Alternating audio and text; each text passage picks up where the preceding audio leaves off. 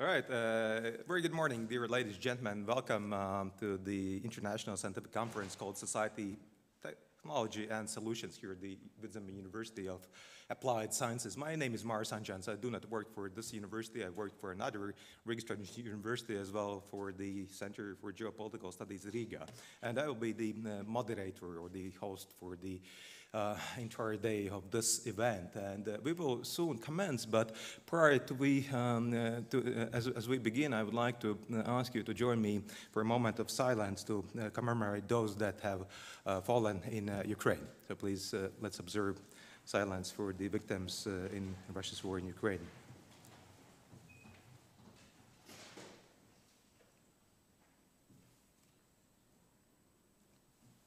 Okay, thank you. Thank you so much. I think without any further delay, let's proceed with the opening proceedings. We will have like two parts of the opening proceedings, so that's why I will not spend your valuable time here at this moment with any additional words. So we'll have two speeches today. And also prior to I begin, I would like to remind you that there will be the Slido wall, and you can click on the link Slido's, well, don't see it anymore. Anyway, you will catch up with that. So you will have the opportunity to ask questions as well as to express your opinions, and then there will be, I understand, also some polls. So you'll be able to express your opinions throughout this event. So please note that link and the hashtag, and so please be active because we want to feel, the pulse here in the auditorium and also outside the auditorium, because we are also broadcasted live.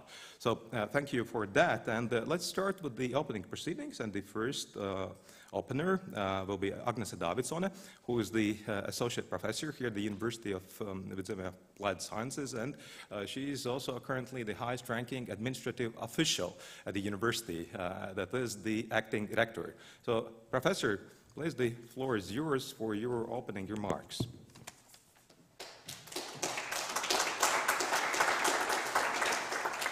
Thank you, Mars.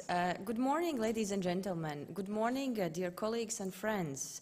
I'm pleased to welcome you to the third international conference, Society, Technologies and Solutions, organized by University of Applied Sciences in Valmiera, Latvia. In the 26th year from its establishment, VIA thrives on the synergy between science, academic work, and idea leadership. Our goal is to develop a knowledge society that is smart, ambitious, curious, and motivated to unlock new knowledge constantly. The conference gathers participants from 6 countries and almost 20 different academic institutions. It takes place to highlight the remarkable internationalization achievement of Vidzeme University. First, this event concludes our International Week that gathered many participants from our Erasmus Plus network, and second, it concludes one of the largest on-site meetings so far of our European Alliance network, UDRES.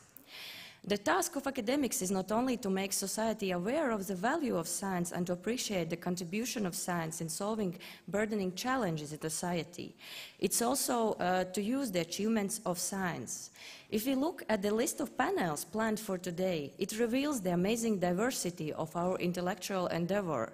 For example, the keynote and the first panel will discuss the idea of what it means to create a conceptually new offer of higher education, the so-called European University. Among the other specific themes, we see technological innovations, cybersecurity, advanced analytics, as well as social responsibility, work productivity. A separate panel will be devoted to the current trends in tourism sector. Socio-ecological challenges will be discussed through presentations of biodiversity issues, management of landscapes, current trends in circular economy sector, and the list goes on and on. One panel will discuss the timely focus of science literacy, science communication, discussing the role of schools in promoting scientific literacy. And finally, a separate student paper section will start shortly that will give opportunity for students to sharpen their skills in publicly presenting results of their scientific work. To conclude, I thank the organizers of the conference and especially my colleague Oskar Sjava from the Institute of Social, Economic and Humanities Research at VIA. He is the main person who brought us all together in these troubled and uneasy times. I'm sure we will have fruitful and rewarding exchanges today, both in person and online. I wish you every success with this conference and I look forward to learning about the outcomes. So thank you.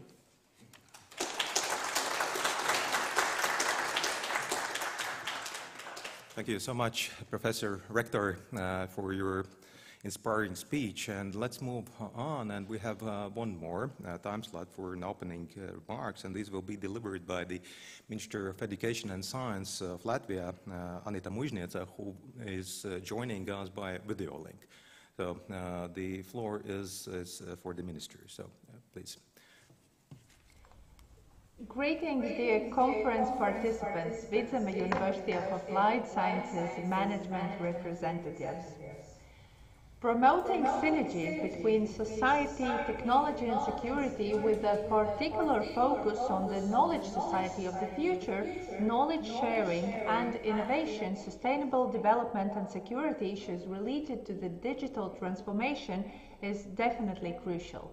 And each of you can contribute by participating in discussions, sharing your research and finding solutions to problems in the above-mentioned areas.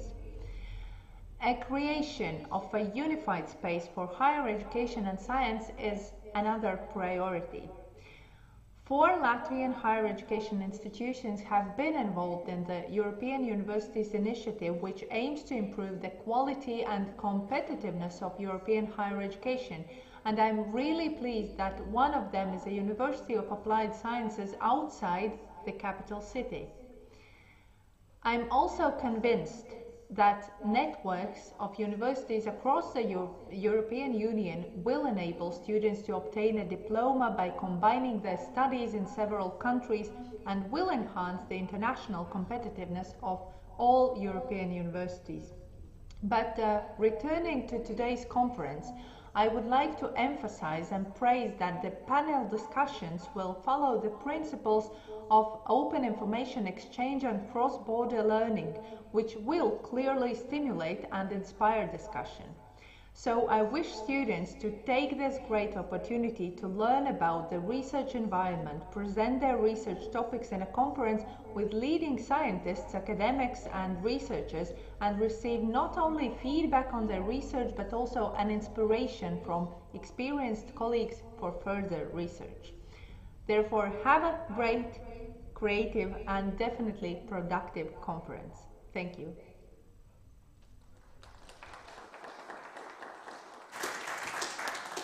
So thanks also to the Minister for joining us by video link, which is also much appreciated. And without any further ado, so let's move to the academic part of the proceedings of this conference. And we will have now the keynote speech.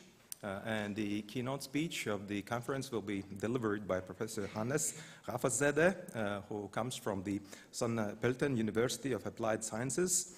And he will gave the keynote speech on the joint vision for a future university in the United Europe for a diverse region.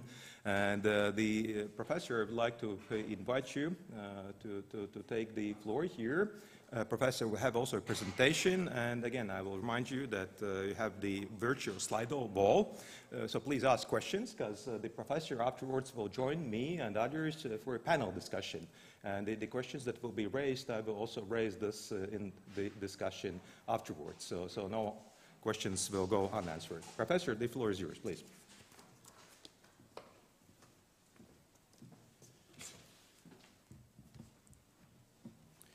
Okay, so good morning, welcome everybody. I'm really honored for this invitation, and I'm pleased to be here.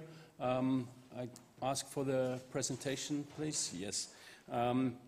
So I speak about our European University UDRES and our joint vision for the future university in a united Europe of diverse regions. So what is UDRES? The title is complex. UTRES is the engaged and entrepreneurial European university as driver for European smart and sustainable regions. So what is important, we have E to the power of 3. So we act engaged, entrepreneurial, and European. We have the squared S. We are smart and sustainable, and we support the various regions all over Europe. So we already have a first, let's say, draft of our UTRES vision from the very beginning, of course. So UTRES promotes this small and medium-sized cities and their rural areas into the transformation into smart and sustainable regions. We shape a prosperous future with the best quality of life for self-determined people in a progressive European society. And we promote some kind of outstanding, hopefully outstanding ideas and concepts for future universities, whatever this is. And what we are aiming to do is to establish what we call an exemplary multi-university campus with our 6 or now already even 8 institutions spread all over Europe. So we talk about the future of higher education, the future of universities, of innovation, of research, and so on. And if you talk about this subject, then you usually meet, whomever you meet, people say it's the most important thing is, yes, think outside the box. And of course, we all think outside the box, but what does it mean? And to my mind, often comes a song back from the 1960s. So 60 years ago, it was written by Malvina Reynolds and sung by Pete Seeger and many others. And I think it's worth just to listen for a short moment to this video. I just have to skip. Ask Yvette to start the first.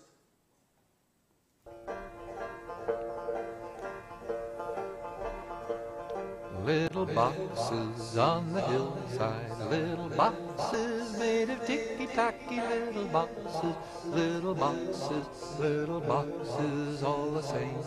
There's a green one and a pink one and a blue one and a yellow one, and they're all made out of ticky-tacky and they all look just the same.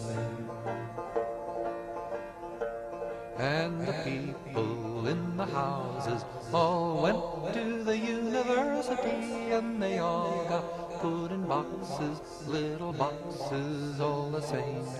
And there's doctors and there's lawyers and business executives, and they all get put in boxes and they all come out the same.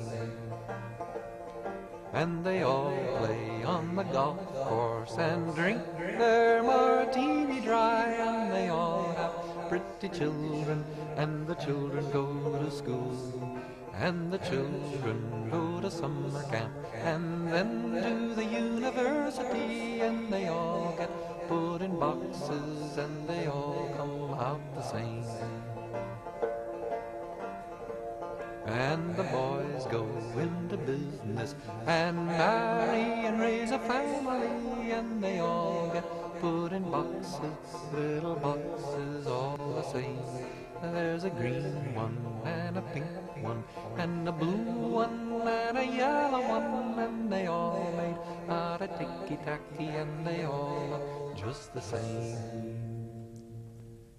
Well, this was back 60 years ago, and if we think out of the box, what really changed during this last 60 years. Now we have the internet, now we have Facebook, now we have YouTube, access to almost all knowledge what is around, but I think the tendency is we get more and more and more put into these boxes and get the same. So if we think about the future of university, and if you can go back to the presentation, please. Then something's wrong? Okay, good. And then I was once in California, and there is this ghost town of Bodie in the eastern parts of California. It was a town founded back in 1850 during the gold rush, and they left this town, I think, in about 1930. Everything is more or less, they pressed the pause button, and you can look through the window, and of course they had the school there, and if you look through the window, then you see this.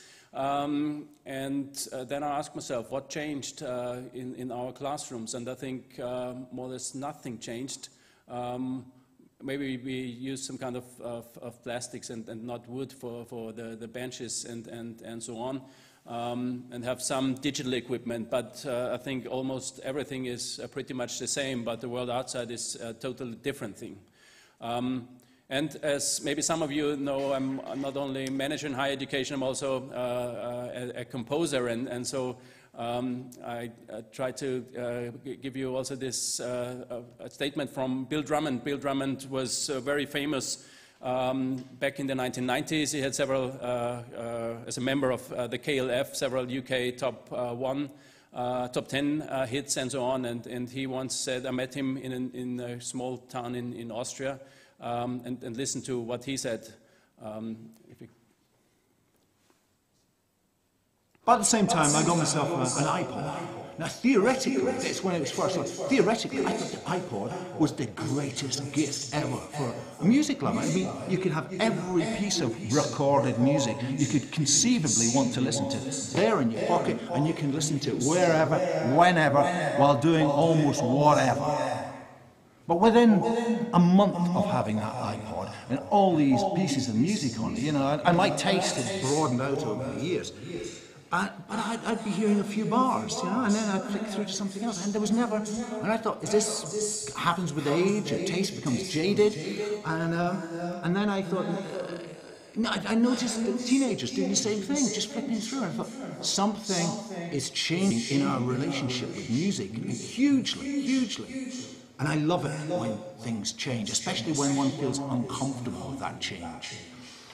And I started imagining that recorded music, I started seeing recorded music as one of the main art forms of the 20th century. And as the technology to record music had evolved through the 20th century, it had seduced almost every form of music, whether it was classical, you know, pre-20th century music, world music, jazz,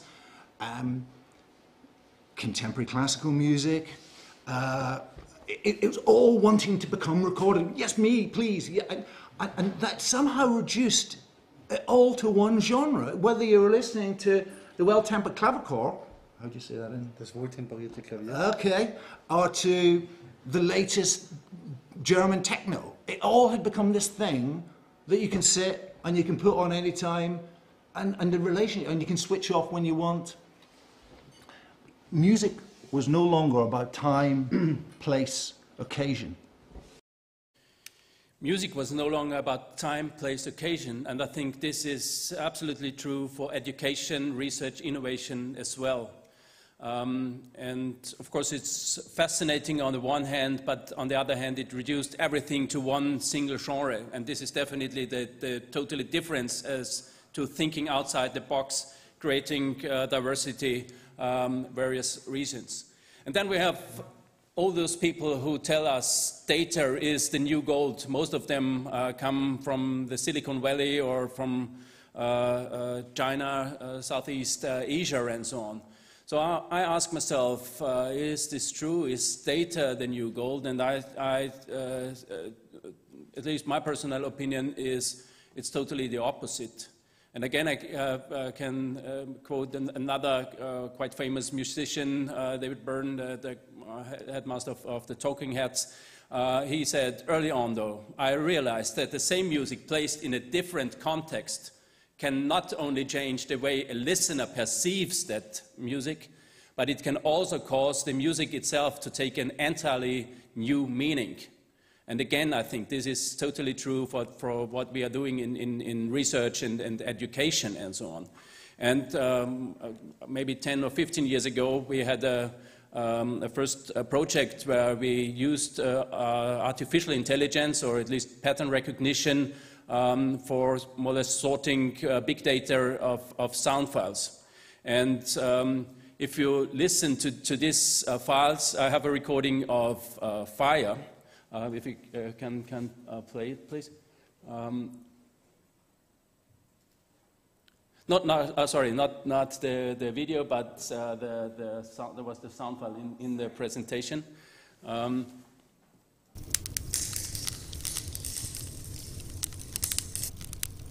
So you get the impression of the fireside. If you can stop it and then play, for instance, the stone walk.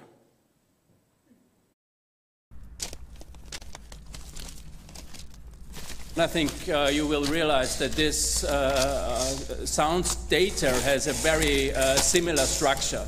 And this was the computer said us. These are the, typing on the keyboard, the sound is the same, the data is the same, but of course we know these are totally different things. So data is not information, information is not knowledge, knowledge is not experience. And I think this is very important for higher education. We talk about the future of education, future skills, new learning environments, and so on. But usually we take the European approach to the future and to innovation.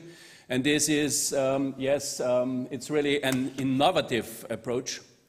But I'm very sorry we can't do it. I can't consider it, but because it has never been done before.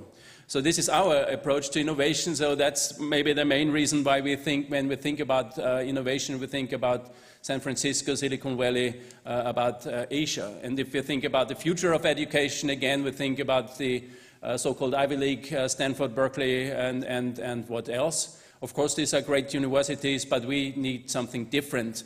Of course, not replacing these kind of universities, but adding something new. And this is our approach to a future European university. And I think one of the strengths of Europe is that we have these different regions, and we can learn from and with each other and make our regions smart and sustainable. And when we talk about higher education in Europe, then we usually talk about this guy, Alexander von Humboldt. He talked about the unity of education and research, and there are a lot of people around that doubt that it's a good idea to integrate innovation and the outside world and the economics, and that we somehow lose this ideal of Humboldt for education. My personal opinion is I'm pretty convinced that, as the main idea of Humboldt was that everything is somehow connected with everything, he would really in favor in these days and years that we have to consider not only 2 university missions and not 3, but I would say 4. So we have the education, we have the research for sure. But we definitely, it's not only enough to create the knowledge, we have to do something with it. So we need this human-centered, hopefully, innovation. And we also have to act engaged and open and have this knowledge exchange with our societies. So this is what we think about in UDRES. We co-create these inspiring learning environments. We need some kind of new content. And again, I would like to play another short video. This one, please. It's Jack Ma, the founder of... No matter how smart you are, you will encounter these mistakes. You learn from mistakes not because you will be able to avoid mistakes. You will able to, when these mistakes come, this suffer comes, you know how to deal with it. Value, believing, independent thinking, teamwork, care for others. These are the soft part. The knowledge may not teach you that. Folks, that's why I think we should teach our kids on sports, the music, the painting, art. So making sure humans should be different from, everything we teach should be different from machine. If the machine can do better, you have to think about education It's a big challenge now. The founder of Alibaba from China, as you probably know, so everything we teach should be different from the machine. I think this is very important, and especially in Europe, we should think about it if we need someone from China to tell us these things. So we really have to enable, we have to empower creativity to unfold talents. From the younger people to the elderly, I think it's important to get everybody involved. So we need social aspects, we need the technology, we also need the art, and we have to think not as these things separately, but integrated. So to integrate, we need some kind of new perspectives and talk with different people. We need some kind of new methods, open science, open innovation. We also need some kind of new organizations. If we think about the governance structures of universities, they also did not change much since Alexander von Humboldt during 250 years. If we go to and ask how successful startups or scale-ups are organized, they have totally different approaches. And we somehow, of course, we value our academic traditions, but we also somehow suffer from them. So we have to find a way how to deal with it. To our opinion, maybe the only aspect how to deal is to find some kind of new collaborations between universities across Europe, between universities and industries, going for cross-industry collaboration. So I was a composer. I composed for contemporary orchestras and so on, but then I started to get into some kind of film music. I also worked then with the car manufacturers and with some other things. I realized that those people have similar ideas, but do not meet at any time. So I just had luck, and it really inspired me. And also this science education with, and especially not only for, but with the society is important in kind of new collaborations.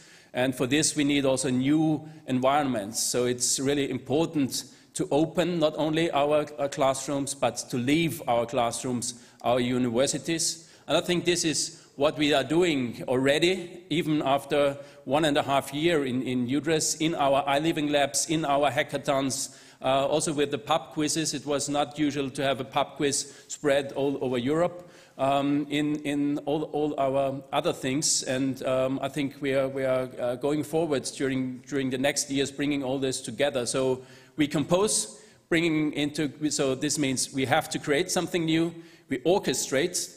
Most important thing is we have to coordinate somehow these things, bring in the right people to the right place, using the right instrument at the right moment.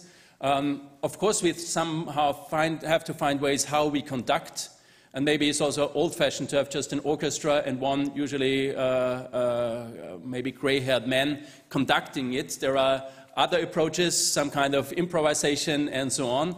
We need this new mindsets and so on. And of course we have to interpret all these things, new roles for professors, for teachers, new roles for students, to create these new learning environments, focus on opportunities, on challenges rather than on the barriers and problems, enable creative ideas rather than enforce some kind of academic performance, and to interact engaged and entrepreneurial with various stakeholders. And yes, I started with a song by Pete Seeger, and I would also end with it. Again, it's a song which should make us think about many things. What did you learn in school today, dear little boy of mine? What did you learn in school today, dear little boy of mine? I learned that Washington never told a lie. I learned that soldiers seldom die. I learned that everybody's free. That's what the teacher said to me, and that's what I learned in school today. That's what I learned in school. What did you learn in school today, dear little boy of mine? What did you learn in school today, dear little boy of mine?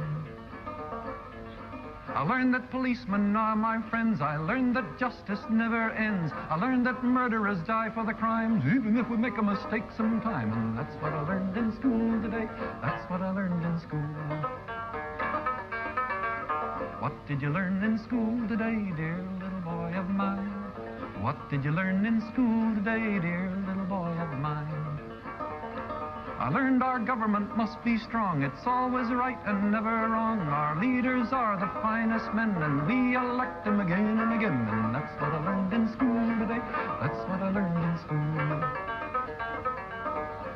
What did you learn in school today, dear little boy of mine? What did you learn in school today, dear little boy of mine?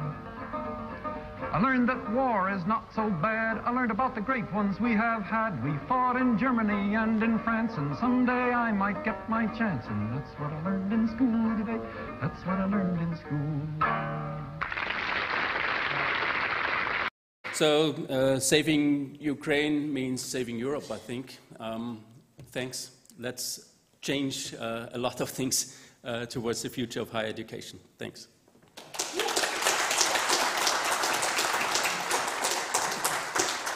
Thank you so much, Professor. I think it was an excellent presentation and I think mind-boggling. Thank you so much. And I'm sure we'll continue these issues right away at the panel. So I'd like to invite you, Professor, to the panel, and also other speakers, Iveta Putniņa, Dace Jansone, Michael Carfishe, Mark Vanderbilt. So please join me for the panel discussion, and we'll commence it in 30 or so seconds.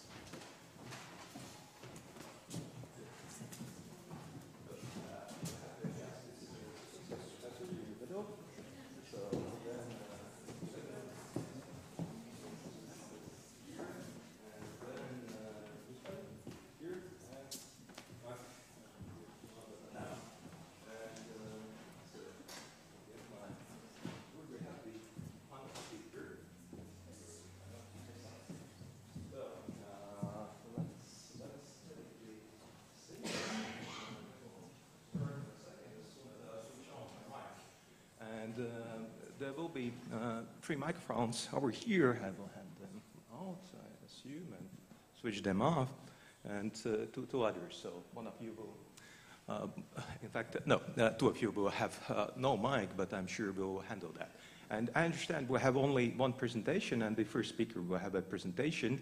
Others will have simply input statements.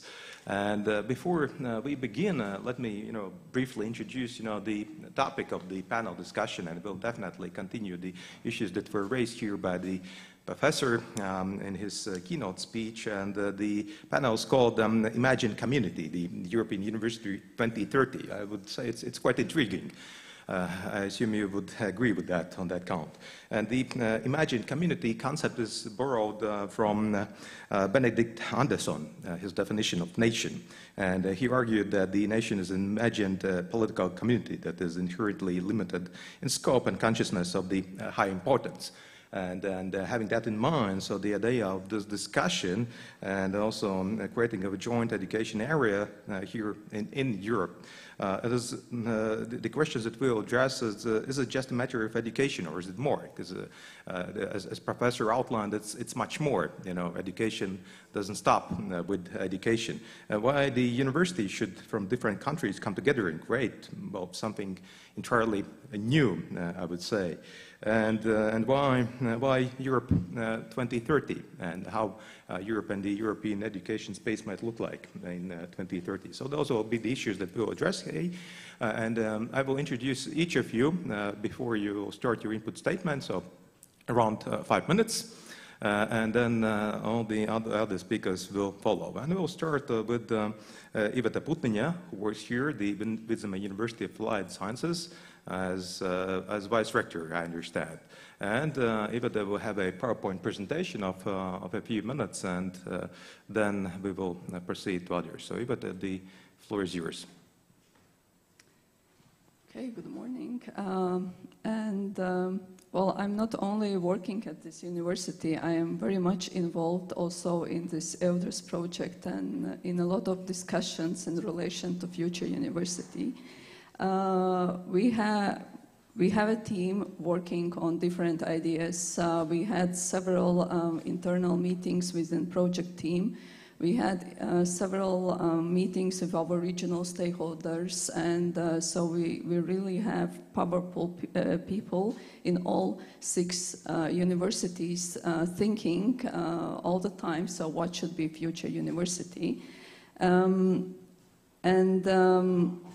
For today, I chose as my contribution to share only smart part of our discussions, and this will be the output of Latvian discussions and how it relates what Hannes just told, what we see, what are the global trends, and me being part of international office and being part of discussions with a lot of international people. It's always a question of doubting ourselves. Is it true also for ourselves? Is it true, have we told the main thing to link us as educators with the society?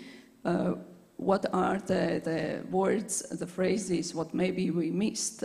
We explain complicated things, but we missed this link, how everyone can connect the things what are outside the university, what we do here. So that's why my short contribution. I don't know how I will see my presentation here, but let's hope. Yes, okay. Okay. So this short contribution, short insight will be first part of ongoing research on the opportunities for future universities. So if we take 28 external opinion leaders, we ask them how they see future for universities, what we should do, where they would advise to look at. We summarize this information from 5 different events, workshops, and different panel discussions in similar conferences, and you can identify already 127 opportunities to look at. If we organize those opportunities and give codes in a way for those opportunities, then what stands out that first of all, so we have to be careful how and what we do at the university as a place for future students and researchers.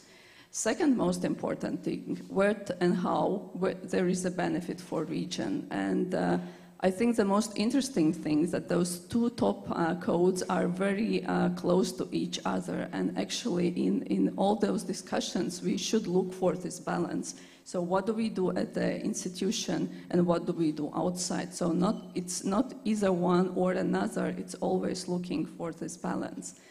But then it's also assuming a role of being the center for creating ecosystem in the region. So then it's also about the people in future universities. But that would, what I would question in comparing maybe with other countries, is it also so that people are behind the university as a place, or is it vice versa? At least this is what I question after being part of this project so far. Then it's also being international, and it's also foresighting future and preparing graduates. It's like very low actually with for the opportunities where they see. Just short insight again in those wordings and the phrases what they use. So if we speak about place for future students and researchers, so we see that university helps in introducing global trends and solving society challenges, questioning current development trends, use the benefit of being small, being flexible, take the risk ability to change. So probably it seems to you like obvious things, but I think it's important to check if people in our region, people related and looking at our universities, do they use the same communication words? How do they say the things what we think should be for future university? So it's also important that university should have this individual authenticity. So looking to the university as niche university, moving forward, even if it's criticized by older mindsets, moving to excellence but not forgetting wider accessibility. And then it's also important that the university is a place which tries to predict future, is ahead of changes, so is active in lifelong learning, open university to society, and keeps high standards for research and innovations. If we look from this benefit for region, there are those links. The phrases get a little bit different, but very much we can reflect what we look and how we see the university. So we transfer this to region, and again, global mindset, global trends, being part of international networks. This is what region expects from future universities, and the region would like to react as much faster, to be ahead of the change and help to solve those future problems.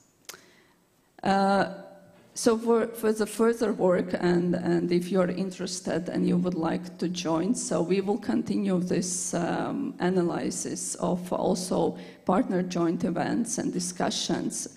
We will try to replicate it in other countries and see if the trends and those codes come out similar. And most important for the end of the project would be to identify what are those most frequently used internationally recognizable codes for the idea of future university, which would be most likely relevant for all Yoder's partners. And so my takeaway from my contribution, so there are three main ideas from those discussions, what I would take as a next step to discuss. What is future university? So it compressed the knowledge from the Google in the format you can understand and identify the patterns. It is a place where knowledge is concentrated, and then this knowledge is distributed to everyone who needs it. And it's about being creative ability to see things in a broader perspective and in the historical context. Thank you. All right, thank you so much for your input statement. I'm sure we'll have some questions further on. Thank you so much, Iveta, for your presentation. Let's move on to the next presentation, which will be given by Dacia Ansalone. So I understand no PPT, but that's not an issue, because nowadays when we have so many PowerPoint presentations that we have forgotten how to speak without the presentation. So in that your endeavor will be a good exercise. So thank you for joining us. And you work for the Ministry of Education and Science of Latvia, and you are the Deputy Department Director, which is responsible for higher education. So that is also a practitioner, so which is also, I think, quite a good balance, so that we have here perspective from the university here in Latvia, and also from abroad, and also from practitioners. So that's the 5 or so minutes are yours. Well, thank you very much for inviting me to participate in this event. Yeah, I smoothly can take over the same discussion. Well, if you follow what's happening in Latvia, then in last 2 years we had very heated discussions about what our higher education system should be, how universities should be governed, and what are the next steps for development of our higher education system. And what I can say is that sometimes these very heated discussions were very localized. Some institutions thought about their positions, how to maintain status quo, and how to position inside Latvia. And I think it is quite wrong, because higher education always has been and will be international. So it means if we want to be relevant here in Latvia or internationally, we should be open and follow all the trends regarding research, regarding higher education, regarding how science develops, how cooperation modes develops. And what we can see is that really higher education has no borders. We have to cooperate on every level.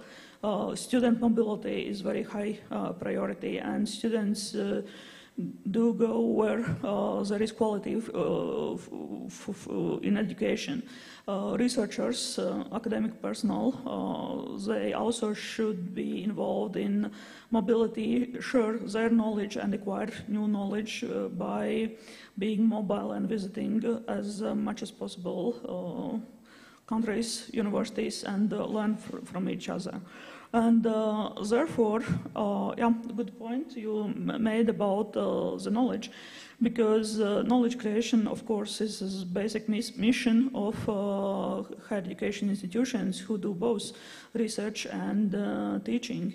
And if we look at trends, I think this concept of knowledge has been democratized during last years. We speak about open science, open research, open data.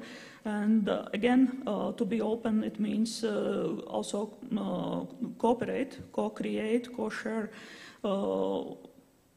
many elements which are important for these processes. And therefore, from the perspective of ministry, we are looking forward to such developments which include this cooperation locally and internationally between universities, universities and research institutions, between universities, research institutions and industries. So we are developing a new framework which will facilitate all these modes of cooperation. And what Yvette also presented, European Universities Initiative, formation of international alliances where universities find common ground and can develop further cooperation by building up joint study programs, by building up new research projects, by researching what's relevant, not just in one local place, but where the interest is shared about what's new can be offered through this research. It's very, very important. And therefore, from our perspective, we are planning to support such kinds of cooperation, and also, of course, to maintain these different kinds of cooperation. We also have to strengthen our human capital, because without researcher, without lecturer, without professor, there is nothing. And therefore, we are moving forward with a new approach how we will train our doctoral students. Actually, next week, we are submitting our amendments in law, which will implement this new concept for social discussions. So all of you are welcome to follow up and give feedback about our intentions, how we are planning to change preparation of doctoral students and training of doctoral students. And also, next year or so, we are planning to switch also academic career model to new one, which will incorporate both elements, which are, in Latvia's case, still separated, pedagogical work and research work. So I hope after these reforms, after implementation of this new model, students will be a segment which will benefit most, because during last years we are speaking quite a lot about research-based higher education. And I think this approach, how we will redesign how academic careers will function by strengthening especially research element in this model. There will be benefits for students. So, and also about resources, when we talk about higher education research, there is always discussions about resources. And I think, again, if we cooperate, if we are open with each other and share resources, we can do much more than if we are thinking in terms of separate institutions. Again, cooperation and sharing resources, building new resources in cooperation, it's where the future lies. So yeah, this is short introduction from my side, and later I will link to answer the questions. Thank you so much. I think it's very timely indeed, and you know, in my personal capacity, I'd like to commend the work of the ministry, because I think the reforms that have been implemented are crucial, for Latvia, because we have to move forward, and the higher education is unfortunately it's quite conservative system. It's so difficult to push it forward. So thank you so much for the work that has been done. And then let's move on to the next panelist. No introduction needed. Hannes Carfishe, so he gave the keynote speech. Would you like say something new, or maybe I can break from the tradition and ask a question right away? Would it be okay? Sure. I like very much, in your presentation, the context that you gave. You gave, the words of Jack Ma, from China, and you also spoke about the Silicon Valley of the United States. And, I would like to ask you, to contextualize, the higher education space in Europe. So what are currently, the main differences? Because I think we can more or less speak about, the US system, European system, and Chinese system, quite in general terms. Of course, the world is much more complex, but how would you characterize the, current situation, and what's your take for 2030, where Europe will be, and where China and the United States and maybe some others will be? Well, I think there are a lot of differences. One important experience was when I visited the MIT in Boston for the very first time, and I come from the media technology side, so MIT was always my heaven, or whatever you call it. And I was very surprised because the colleague who guided us through the MIT she was in her master's, so this is also unusual.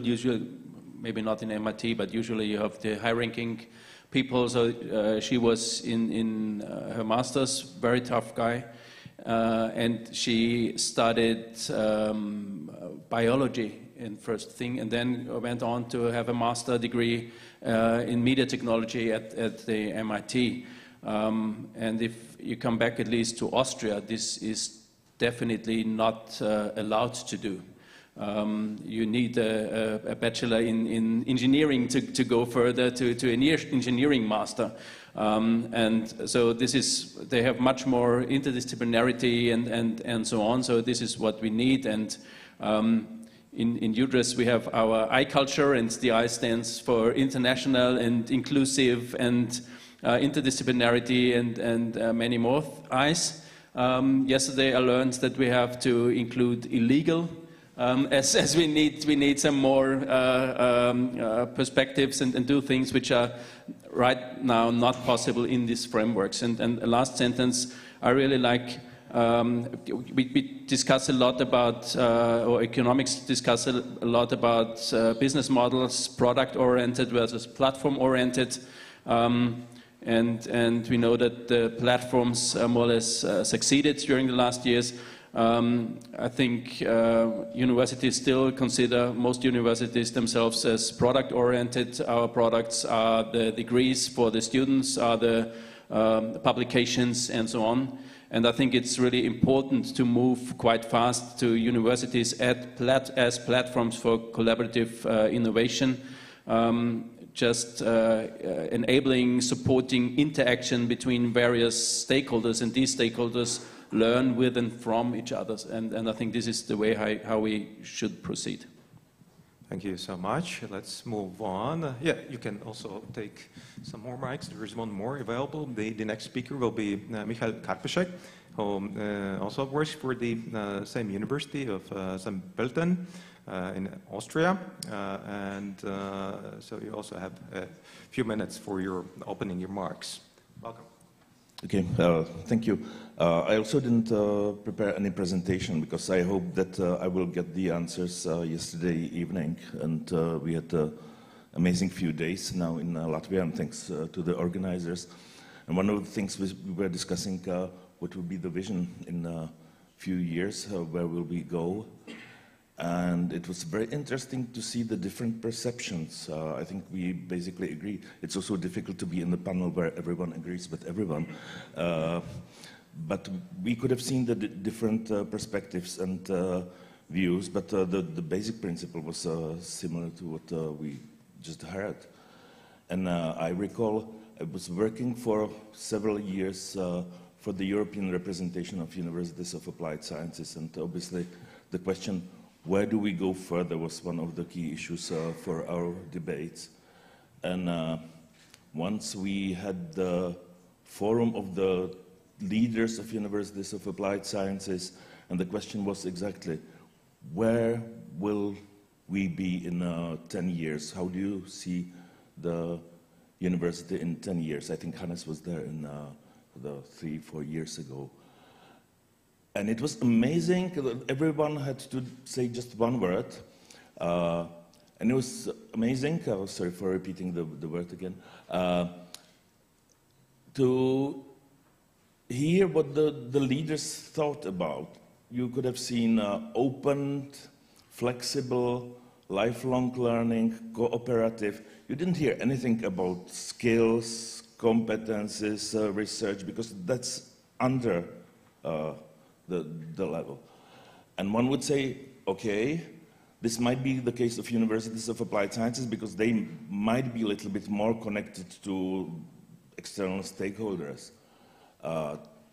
1 or 2 years ago, I heard the presentation of the strategy or the vision of the European University Association, so the group which comprises the research-intensive universities.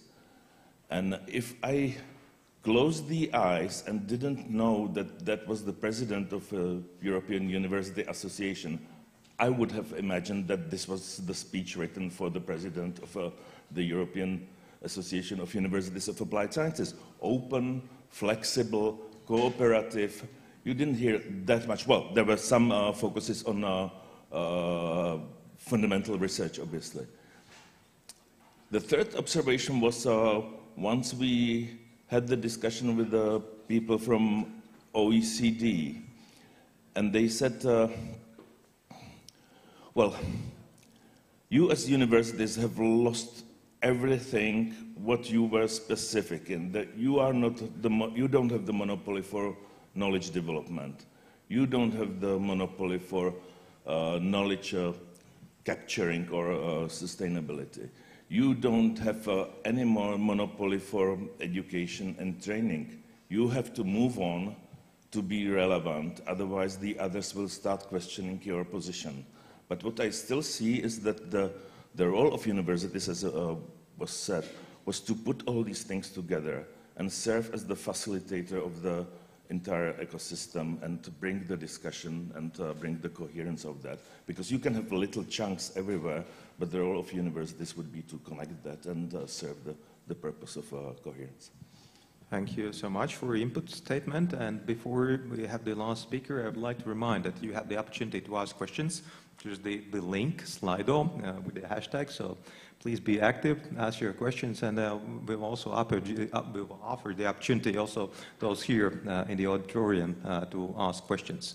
So just in a few minutes. But let's give the word to the final speaker, and then we will move on to the questions. So that was only like an invitation, to make good questions, and there will be good answers, as I'm sure about that. So the last speaker is Mark Vanderbilt.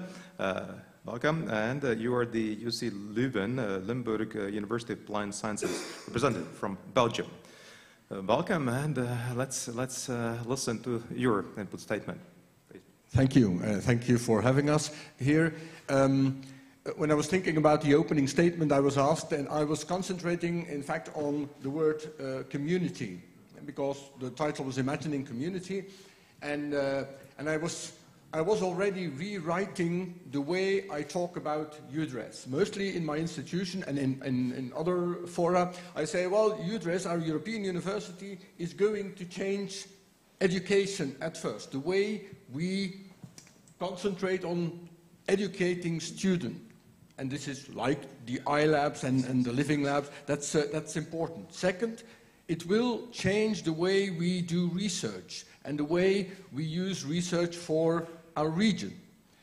Thirdly, I say it will change the way our universities are managed, are formed, are built, and now I have to add, it will also create, our European university will also create a community.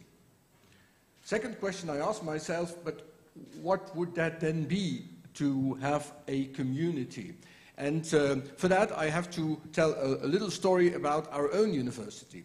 Our own university caters, you said Leuven, Limburg, caters for 2 different regions, and is in fact a merger of 2 different universities of applied science. And creating a merger is also about what does it tell us about the community. We tried in our university to create a community of what we call moving minds.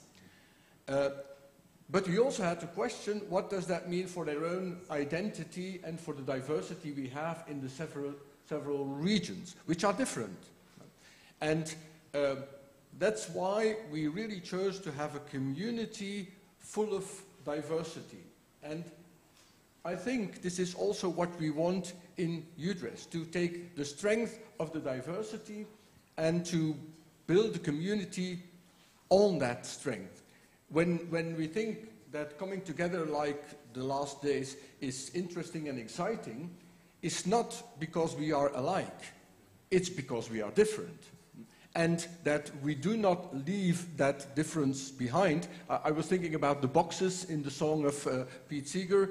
We are not built by the same boxes, fortunately. So we take that diversity to the table. If we bring researchers together, it is because they come with different ideas. And it is from those different ideas that we create new things. Things that are beneficial for this region. Next time we can create a new solution for the problem in another region. So I think that is very important. We all know from literature, from studies, that a diverse management of a company, but also of a university, that a diverse management is better, gives better results in the end. It might be difficult at first, and that's what we feel in the UDRES Executive Board as well. There are lots of differences, and we have to listen very carefully to each other's differences before we move on. But this will, in the end, create a new spectrum for the new universities. And the same for our students. If we, and we should do that more, but if we bring the students together, it is because from their different perspectives, they can join in new forms of education. We, at our university, we really believe that our students, and this is our main role, that our students are change makers. If they are change makers for that new European community, then we did what yesterday in the group of university leaders, we envisioned that by 10 years, the European president will thank the UDRES European community, European university will thank us for having changed the shape of Europe. We can only do that if we build that community in diversity and have the change makers of tomorrow. That's what I wanted to start with. Thank you so much. I think it's so important, to underline the community, because universities, as many other entities, tend to compete. But we have to cooperate, for the issue. Thank you all for the input statements. We have something like 25 minutes for the Q&A session. But so we have already some questions here on the virtual wall, Slido. But I would like to give first hand to those here in the audience, because 2 years of the pandemic, we have most probably forgotten how it is, to be present, in the university, to ask questions. So that's why, the floor is open here, and then we will pick up the questions from the Slido, and I'll also, help with some other questions. So may I ask, are there any questions here in the audience? And I will hand the mic to those that might have questions.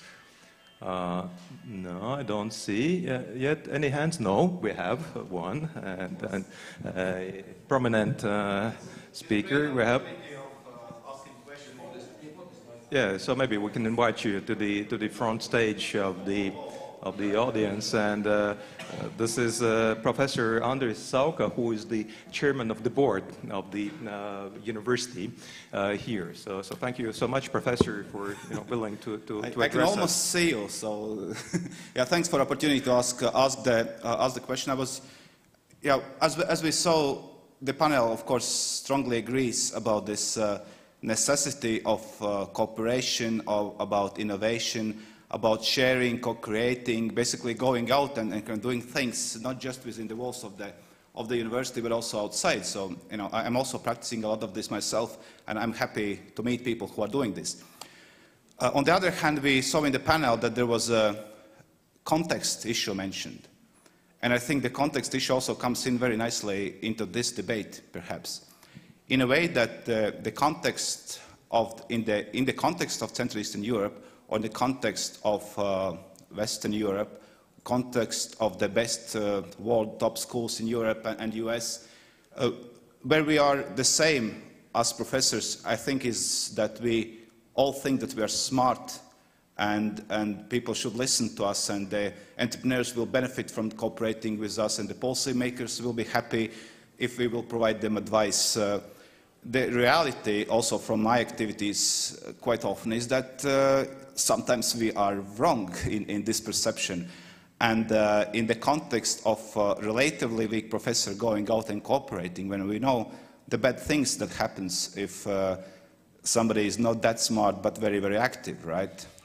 So, I would, in this context, in the Central and Eastern Europe, I'm happy to see that Ministry of Education is doing good things in terms of this direction. So I would be very interested to learn from your some of the insights, at least, how to improve the quality of professors within the university so that we can be better as a product still to go out and create and do these kind of nice things. So if some reflection could be given.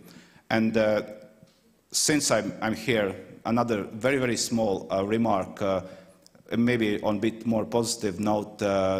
Yes, I share opinion that we are not in a monopoly in creating the knowledge anymore.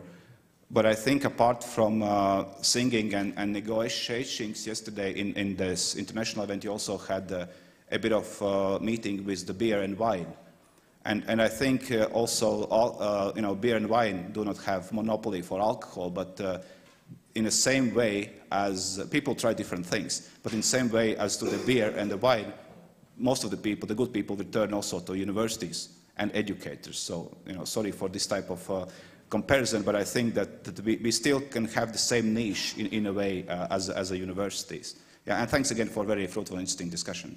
Thank you so much. May I again invite you to have the virtual floor, the Slido wall.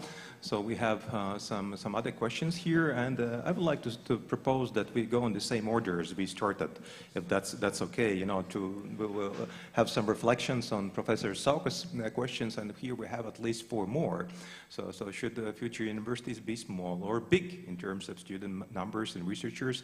The size is irrelevant, and what is the most relevant? Another question is how to change this pop and get out of the information bubbles. Third one is what can a student do to move towards the future university? And the last question, I'm unfortunately not able, to read it in entirety, but it starts, now I can. How to jump over national borders and regulations in Europe and higher education. So we have, a set of questions, and I would like, to invite each of you, to touch on, the issues that were raised so that we cover things here, and then maybe, some follow-up questions from me. So let's start in the same order by Iveta. Okay, so I can share my remarks concerning what Professor Arnis raised. I think it's very important to show this value of knowledge to all the different members of society and stakeholders, and constantly train with each other and communicate. So what we see as a value of knowledge and what entrepreneurs see as a value of knowledge, how municipalities see value of knowledge, and how we get this understanding. So that's still very much as well learning from each other. It's the same word knowledge, but how we understand this and how we can use. So that's one remark. My second remark was to the question, so is it size or something else what is relevant for future university? And I would like to link this question also to our survey about young people and what they see important for them in order to be interested in science. And the most important for them was interesting ideas and relevant ideas, and that they can feel the importance of what they do and that it's in line with what's going on in the world. So then I would say that the most important for a university would be to organize those ideas or to have the discussions around and where you can find those ideas. And if you're interested, who can help you in going further on with those ideas. Thank you. Thank you so much, and let's move on again to a practitioner. That's it. Your reflections on the issues raised here? Yes, well, regarding the first question on size of university, I think it's not the main parameter. If we think about institutions, the main criteria how we think about institutions is how strong it is, how sustainable it is, what's institutional performance, and depending on these parameters, we can see where the potential lies. And what it means, well, regarding also question Arnes raised, how to attract more capable professors and so on. I think the precondition for this is to show that institution is strong, institution has created a welcoming work environment, provides plenty of opportunities, and go for the best. And this is also regarding my understanding how we can go forward and be university of future. That we do not look for low-hanging fruits. We try to move outside our comfort zone. You mentioned the universities quite often are conservative, I agree. And I see this conservatism as a comfort field where everything is set, familiar, comforting. So move outside this comfort zone, go for higher goals, and do not afraid to invite the best of the best, which will challenge you and will raise standards for you and others. So yeah, and very much I liked also a question about what students can do. I think that students can do plenty. Basically, how successful is university, I think very much depends on how active, how proactive are students, how eager they are to get knowledge, relevant knowledge, and how demanding they are to get best quality of education. So be proactive, use all the opportunities university offers to you, and this will later be rewarded as when you go for job market and so on. Yeah, this is kind of my quick reflections. Thank you. Let's move on, Professor. I also just can support this. There was this question about how does size matter. I think it would be wrong to say size does not matter, although quality first and then size. We need some kind of critical mass to change things, but the most important thing is we need the people, the mindsets, and so on, and we need this quality from the people. We discussed quite a lot in European Commission and with other European universities and all these networks about the academic freedom. There's no freedom without responsibility, and we need people who are smart enough, whatever smart means, to take over responsibility. And nowadays we have quite a lot of researchers, scientists, educators who prefer to hide behind some kind of figures and so on, and then point out the citation indices and so on, rather than point out their positions. So having these kind of people is important, especially leadership. Some kind of new kind of academic leadership is important. We used and somehow are even trained to try to control everything. But I think controlling this complex and maybe even, yes, sometimes chaotic world is has become impossible. So we have to find ways how to manage complexity, managing chaos, and this is not just taking responsibility and controlling what is going on. We always reduced complexity to be able to control what is going on in my university. So I'm not the controller, I'm the enabler. I have to make things happen. I think this is most important. It needs the leadership. Of course, it needs the students. And there was this question, what can the students contribute? I think, again, we need this smart students, and they also they are not consumers or should not be consumers. We now have quite a lot of consumers everywhere, but they have to play an active role. As again in audio technology, there was this trend to talk about prosumers, producing and consume, and then let the students produce, for instance, online content, and so on, and ask what we give, and then we talk. We have to go and as universities, we have to bring something to the society. We should first ask and listen. What does the society brings to us? Yes, these are the, I think, main important answers from my side. All right, thank you so much. So it's about balance, because it's not black and white, in size and in other factors. So thank you so much for underlining that. And Michael, your take on this? Yeah. I will try to answer all the questions, but I will start from sort of the main principle. I don't know how many of you have followed the European universities development from the very beginning. It basically started by the speech of President Macron at Sorbonne University.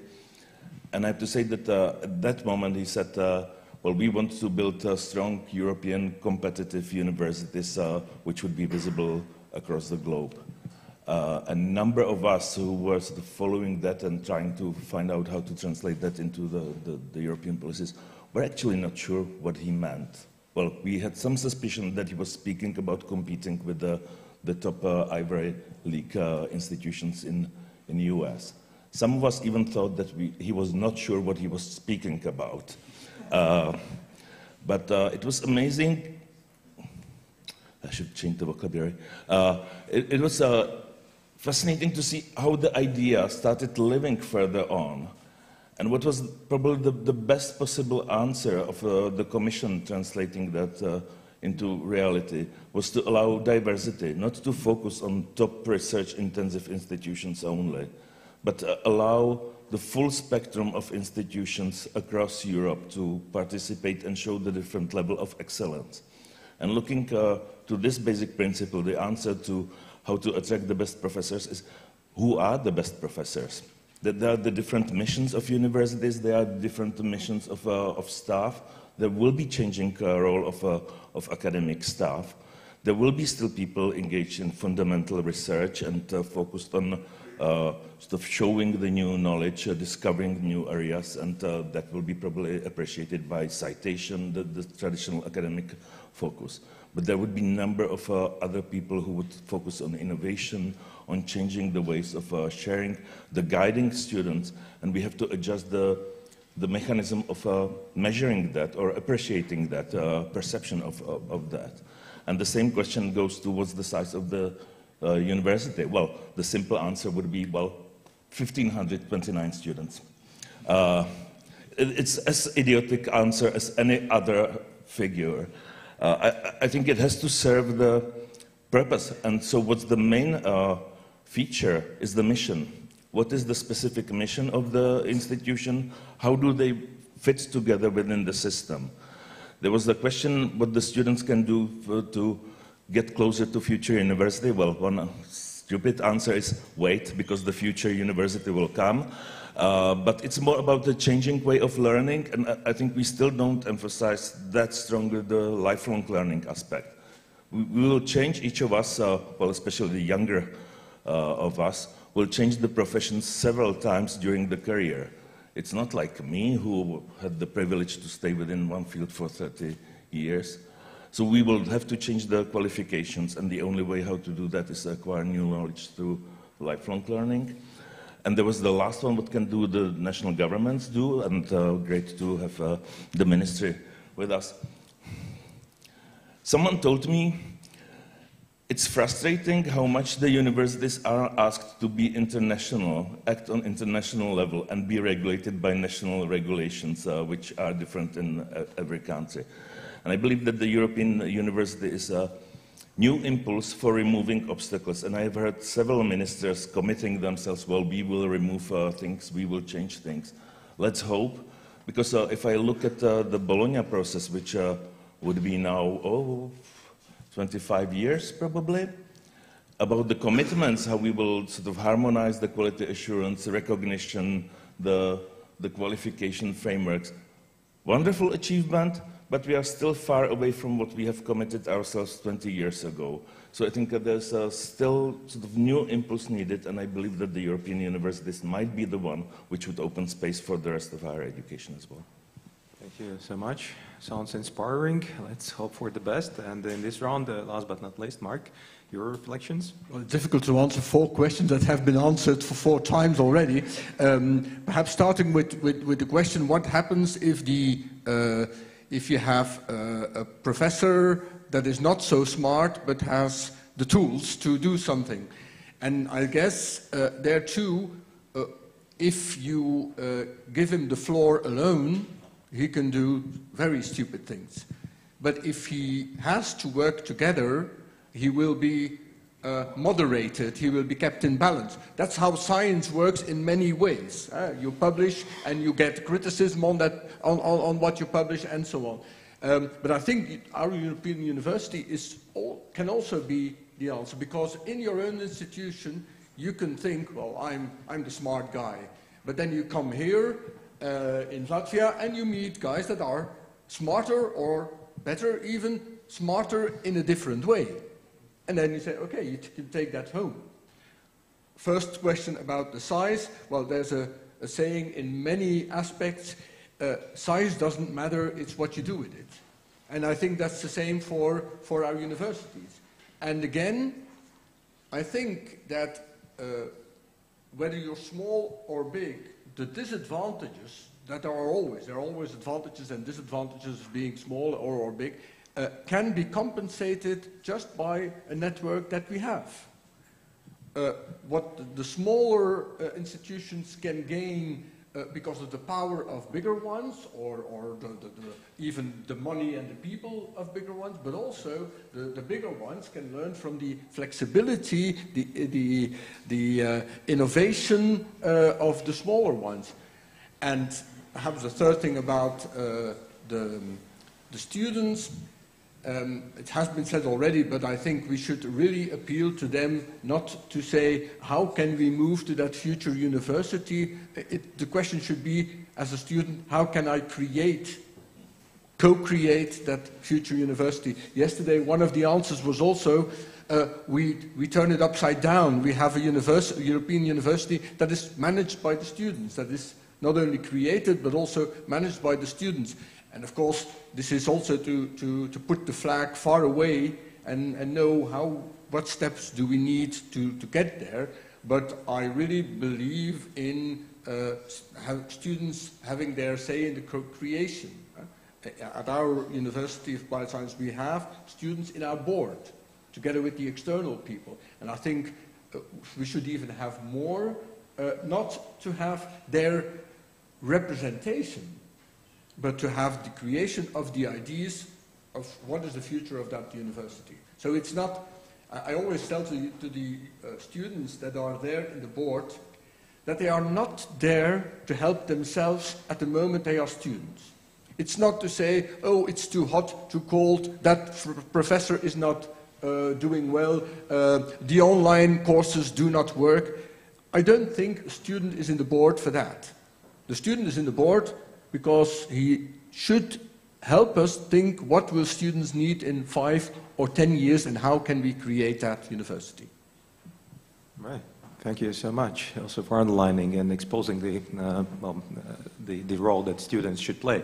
Thank you so much. So we have something like 3 minutes for our session before coffee is served. I hope it will be served. Is there anything new here? I mean, questions in the audience or on Slido? Can I kindly ask for the Slido? I assume no, that there are no questions and no questions here in the audience, so that's why I would like to propose to conclude this session. I think it was quite impressive, and before we will conclude, so also the keynote speech maker, Professor Afsede, will also have a few points, and then just some very short things. I want, as there was this question about the legal barriers, and I forgot to answer this from my point of view. One thing is, of course, we go to the governments and ask to change some things. But what I learned from a professor in Austria is it always is the way how we think about legal barriers. And he compared it to, there is the fence surrounding the meadow, and you can always see the fence as the barrier. And it's sometimes not possible to change the fence or jump, so it's better to turn the way around, and then instead of seeing the fence, see the meadow. No matter how big or how small it is, there is a possibility to act. And there was also this question how to start. I think start with yourself, set some kind of action, find the people who can help. And so it's always needs a team, needs co-creation, and I forgot, especially in my keynote, to mention this was not just me, this was my team, my colleagues. Many thanks for that. Especially was Gabriele Permoser as a co-author of all the things I said. Thanks a lot. Thank you so much. That's also a quite an important point. Thank you. And before we conclude the session and before we will have the final round of applause, I would like to remind you that the conference will last for the entire day. So please, those that are here, so you were invited and advised to stay throughout the day. And as we'll finish this session, we'll meet again here in 20 minutes, so 11:20. So we will continue with another panel discussion, and you're welcome to stay and be active, ask questions both on Slido or here in the audience. And now let's join again for another round of applause for the excellent speakers here.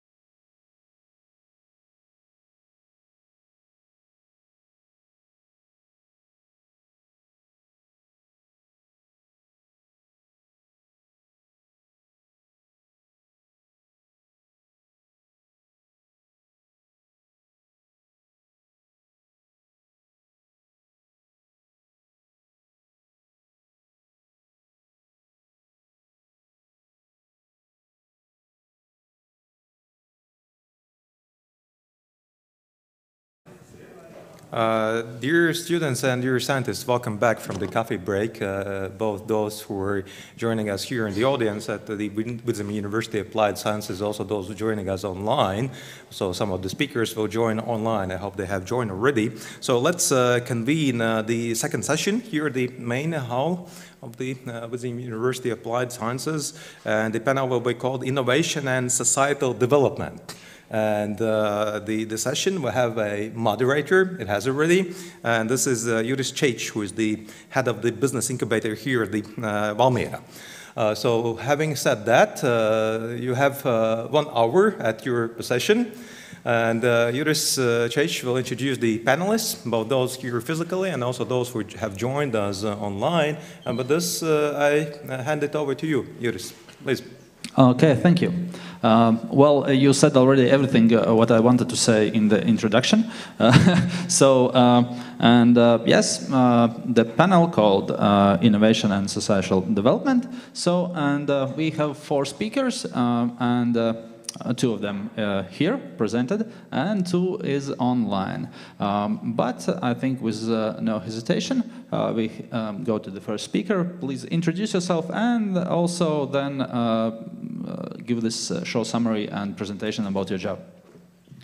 Okay, my name is Aigars Andersons from Vidzemes University of Applied Science, but I'm a member of international group of scientists from Škodra University in Albania and our university. So I will present not only in my word, but also in word of my colleagues. Yes. So, and we will talk a little bit about innovations in sports. Probably you all already noticed that there are huge amount of innovations in any sports. Yeah.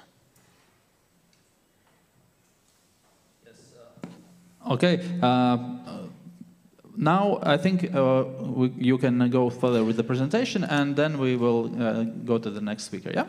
Yes, please put the slides of our presentation. Yes, it's the title of our research is Involvement of Technological Innovation in Sports.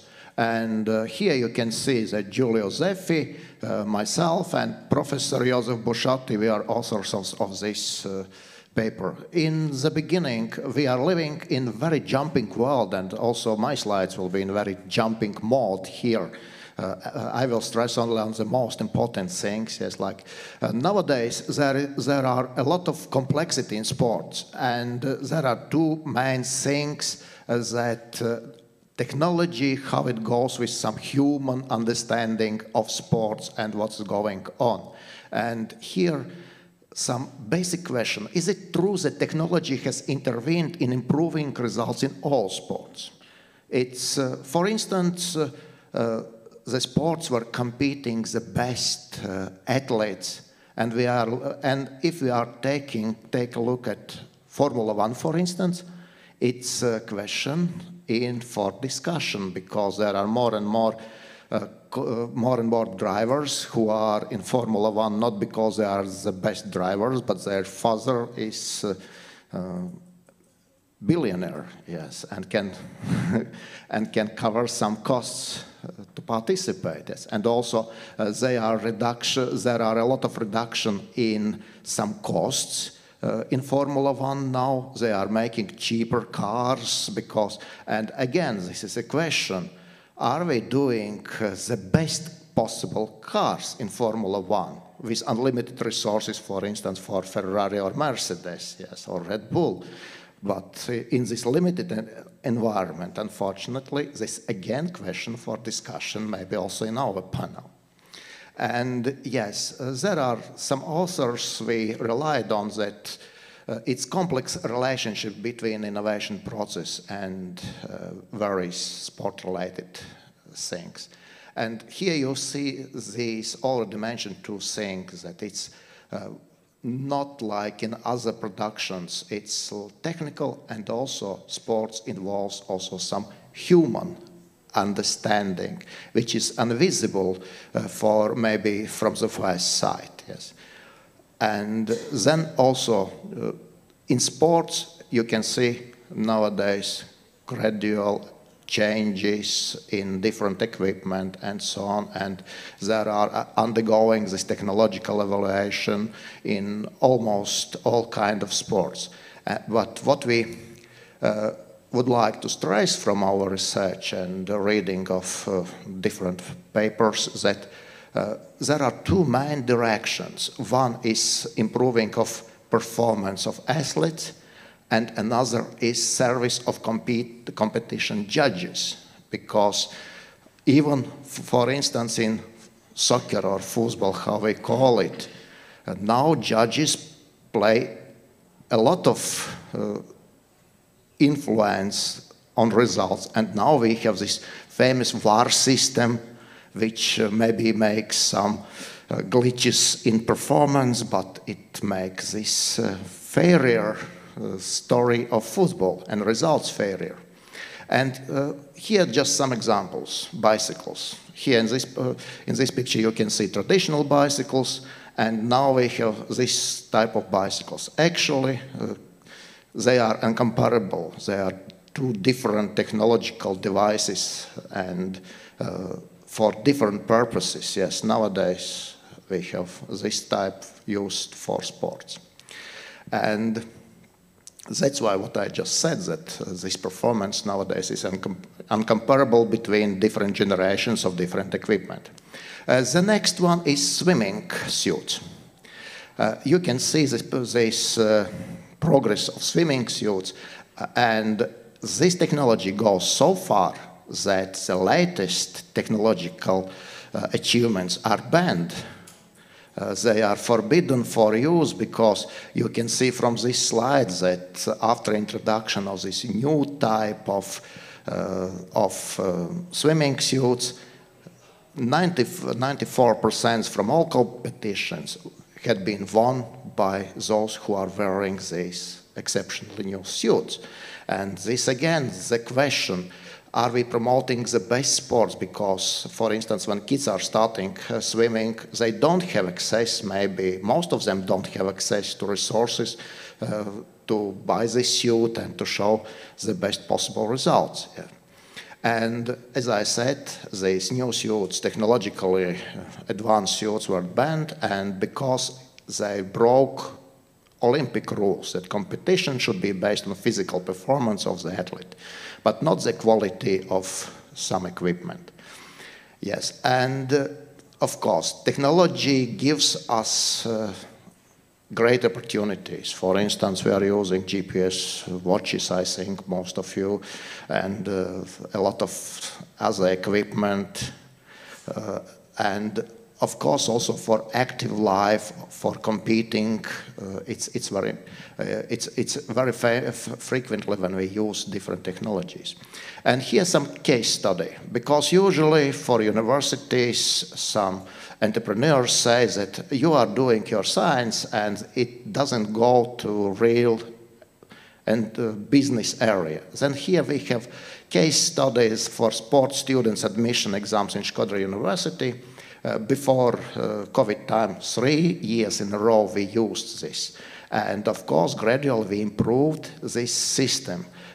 Together with rector of Škodra University, Adam Bekteshi, we find out that it solves many problems, yes.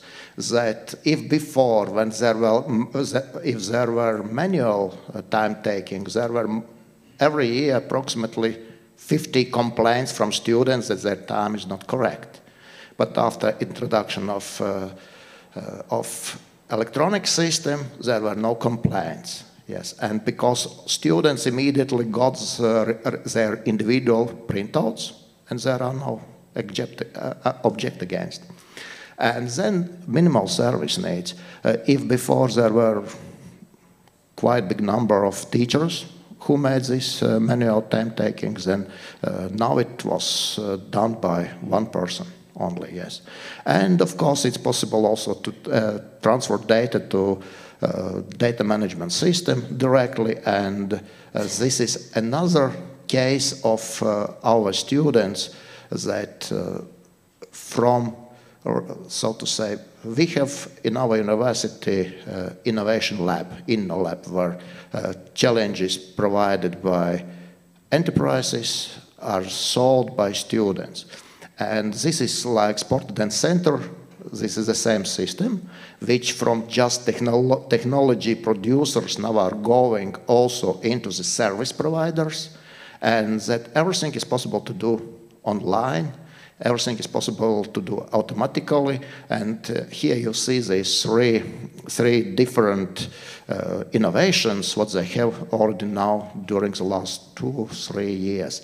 And there is one more, so to say, prototype which is developed in Vidzeme University of Applied Science, but it was quite different than now in the Sportden company. Sportden company is a rather small company which are selling products in more than 60 countries in the world. Yes, but actually it's a niche product. And here we call it Spectrum Map. Spectrum Map. It's not connected to GPS data, it's just a map, and all these stages or all these splits you can see. If it's in a red color more, then you were quite weak. If it's in green color, that you acting like leaders of this competition. And when you see in the background this map, you can understand that, okay, you are weak in mountain areas, for instance, or complicated areas and so on. And it gives a lot of additional information how to train, for instance, competitors and people better. Yes. So. Video I'm not going to show. If it will be necessary, then please contact me. Yes, and conclusions. Yes, the main problem lies in understanding what is the limit of the use high-tech means, and there are always some sort of border to rely on, to be in line with these Olympic principles in sports. Yes, and. So consequently, these inclusions make sports performance and achievement imaginable results, pushing the limits of human ability, but again, how far? Because, you know, most professional sports men have some health disabilities and problems after their sports career. Yeah. And here, Igor, Giulio, and Professor Bushati. Yes, so this is all what we would like to say for today. Okay, thank you very much. Before we go to the questions, we will listen all the panelists, but I will remind you that the questions you can write down in the Slido, and you will see now this information how to give the questions online. And the second option to give a question is if you are here presented in the audience, then you will go to the stage and ask your question after all the panelists will talk about their researchers. So next panelist, Ariane. Yes. Stage is yours. Yeah. Hello, my name is Aryan Jura. I come from Shkodra University, the Department of Tourism that is within the economic faculty there. I will talk about the social responsibility of the students here in our university, but I would like to have the presentation. If it's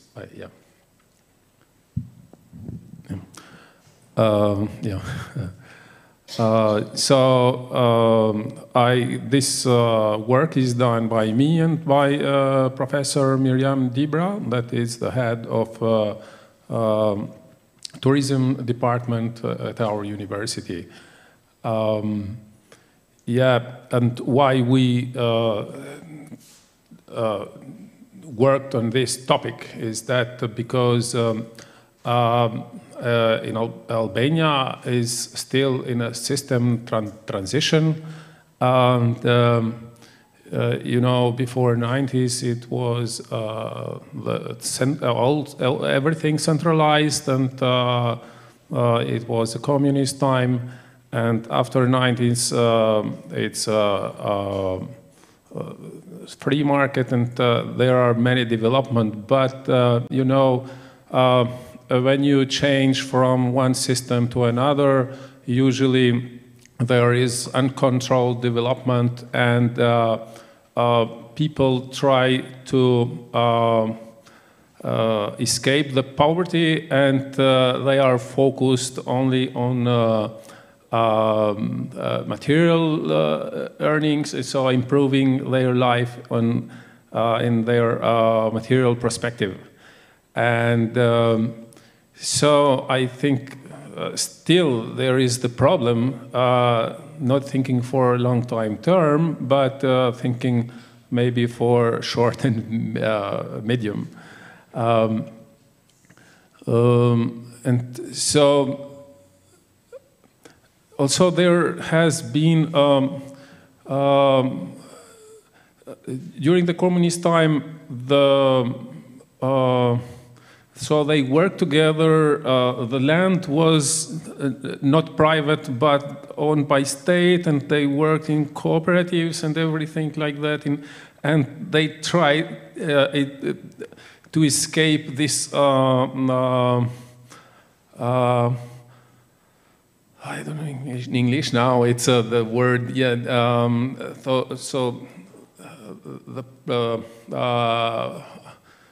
so they cannot make a business together, and you know, they when they think about the community, so it's quite afraid, because we come back to to that period.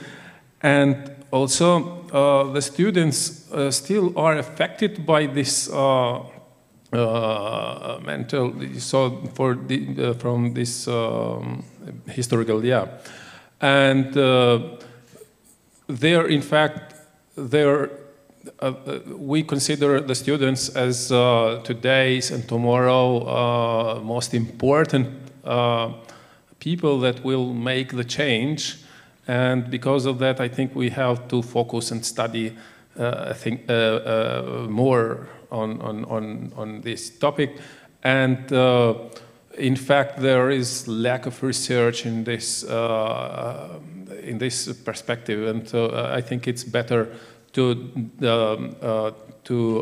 work on that more and to go deeper and to see what the universities can do to improve today's and tomorrow's leaders. So we wanted to find from this work the perception of the students for their social responsibility today, and what's their willingness to develop their abilities and knowledge on this field, and how important they consider they should have a behavior that during their career, so they will consider the social responsibility as a tool to improve their life and their feeling, and also to improve their career and the social environment in general for them and for their families.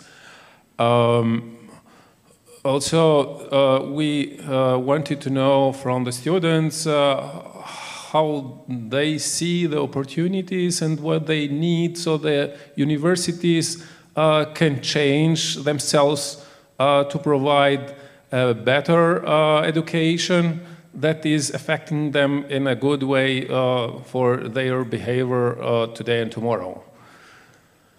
So we used an online survey that was delivered to 208 students that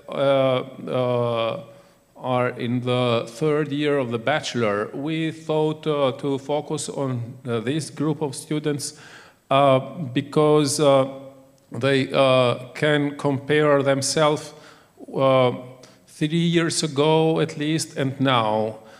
we didn't focus on the first year because they are not affected by the university studies, and so they cannot make the difference. And we had 122 responses, and it's around 59% of delivered questionnaires were filled and brought back. And yeah, we used the Likert scale from 1 to 5. That means 1 was really do not agree, and the 5 is the maximum that it's totally agree. And yeah, there were 37 questions, and we grouped them in 4 sections to present here, because it's not possible to talk about 37 questions responses. Yeah, to be short, there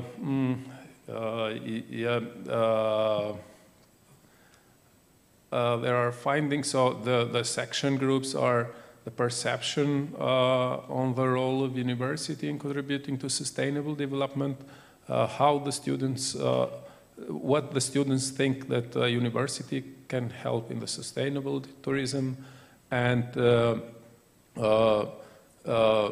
the mean of the responses rates 3.97, that it's close to 4, that they agree that the university is an important player for the sustainable development in the area in general. And and the perception on the role of universities to develop social responsibility to students, they still rate it around, yeah, they're around close to the 4, but still I think it's not a good rate. I think it should be more, but this means that maybe we have to improve ourselves too. And perception on social responsibility, I think the IT guys can help us again to put it over. Yeah, it's still, the rate is it's thank you very much. So the perception on social responsibility competences that the university can cultivate in students, it's close to 9, and it's a good one. They believe that we can do good things with them. And also the perception on adding more contact of social responsibility in existing and new curricula, it's around 3.8. It looks like they want more, but I do not have here on the presentation, but what we have seen some differences.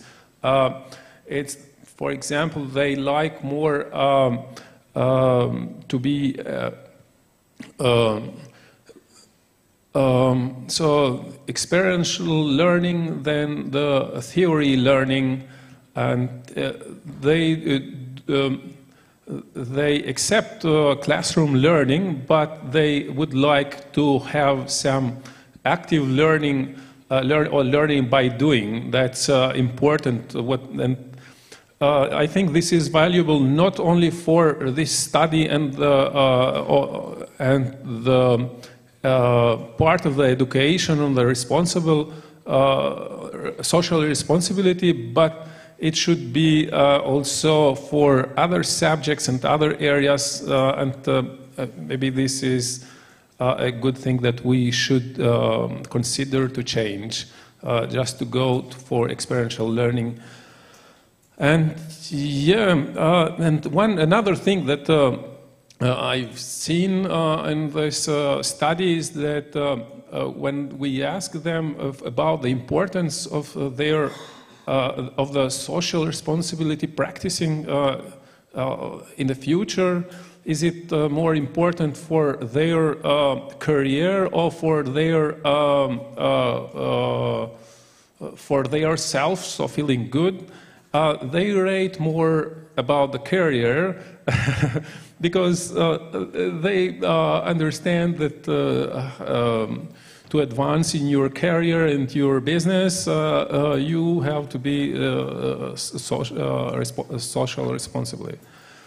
Yeah, as a conclusion, we think that students generally understand the importance of social responsibility, and they are open to be more developed in this area. They believe that universities can do more on this. And also, as I said before, they consider the social responsibility as an important tool to build successful career in the future. But we see from the study that there is need for change both in behavior of students and also the curricula of the university, including here classroom and experiential learning. Yeah, that's well. Okay. Thank you. It is a really interesting topic because somehow I think in the historical page we are on the same, some kind, not the level, but the same experience. But I think we must go on and involve our ladies in our panel. And online we meet Sanita. Yeah. Hi, Sanita. Hello. Now stage is yours, and we are ready to listen about your research. Dear moderators of the conference, dear participants of the conference, my name is Sanita Lasmanet. I'm a student at Vanderbilt University of Applied Sciences, and today I would like to introduce you to my and Professor Sergei Hilkevich's paper, which is titled Evaluation of the Latvian Labor Market using the Cobb-Douglas Production Function and the Beveridge Curve Model. But for me to do that, I would like to ask for the presenter rights so I can show the presentation to you, and then I am able to continue. Can we give the presentation rights?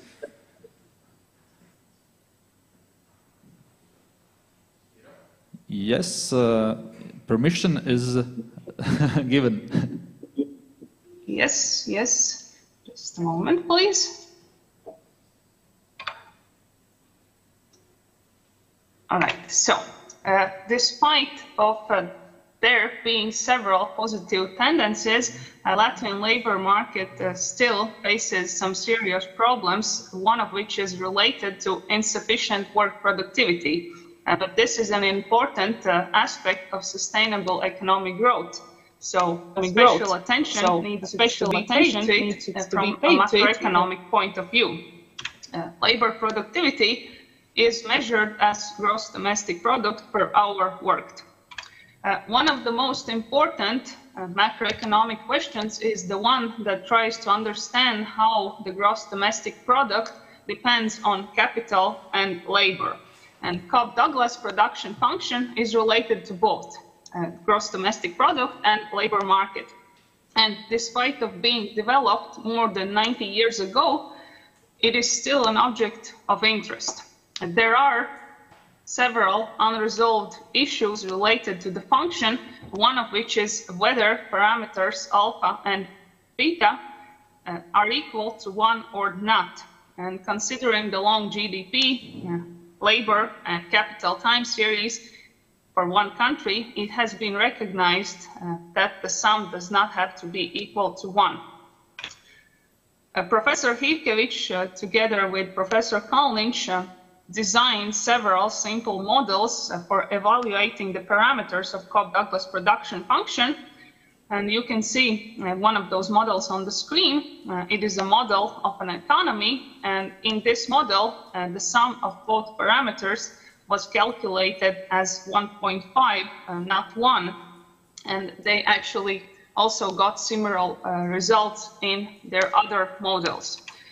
So in our research, we also experimentally decided to evaluate the values of Cobb-Douglas production function for parameters for Latvia. And we took the data about the Latvian economy from the sustainability report made by the Fiscal Discipline Council. And in our calculations, we got the parameter alpha as 0.74 and beta as 1.55, which means that for Latvia, the sum of both parameters is 2.29, not 1.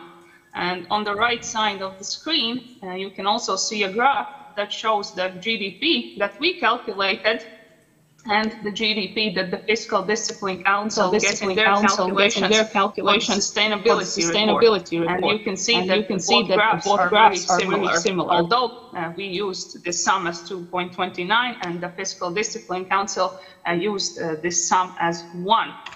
And we also created a beverage curve model for Latvia. And this is a model that shows the ratio between the number of unemployed people and the number of vacancies. And this data was taken from the national database of Latvia, and it was taken for years between 2008 and 2021. And for example, in this graph, you can see that in the fourth quarter of 2009, when Latvia was dealing with the crisis, the ratio between the number of unemployed people and the number of vacancies was 37. In the first quarter of 2012, this ratio was 12. In the second quarter of 2016, it was 6. And in the fourth quarter of 2018, it was 3, which showed that this ratio tends to grow during the economic decline periods, and it tends to drop during the economic growth periods. Thank you. Okay. Thank you, Sanita. And if anybody have the questions for Sanita, then write it in the Slido, or you can ask them after all presentations. And we have the last presentation from Iveta. Iveta, are you with us? Yes, I'm here. Okay, and I will try also to manage my screen. So I hope you can see it. Yeah. So just give me the notification. Yes. So I may start. Yeah. Okay. So dear colleagues, dear professors, and dear participants of this conference. So today I would like to present some highlights from the postdoctoral research conducted in Latvia business incubators and still ongoing. And today I'm looking at the business incubation scene through the pandemic time and Latvia case study. So mainly about the postdoc research I started in January 2020. I was focusing on open innovation as co-creation and collaboration culture in business incubators. And as you may see on this slide, usually in incubation we have two important players, tenants willing to promote their own business, and incubators. And in a way, incubators are helping as open innovation partners because they provide access to the networks, to knowledge, and also to resources and infrastructure.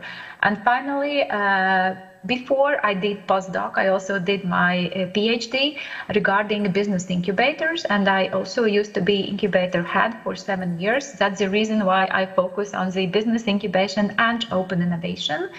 And what actually is now, let's say, happening, what is the scene? We may now the concept of open innovation as the co-creation and collaboration, or as we say, we bring the knowledge from outside in case we need it, and we share our knowledge.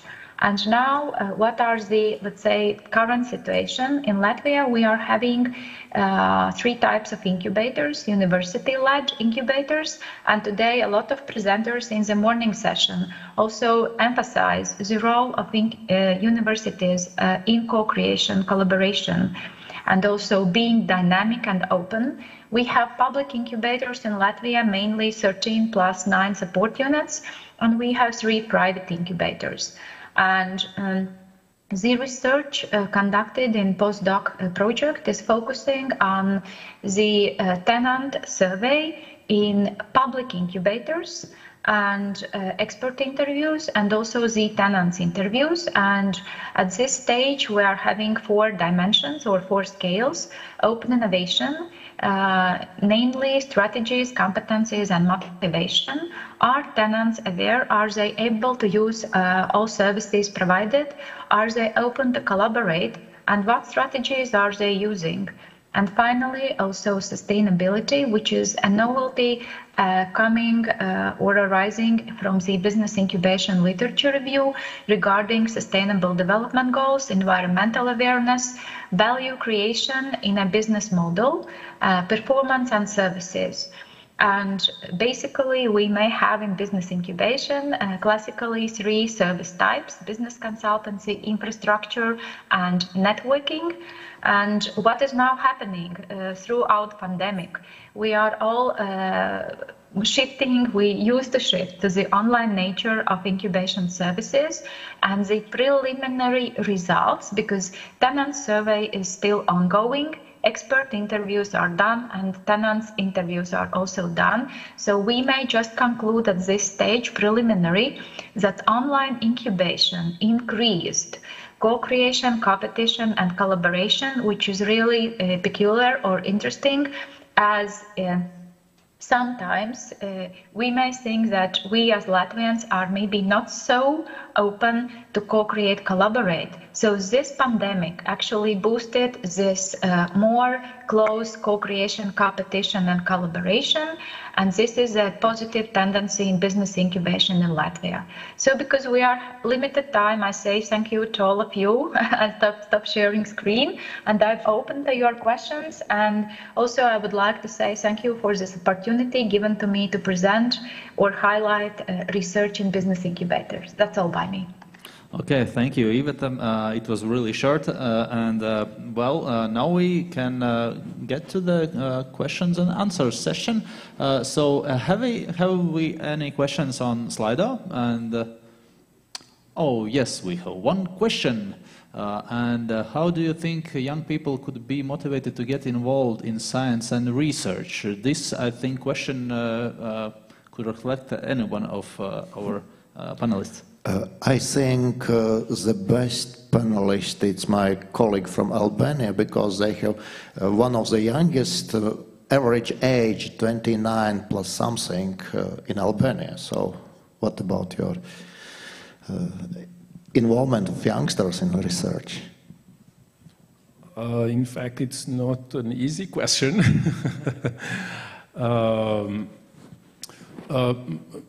As I see it, I will see in the perspective of our university, because maybe other universities have a different approach how they have organized the studies. But I think that first thing is that their work should be known and credited. So for the work they do, they will get something back. So yeah, I think when we calculate the workload for them, we will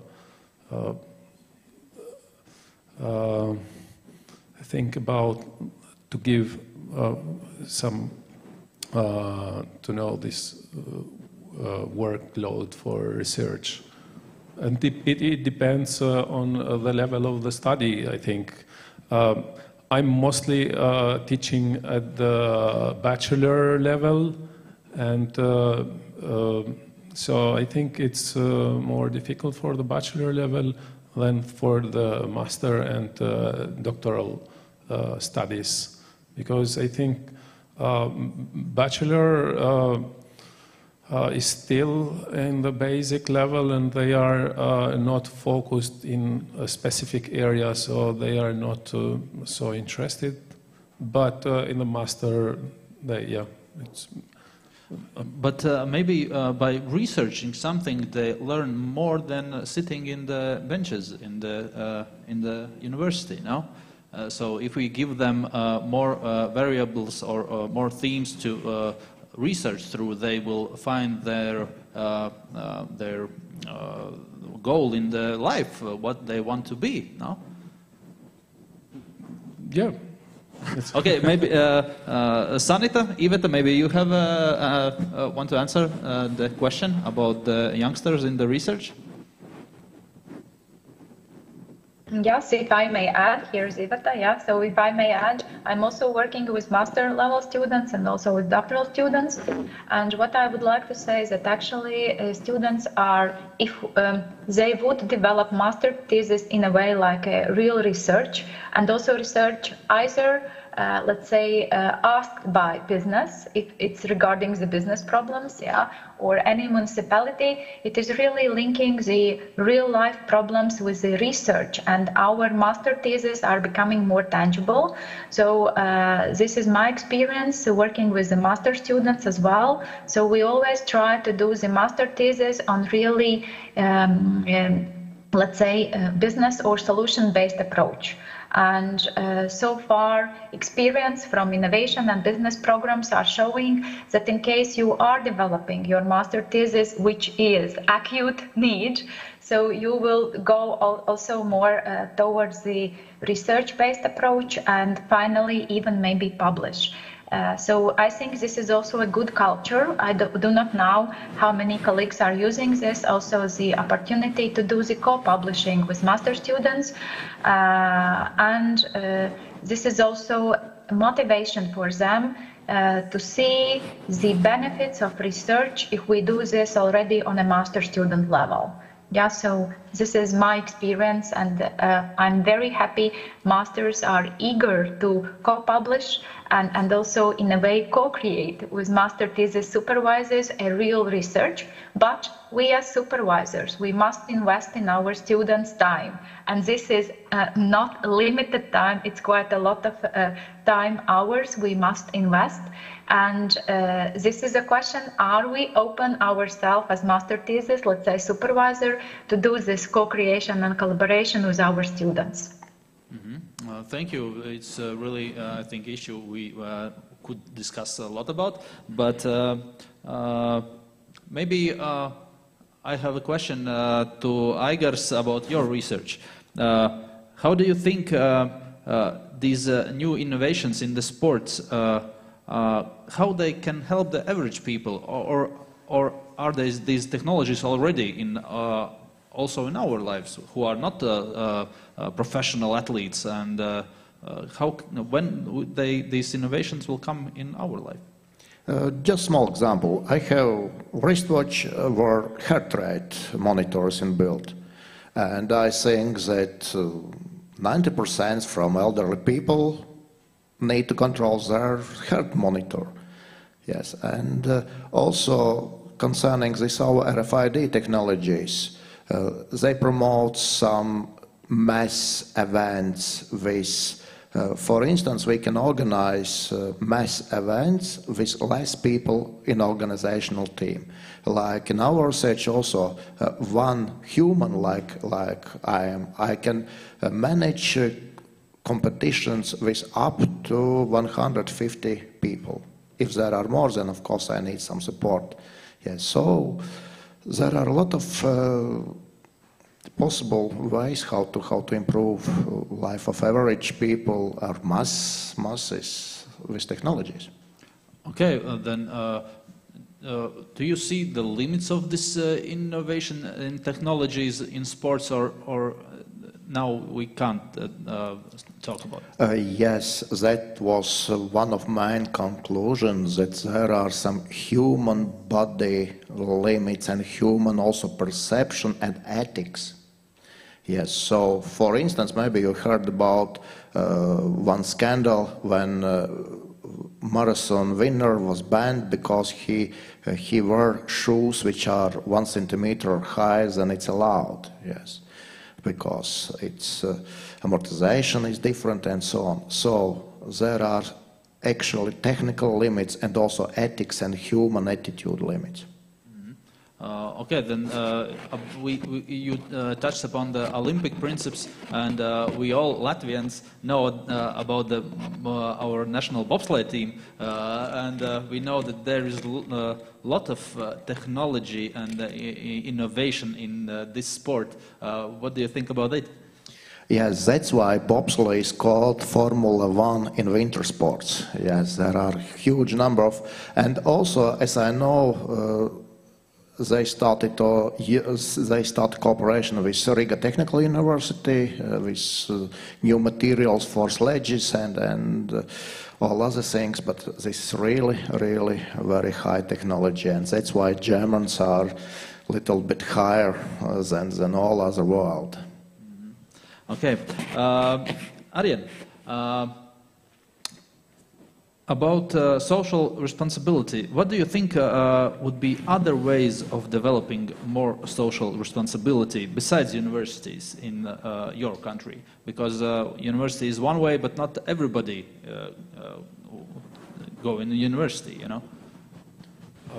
Yeah, of course, university is one player, but there are also other players. In my country, besides the university, there are also non-governmental organizations that are working on creating a new culture to the young generation for social responsibility, and they are doing a good work, but it's quite difficult to recognize very fast. So it needs time to see the difference. These organizations also collaborate with other organizations from different countries in the region and also in the EU, just to bring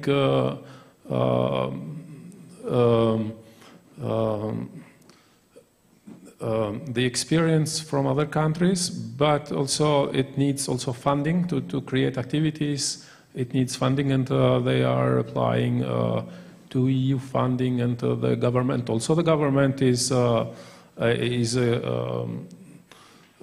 I think maybe the main responsible player for changing the things for good, and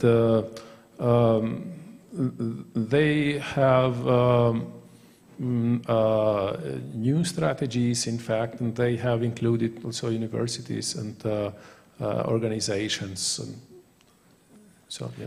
Do the government talk about the social responsibility in your country? Yes, of course. They talk about and they create rules sometimes. For example, there has been problems with rubbish and things like that. You know, it's when you don't think too much for the environment, you need some rules. And for example, they have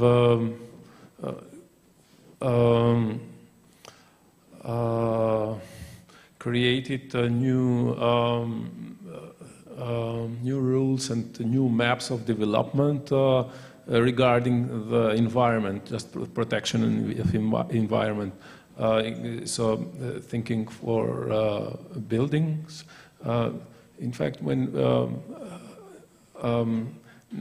if we fly with airplane, we can see that people build their houses everywhere in the land where you have to work for producing wheat or corn, things like that, and in the long term, it's not a good thing. Now we can see that it was not good.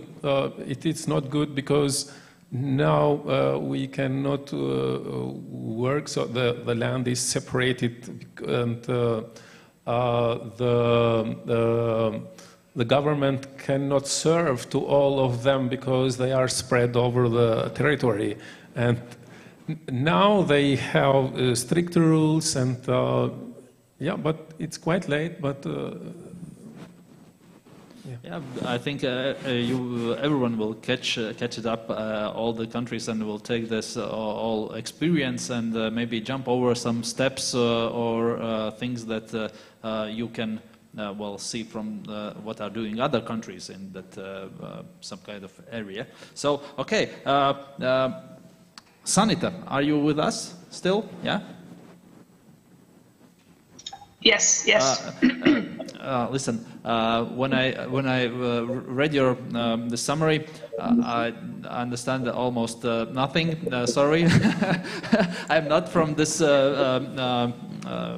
this environment. Where we talk about all such kind of Douglas functions. But still, I would like to know the results of your research. Can I take the results and go to, I don't know, to my client in the business incubator and say to him, well, you need to read this research because you can use these results to improve something in your business. What is this benefit from the results of your research to the companies? Yes, thank you for your question. This research is actually more related with the economy as itself, because while we are doing this, why we are trying to understand what is the sum of these parameters, alpha and beta, is because we're trying to understand the situation in the labor market itself, because and there's this thing that this parameter beta is actually related with the average salary in the country.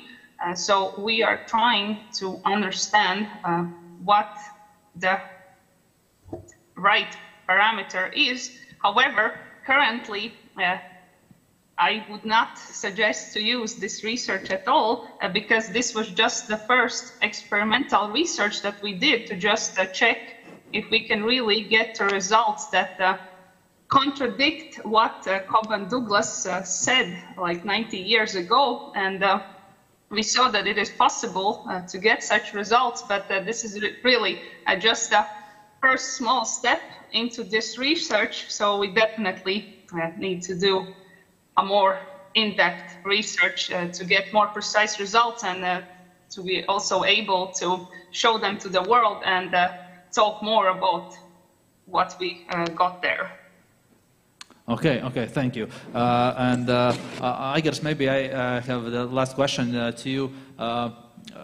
In the sports, what further research should be done maybe in this sector to reveal some other things to, I don't know, to those who are interested in it?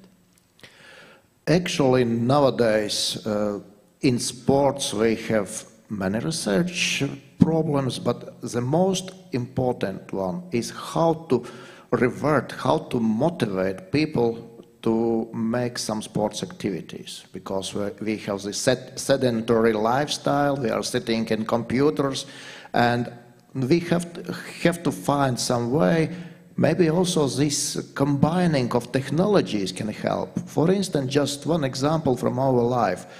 If before introducing of electronics in our events, there were less than 30 people per event.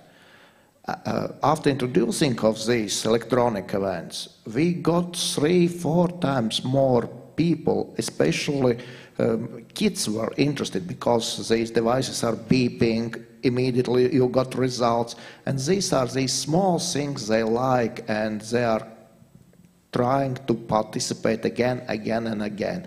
And plus also, like now we are using these social networks, also the sport event network is some sort of like social network. And these technological capabilities with this result producing, demonstration of results, comparing of results, they are already now like some social networks. So we can combine these actual needs and these technologies in many different strands. Okay, thank you very much, and I will thank you all the panelists for your job on these researches. We have some diplomas. I will give you them after our panel, and we go back to our main coordinator. Yeah. So, Myra, thank you so much, and only a technical note. So thank you so much for the panel, and let's give some applause to the panelists. Both those two panelists that joined us here at the Vidzemes University of Applied Sciences, also those who joined us online, even as far as Ventspils on the more or less other side of Latvia. So thank you so much for that.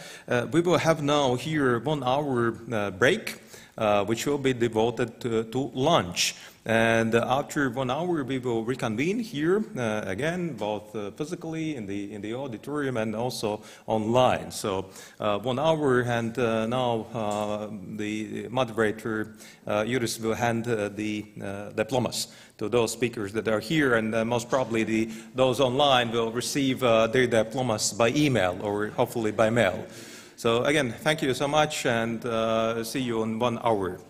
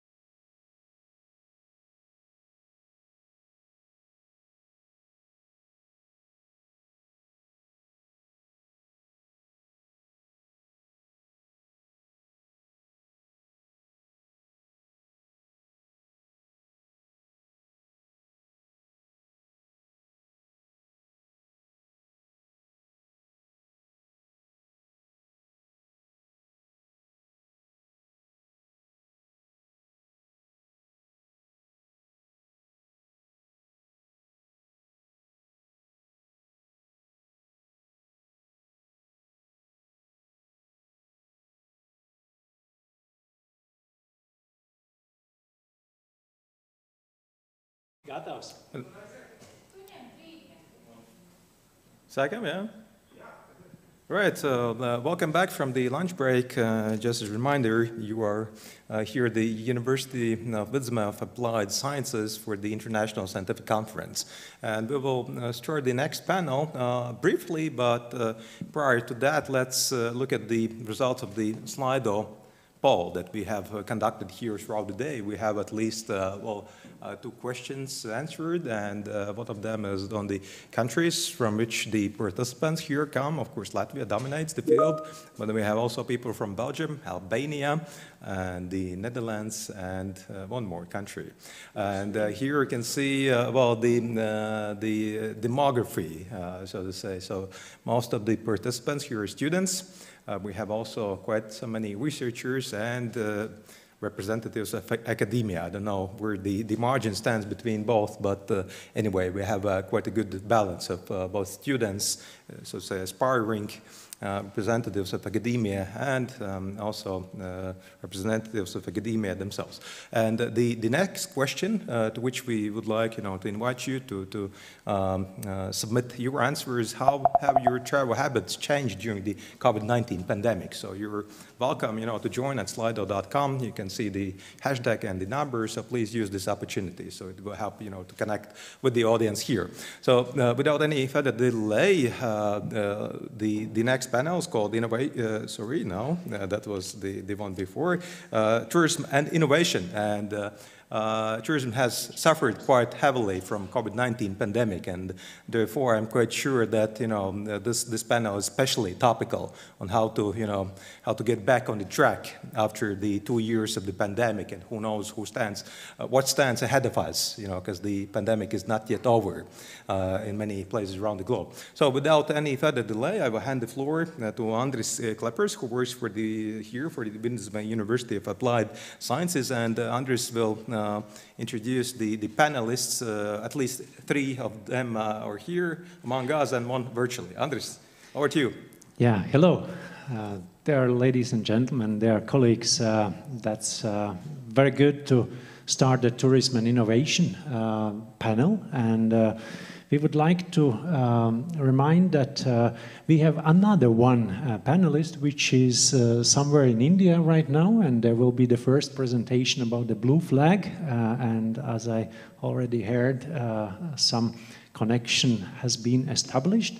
But in the meanwhile, when he's getting ready, I would like to invite our panelists to introduce yourself. And first, about the order, we will have 5 presentations. Actually, one academic personnel will deliver even 2 presentations. After your presentations, let's concentrate them in 5-7 minutes, let's say, so that it's really the main thing, and keeping them more concentrated. And afterwards, we will have a free discussion with you and with the audience here in the room, and probably someone from the digital sphere, so that we can involve our audience broader. So, first of all, please introduce yourself. Hello, my name is Vilija Malinauskaitė. I am representing Vilnius University Business School, so I'm coming from Vilnius, and we've done quite a big research with my colleague Galina Bukovska from the same university here in Vidzeme. Sounds very promising, quite a big research. We are curious to hear about that, about the results. Yeah, please. My name is Sad Baraku. I am from Albania, Shkodra University, from Tourism Department, Economic Faculty, and I will be here for 2 presentations in different tourism, one from natural and the other for the cultural tourism. Good. Thanks a lot. Welcome on board. Please. I am Miriam Tibra. I am the lecturer for Sustainable Tourism Development and the Chief of Tourism Department at Economic Faculty of Shkodra University in Albania. Now I prepare a subject to presentation today. So. Yeah, good. We will do following that if our presenter from India is ready to share the screen and ready to present, and the first one will be digital, and this is about the Blue Flag program initiative on the beach, and after Vilja will be ready to share your presentation. So if Sivakami and Andanki Raghu is ready to present, the floor is yours. I see you on the screen. Hello, nice to meet you. And please introduce yourself, as you are several presenters who will be in front of the screen.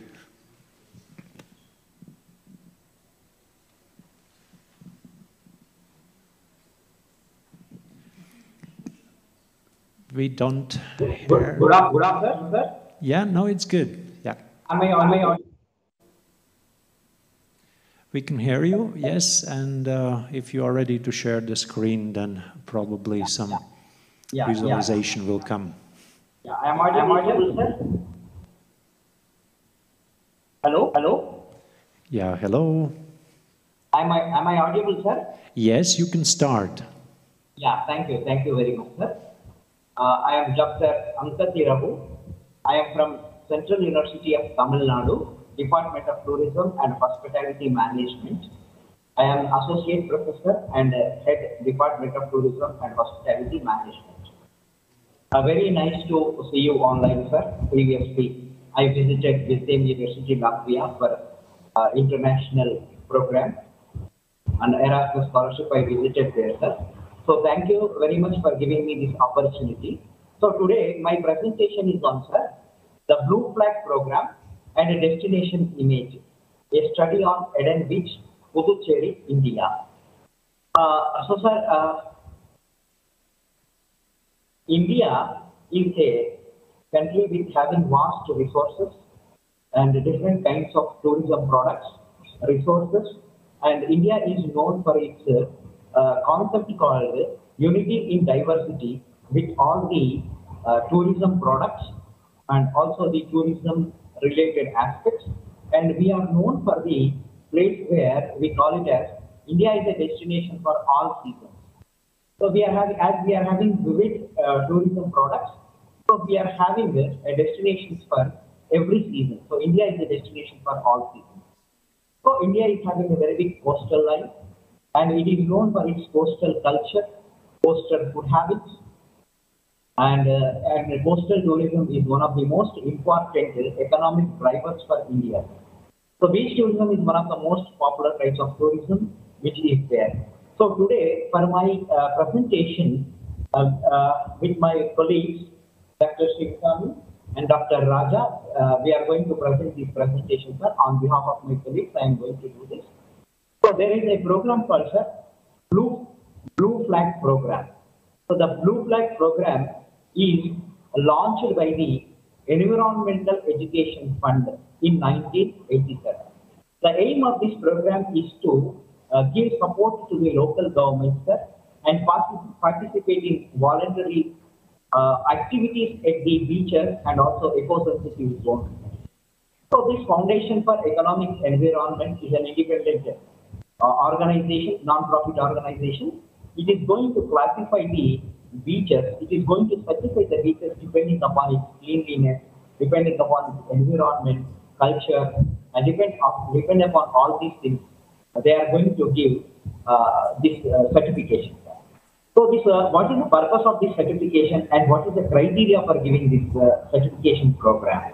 It is an international non-governmental organization, sir. The purpose of this program is to encourage the beaches with bathing water directive. So means the water should be very clean, and as we all know that the marine water is always a marshy soils and marshy water is available. No doubt at all, we all know that after taking the bath, again they have to go and have the fresh water bath. But instead of all these things, the water and the environment and also the surrounding areas should be in line with where the human beings can go and have nice bath there, and maybe based on the air quality and all other environmental friendly things which they are going to use. Based on this certification is going to give. So this certification is given to Eden Beach in Puducherry. Puducherry is the peninsula situated in peninsular India towards the east coast. So in this, we are having the objectives of the program, sir. The objectives of the study area is Eden Beach in near to Puducherry, sir, and it is qualified for Blue Flag certification from Denmark-based Foundation for Environmental Education. So here we are trying to understand our objectives for this present study is to understand the significance of beach tourism in India. So an attempt is done in this research paper, sir. In this research project, we have tried to understand how important beach tourism is to this country in related to its economics, in related to its marine life, and also the food and economic life of the people, socio-cultural significance of the people. Based on this, we want to understand the significance of beach tourism in India, sir. And the next important objective is what to understand the beach, this Blue Flag certification program, and how it relates to the beaches, and how if the India wanted to get more Blue Flag certifications to rest of the other beaches, what is the criteria to be followed, or how this Eden Beach can be a learning objective or learning program to get same recognition to the rest of the beaches. So it will act as one of the marketing points to the Indian beach tourism. This is the second objective. And the third objective is to evaluate the destination image and competitiveness of the Eden Beach Puducherry. So destination image and competitiveness are the two variables we are going to take in our in this study. By seeing these three objectives, we want to realize the objectives through the methodology and the methods, and the conclusion is given in this study. And what are the materials and methods we have used? What is the research methodology we have used? The research study has, we have done some literature review on destination image, destination competitiveness, and also the criteria to be followed while giving certification. An extensive desk research has been studied, and most popular articles have been studied, and variables have been identified those articles. So this literature review and also the quantitative and qualitative methods are going to be followed in this research study. And the next is the destination image. The image is a fundamental element in the promotion of tourism destinations. So we have, for this purpose of research study, the destination is taken as knowledge, perception, and preconception, and fantasies are three important variables we have taken to form the destination image. And the next, this Blue Flag certification program is based on clean beach, the actual beach itself, quality of water, clean solutions, and safe swimming conditions, lifeguards, and parking near the beach, signages, security, kids play area. These are some of the criteria on which they are using to give Blue Flag certification, sir. So we want to bring to the notice of the people how this Blue Flag certification is going to be there. So, sir, before Blue Flag certification program, there are few, the number of people who are going to be visited, and also the perception of people are different, sir. But after this Blue Flag certification is given through word of mouth and also the destination loyalty, it has been reached to different places, and number of people are increased, visitors are increased, and economic activity are also increased. So at the end of this presentation, we all together want to give some conclusions for this, sir. Because of this Blue Flag certification program, certainly the advantage has been happened. Number of visitors are increased, economic activities increased. At the same time, the cleanliness environment of the beach was really in a very fantastic manner. It was the conservation and sustainable development was happened here. So for the future references, I wanted to tell that this type of studies are very much essential to give results to the rest of the other beaches in India. So with this, our concluding part, the conclusion is that Blue Flag certification program has helped the beaches in India in respect to economic conditions, social conditions, and also the well-being of the people have been influenced. With this, sir, thank you very much. I understood that the forum of this international scientific conference has given 5 minutes time to us, sir. In these 5 minutes, we try to put all the results and methods we have followed, conclusions and objectives which we have presented to you, sir. I am very much thankful for giving this time. And now, if any questions are there, or if any clarifications they want, any discussion, we are ready for the discussion. Yeah, thank you for your presentation. As you mentioned, it has a theoretical frame, not so much about the results from practice yet. I have been once in Puducherry beach, which you presented some years ago, and of course some habits of using the beaches are different from the habits how we in Europe side are using the beach. Yes. Partly, but my question would be related to this criticism related to eco-labels as kind of destination competitive advantage, just to label it out as a marketing label, and a real care about environmental issues. You mentioned from this African case as #1 that people would like to have clean beaches. How do you assess between those two ideas? Is it really about nature, or is it more about the destination marketing from your destination perspective? How you would assess that? As per our study, and also the local conditions exist in our country, sir. This coastal environment or a beach is not purely for the purpose of tourism, sir. And economically, sometimes nowadays we are trying to promote it with the help of this eco label and also with the help of this Blue Flag certification program. We are trying to more market it.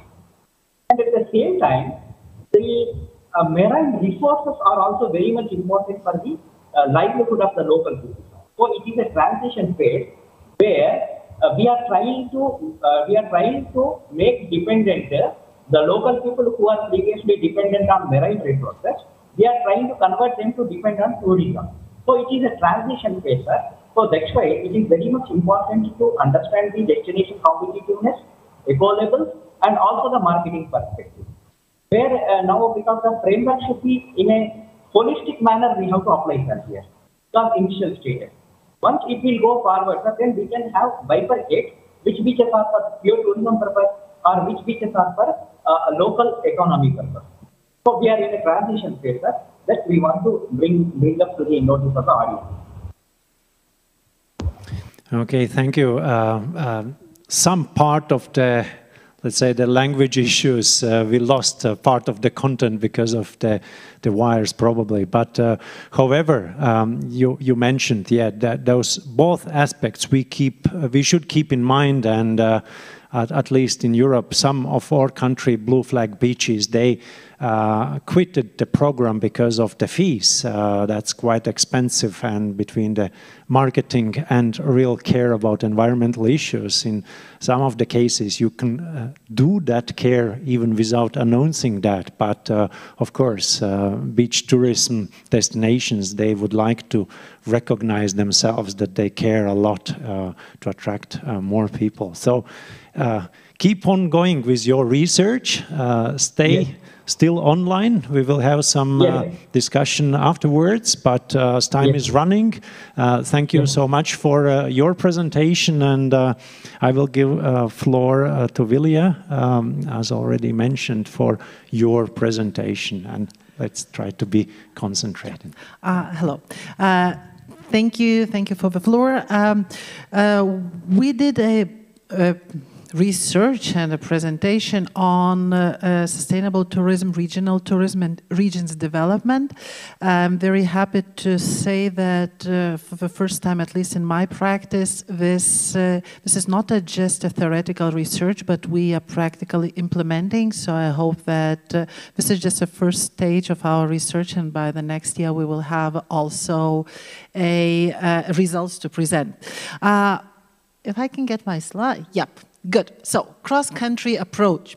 Why? So, first of all, when we are talking about tourism, we understand that tourism is one of the most digitalized industries in general. Anything is there, you will ask questions. Okay? You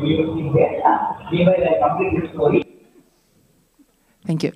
Yeah, and yet when we come to the Thank you. And yet when we come to the nowadays actualities, we see that during pandemics, people started to travel much more regionally. And what we see right now, even with pandemics are going to the end, worldwide people are traveling more locally. Despite that, of course, they will visit other countries, but still this habit to travel locally on weekends, it definitely stays. So despite that, travel is one of the most digitalized industries. When we speak about global travel, travel agencies, airlines, hotel business, when we come locally, we see that this is a huge problem because it's not digitalized at all. So having in mind the topic of the conference, it's technology and solutions, we try to create some good new models. How can we actually present regions? How can we present less visited places? At the same time, having in mind the new habits of our travelers. So by less visited places, I'm having in mind those places that are existing in the country that might be interesting both for local and for international travelers. But they are much less visited than the big cities. And our main focus was on DMO's work. So by DMO, it can be two definitions, as destination marketing or destination management organization. So we took this as a management organization because before the marketing has to be some management. And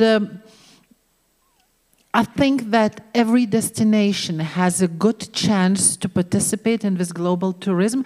Just on the other hand, we have to find the way, find a model how to present all the information for our travelers. So I guess everyone who is at least a little bit interested in local travel, you know that you can go to a tourism information center, normally they have web, and you can open hundreds of places to visit, but it's quite difficult to understand what shall you do, how shall you do, how long it will take. So also, some of the destinations, they might be interesting for a couple of hours, but if we have a whole weekend.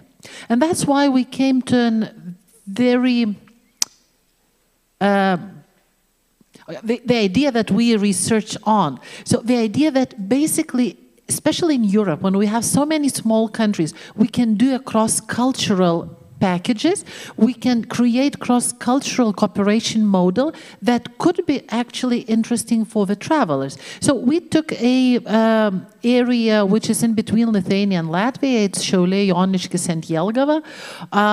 Jelgava is not mostly visited place in Latvia, as well as Šiauliai and Joniškis. Altogether, they have a lot of interesting things to visit. So we decided to create some packages for this area, this way attracting both Lithuanians who would be interested to go to Latvia and Latvians who would be interested to go to Lithuania. So when we have the cross-cultural packages, that already brings a lot more interest, a lot more attention. And this cross-border cooperation can actually bring travelers to both sides of the countries.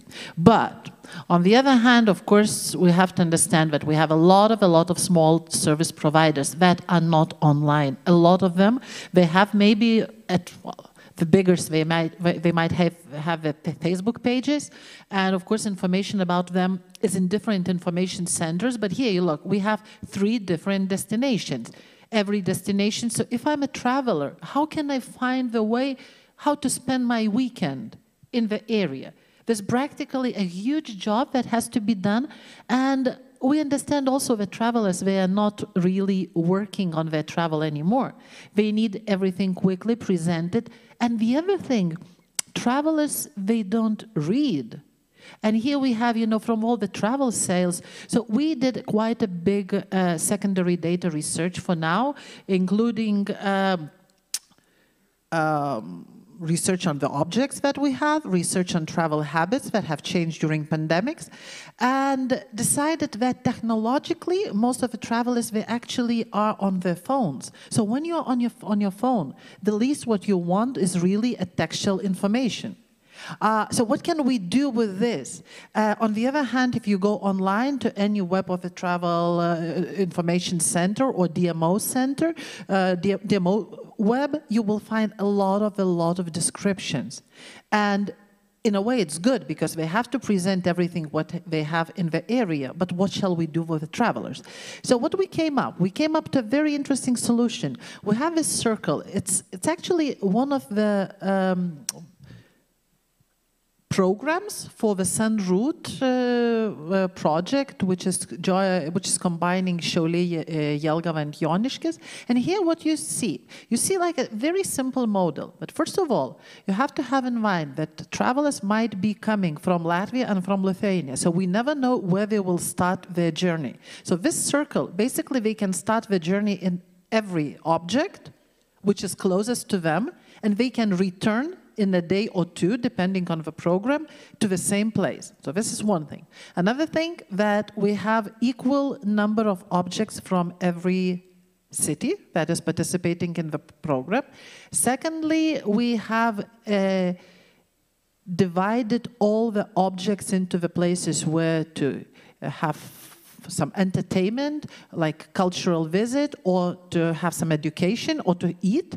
So basically, we included in equal numbers of objects in every place. And to my mind, right now, at our first stage of our research, we presented the model, which is actually going to be implemented. And the next year, we will have already results from the travelers. I do hope that this will definitely increase the number of travelers in the region. But on the other hand, even the first big job, what we did, it really shaped a totally new approach to destination management work. That first of all, we have to cooperate with some neighbor areas. Secondly, we have to create easy-to-use programs, but not only from the context, but also visually. It has to be the programs that are easy to use, and that travelers, they don't have to think a lot. And I really hope that at this stage, it's a completely new theoretical model that could be adapted actually for most of cross-cultural cooperation projects. So thank you. Thank you, Vilja. Galina Bukowska is also here. You are both of the researchers for this research in progress. One question from my side right now about this model. It nicely fits into the customer journey, so we start in one place, go to another one. The challenge I see is that there are a lot of digital platforms from the integrated marketing communication perspective, something in regional, something in local, as you mentioned, Facebook page, there are Google profiles, all kind of, and partly destination is defined by the travelers themselves. So probably they go to the neighbor region. How you see who is updating the information in that circle you presented? Is it the SME themselves, those small places? Is it destination management organization care? Who is in charge for the most updated information flow in that digital source? Well, I guess the strength of our model is that we put all the eggs into the basket of DMOs. And it's because, you know, the most important thing that DMO would present idea, how many days you can spend in the area and what can be the route. So with this idea, later travelers, those who are really interested in a very, very small businesses, some really niche places, they will find something close to them. But from my perspective, if I'm from Vilnius or from Riga, I don't know actually how much time do I need in the area. And if we speak a little bit about bigger countries, it's even more. So from my perspective, from our perspective on our research was based on DMO management, that DMO should be the one to present routes. Once in a year, once in 2 years, to present routes. We have actually created 20 routes, 5 for each season, spring, summer, winter, autumn. And every route every season has 5 routes, which is 1 for children, 1 for families, 1 for adults, 1 2 overnights, and 1 overnight. So we actually have different routes for every season, and to my mind, this is an idea. If I want to visit something additionally, I will plan this myself. But giving this main information that will help travelers to understand in general what to do in the area. Yeah, some comment, yeah? Yeah, maybe the microphone so that you are heard in cameras.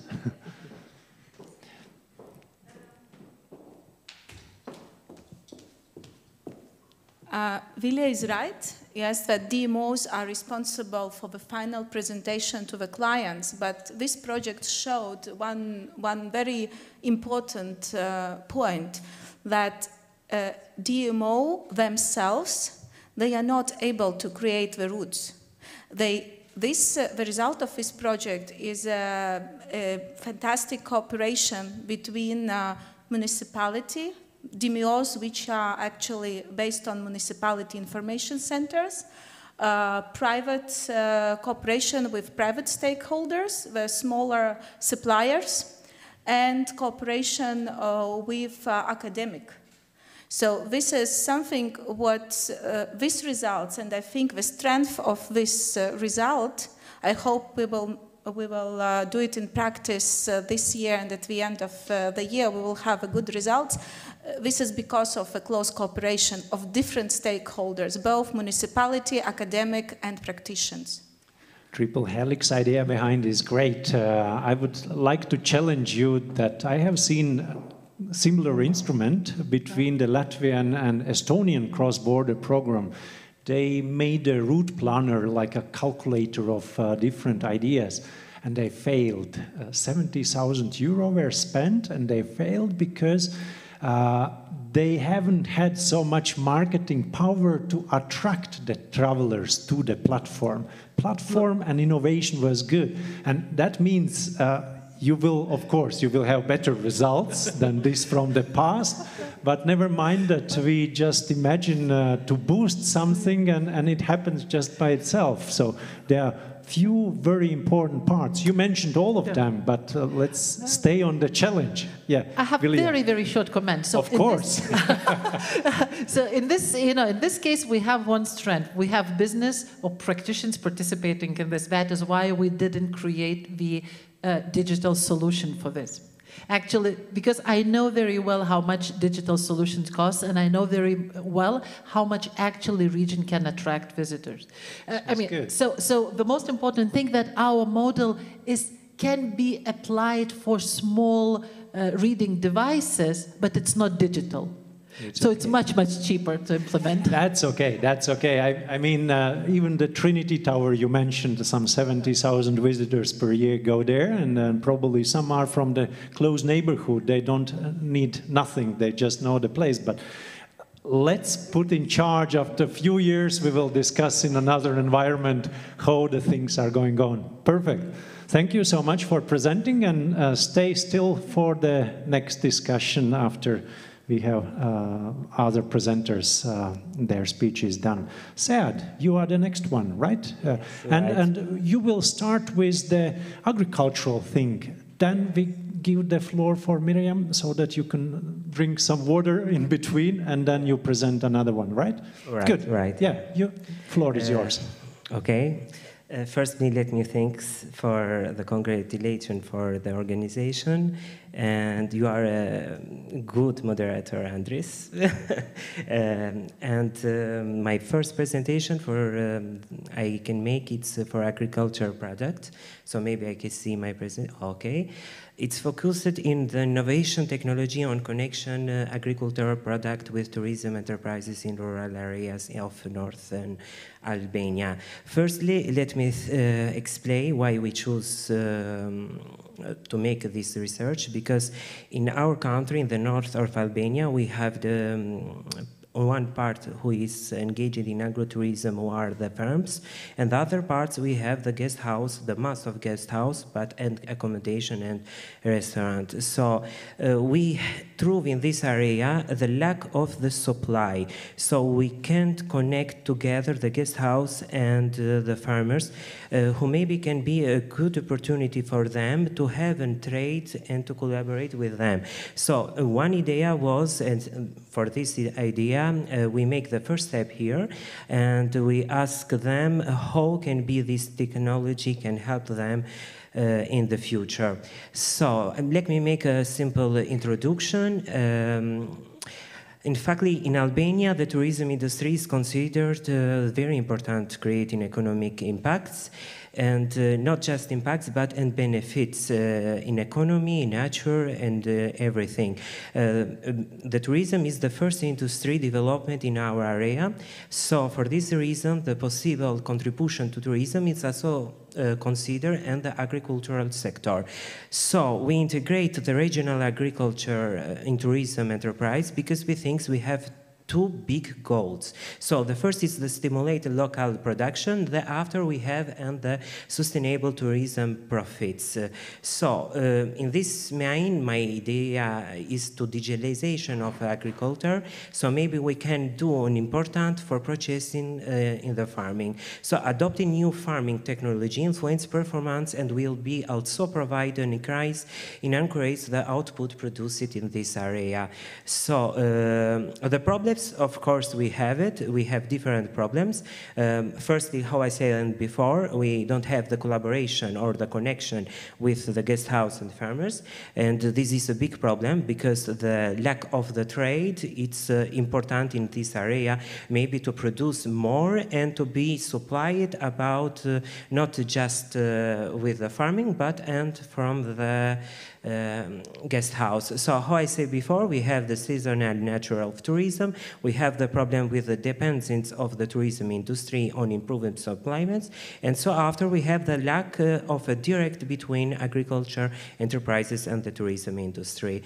This research are focused in two hypotheses. The first is making the purpose to expire the farmers and tourism enterprises. So the first is the digitalization, improvement, and production purchase of agricultural products. So it means it's focused just in the farmers. And the other parts of the hypothesis is making in the supply chain sustains the relation between agricultures and tourism enterprises to create market synergy. So we want to make some importance for digitalization because we want to finding the optimal ways to improve the relation between the agriculture, tourism, and the agro products. And here we have a conception of framework. So firstly, what we see in the presentation, we have the technology. So we need to create a technology who support them. So firstly, the network structure, it's consisting in the member farms. So maybe they can using them to link between the farms and product supply. So maybe they can use it to make some data for them produce it. So, and the guest house know how much product we have in the trade from farmers. After we have the organization, so after we can do in some big data, need also to campaigns that are specialized in data management, so in regularity and police actors. After this, we have the farm process, so they can help the business process. So we need to understand how the activity can produce a specific output of our lay for our customers. In this case, the customers are the agro guest house or accommodation or restaurant who need to buy agro product. After we have the management, so it's focused again at the big data who need to management farming processes, so maybe we can supply the tourism farms. And after this, we can make a big deal, this is the management component, so we can have together, maybe with one apps, in these apps, we can prove every information what we need to furniture from the farmers and other parts from the tourism farms. In the data chain of SIR, I make some schedulate different points. It's the first data capture, so the purpose, the source, the type, the quality. We make the data storage, so it's the system location HS. So we need to understand where is the agro farms, where is the tourism firms, so and the HS who can collaborate. After we have the data transfer, so it's the possibility of them to make some channels and to coordinate these channels. And after we have the data transformers, who that means the access to buy and to sell the agro products. And finally, we have the data analyzed, so we can make more simple the trade for the agro products, because we can make a system who have every information, how produce the village, how can supply, and how can distribute this product. So finally, it's the data marketing, how I say, it's the market, the value, and the strategy. These research methods, it's how I say before, we make some searches, are in two parts. The parts first is in 33 farming firms, in which 79% are family farmers. The other part is the small business. And after we have the 26 tourism farms, in which 23% are accommodation, and after we have camping and restaurant. This study is operated in specific area, how I said before, in North Albania, and we have different villages in Thethi, Rasma, Boga, Tamara, Lepush, Vermosh in North Albania. Part of them are just tourism village, another part they are farmers village. For example, Thethi, Rasma and Lepusha, Vermosh are tourism village, and the Boga and Tamara can be the farm's village. The results from our tourism farms, we make some results here because I think it's more simple to understand our research. So generally we include the accommodation, and how we see before I say the activity is focused in accommodation, camping and restaurant. And generally we want to know the form of the resource. So we have direct contact with the farmers. Most of them make directly in the market, who is and the same percentage. And after we have the agreement written oral with the farmers. So we have something, how to say, the opportunity maybe to have this possibility, how we can connect the farmers. Because if I ask tourism farms, they say 28% say we have the agreement written oral with farmers. After we have the technology use, because if we want to make a system or to make the apps, we need another important to know they are or not are prepared to use the technology. Because in our country, in North Albania, we have lack of young people, so this is another problem who need to compare or to introduce in this paper. So they use the technology, most of them in just in 16% reservation, and for something in a government, and the other it's not included just in the creating data.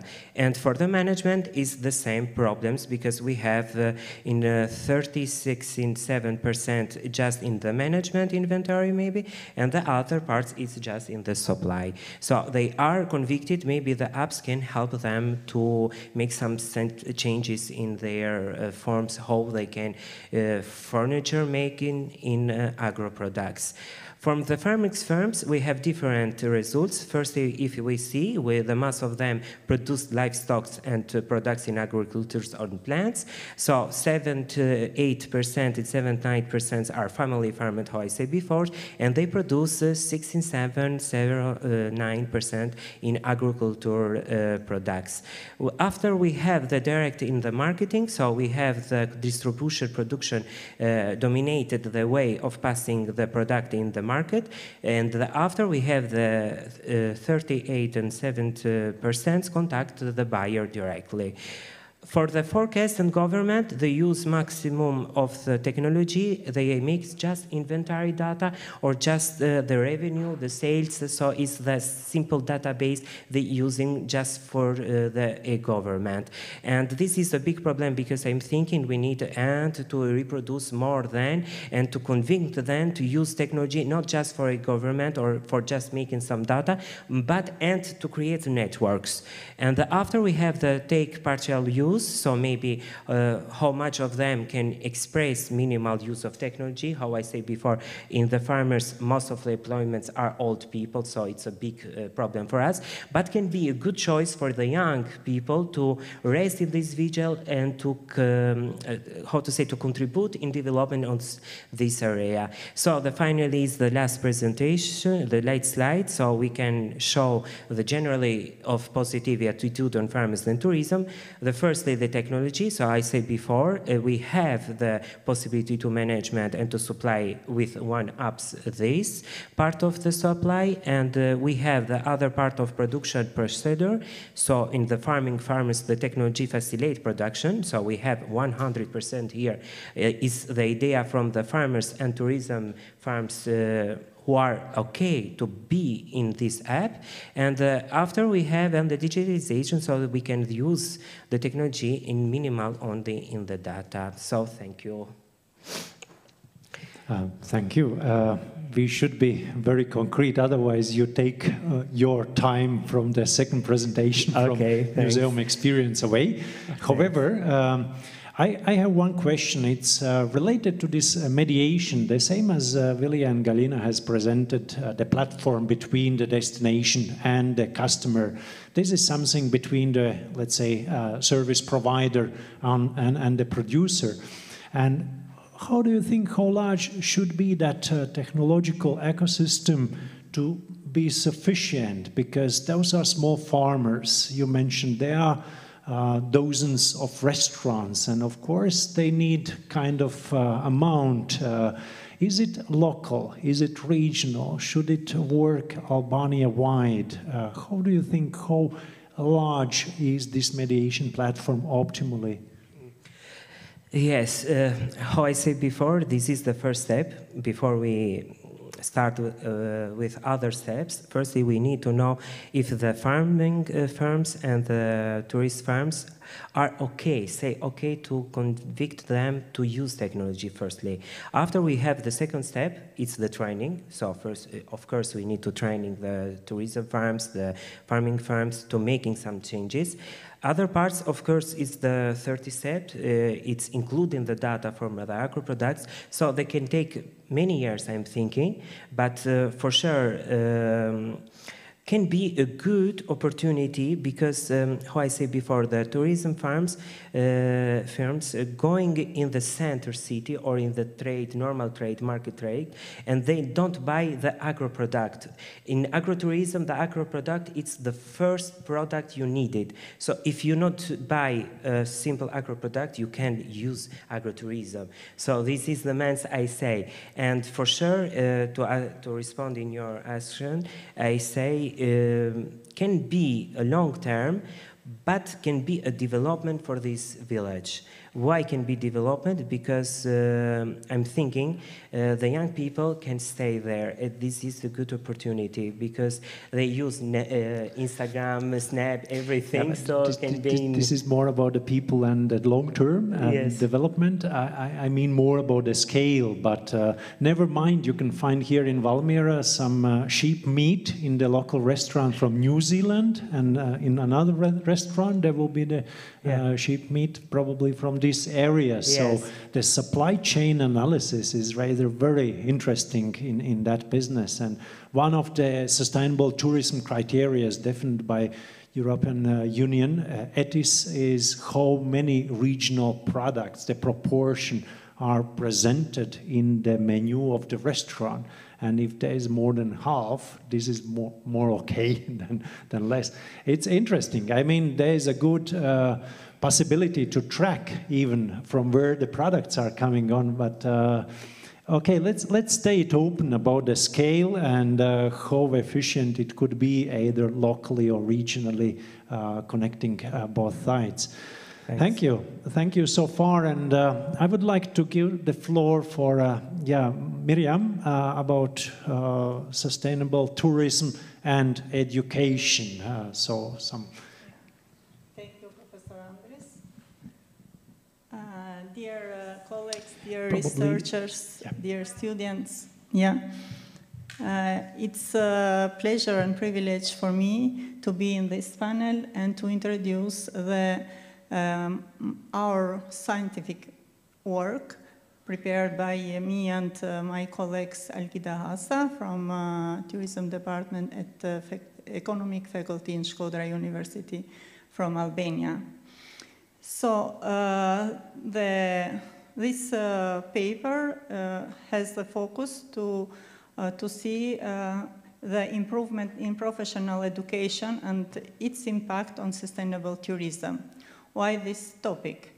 Because tourism is one of the most priority economic sector in Albania, and the direct and indirect contribution of this industry to Albanian economy during the recent decades after 19 years has been high, but the tourism to be successful, it's necessary to development in sustainable way. To be successful today in the future, it's necessary to develop it in sustainable way. For this reason, the government of Albania is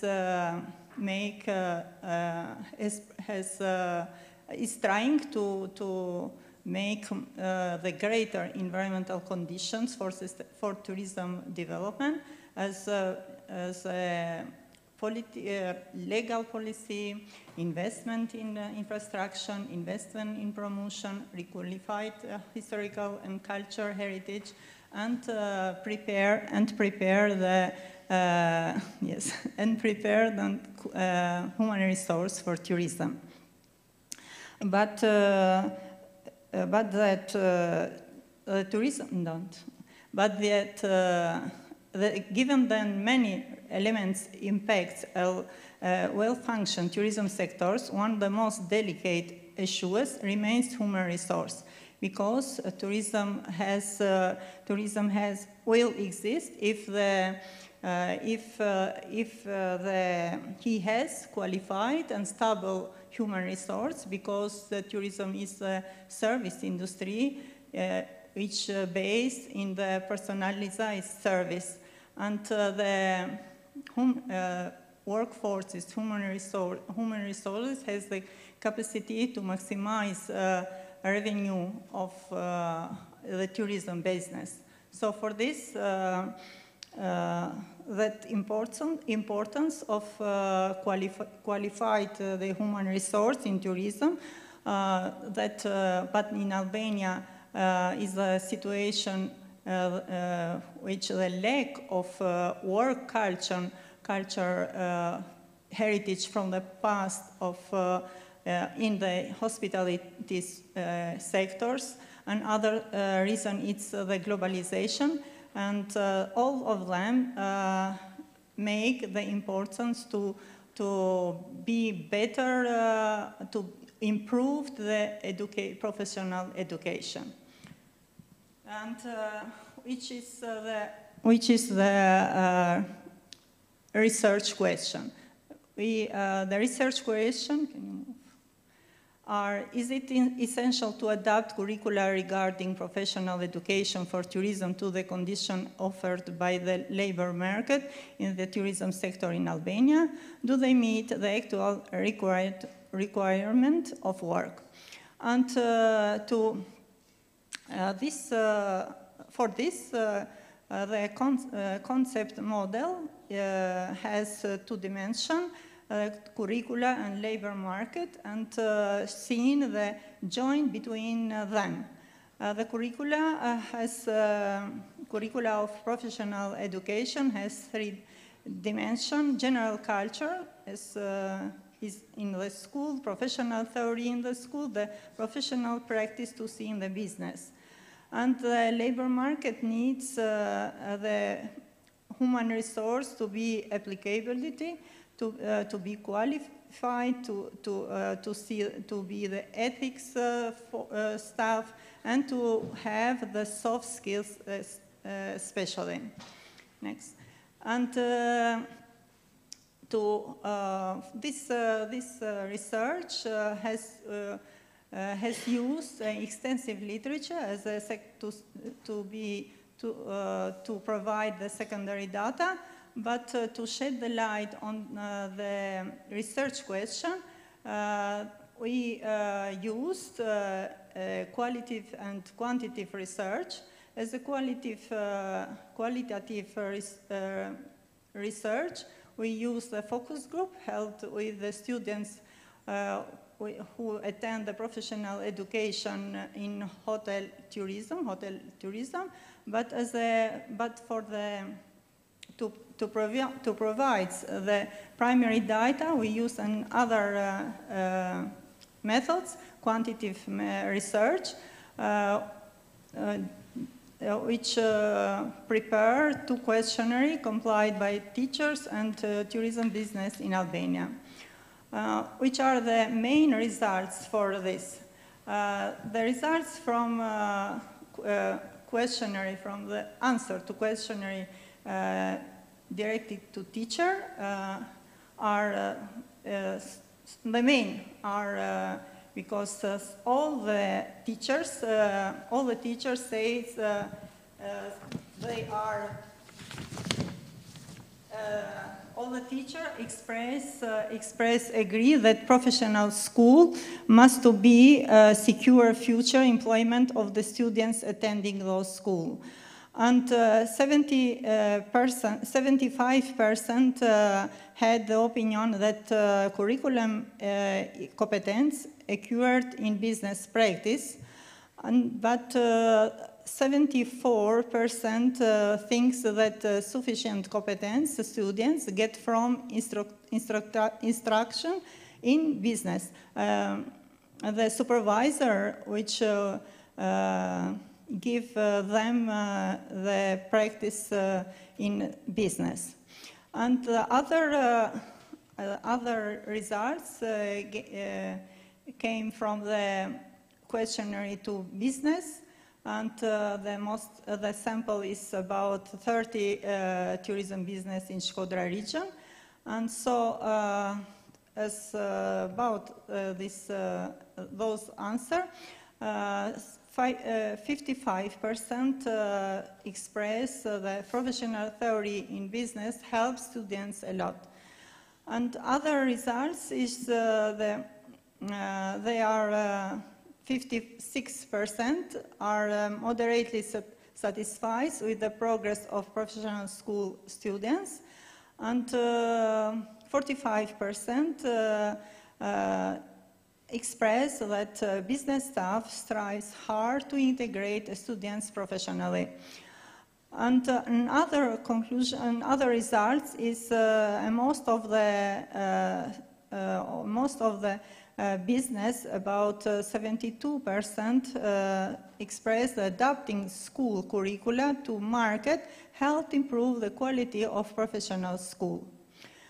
Another method we have seen necessary to use is a focus group with the students, with the pupil of professional school, because they feel more free to express their things.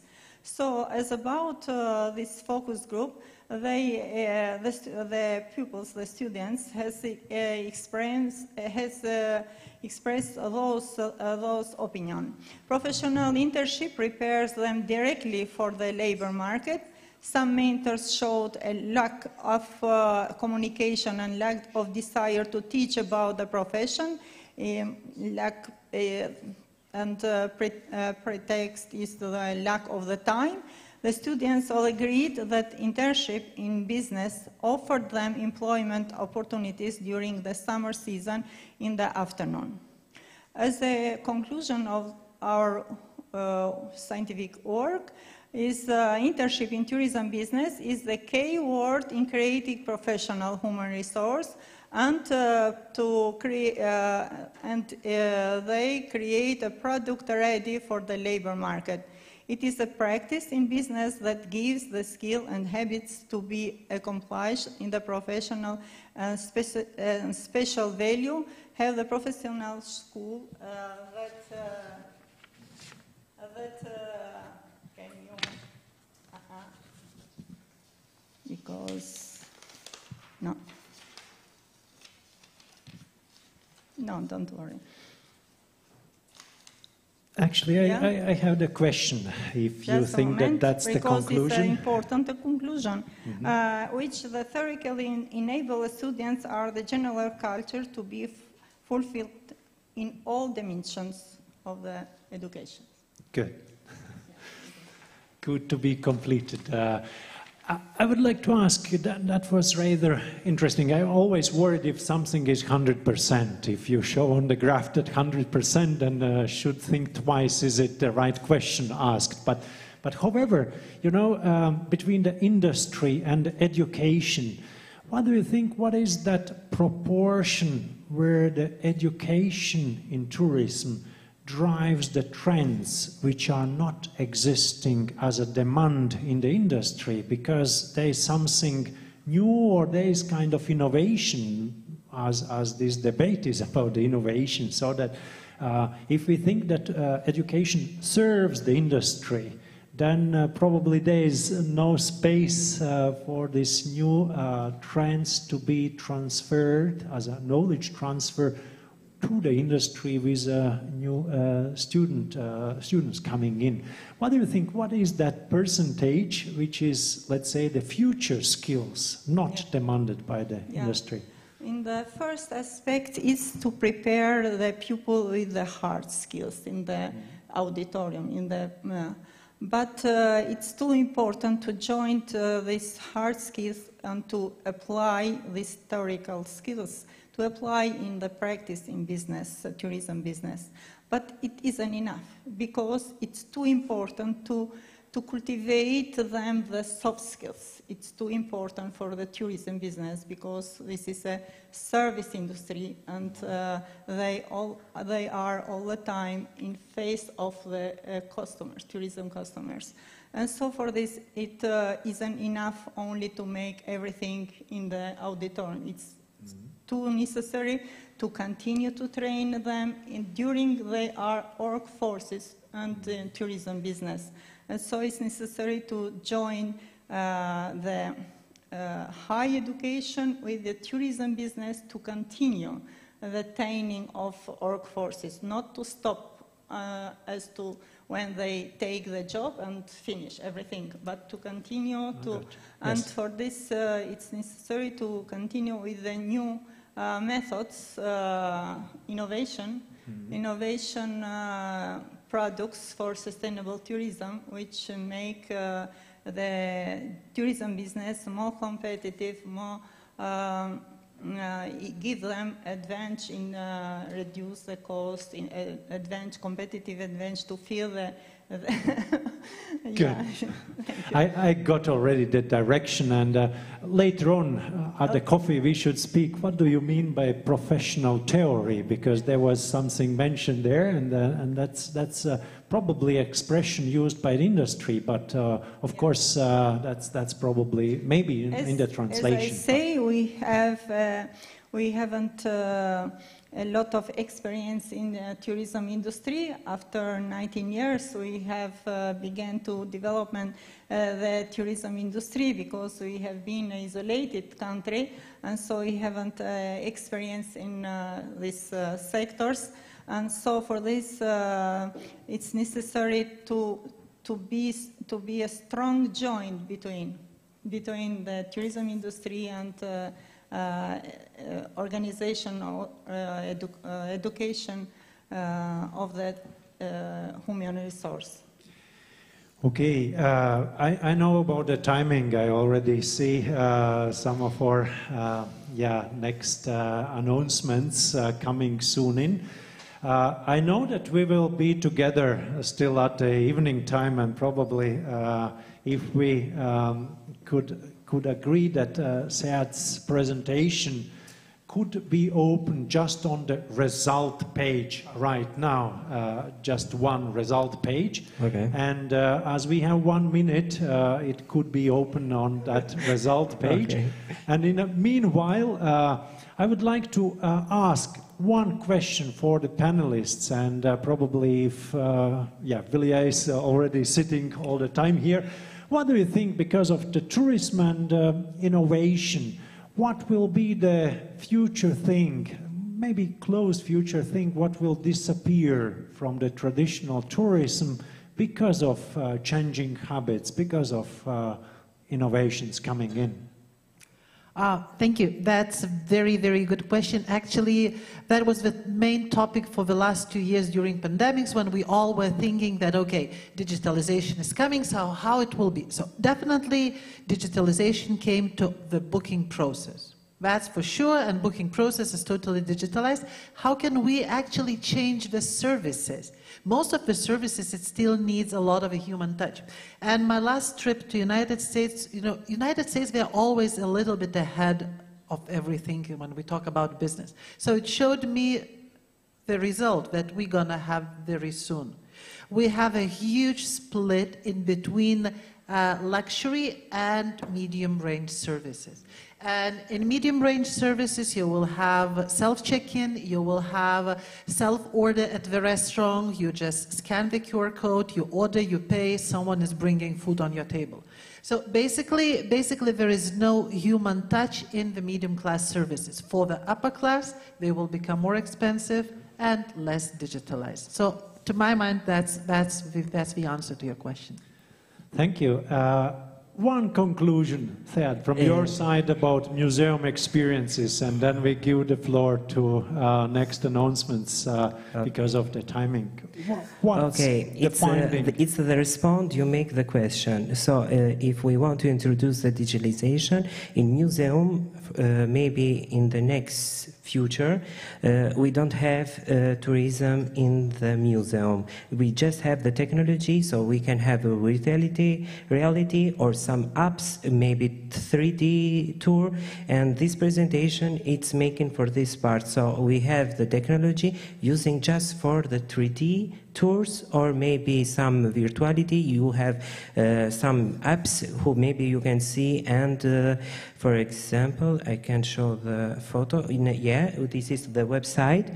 You use it in the museum, and you have the 3D or tour virtuality, and this is the apps you use in Albanian. Maybe it's not possible to go in a museum. You can go in Play Store or App Store, and you can install these apps, and you can see the museum. So this is probably the future of the museum in tourism, the technology. Yeah. Or you pay a lot and you get a private guide in a museum. Yes, or yes, for sure. You still think about the authenticity and some kind of originality touch behind you, but diversity of experiences. Probably that's what brings us to the technologies here. Thanks a lot, dear panelists and all the participants. We run out of our section time.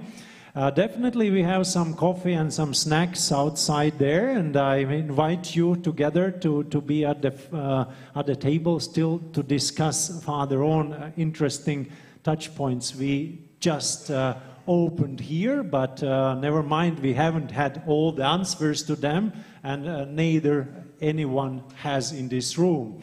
But that's interesting topic, and because everyone who is here has traveled at least some distance. Definitely you are tourists of the conference, or you will be tourists in your leisure time.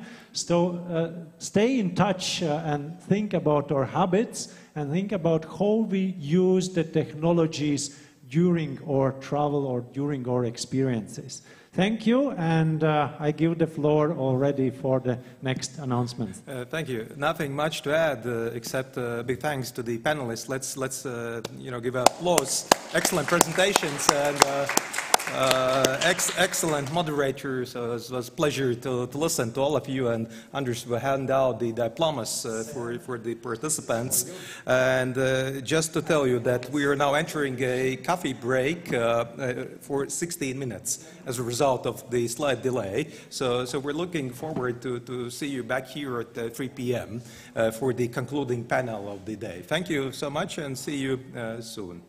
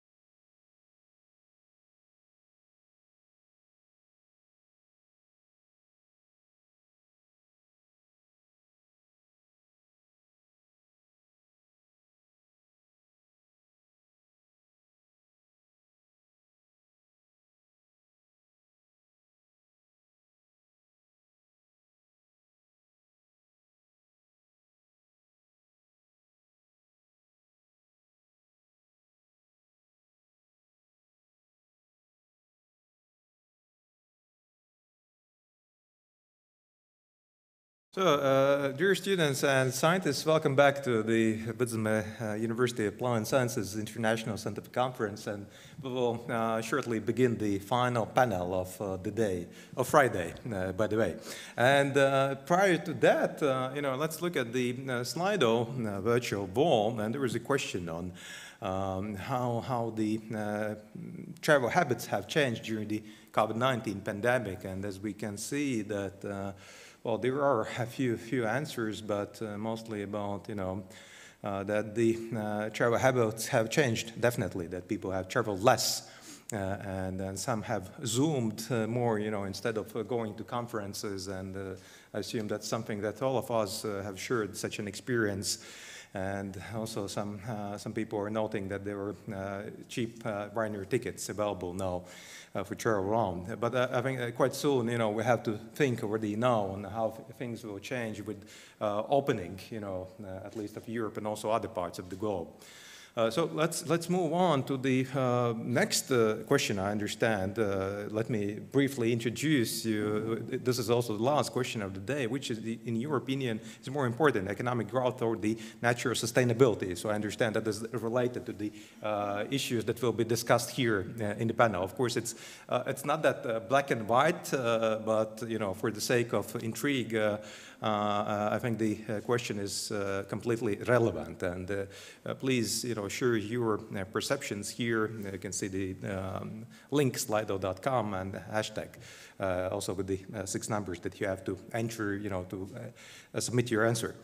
Right, but without any further delay, let's move on to the panel discussion. As mentioned, the final panel discussion of the day. It is called "How Can Landscapes Improve Biodiversity and Contribute to Nature Conservation?" And this panel will be moderated by Ilona Menziņa, who works for the Ministry of Environmental Protection and Regional Development of the Republic of Latvia. So with this, I give the floor over to Ilona, who will introduce the panel and will be the guide throughout the panel discussion. Ilona, over to you. Thank you very much, and thank you for inviting me to moderate this panel.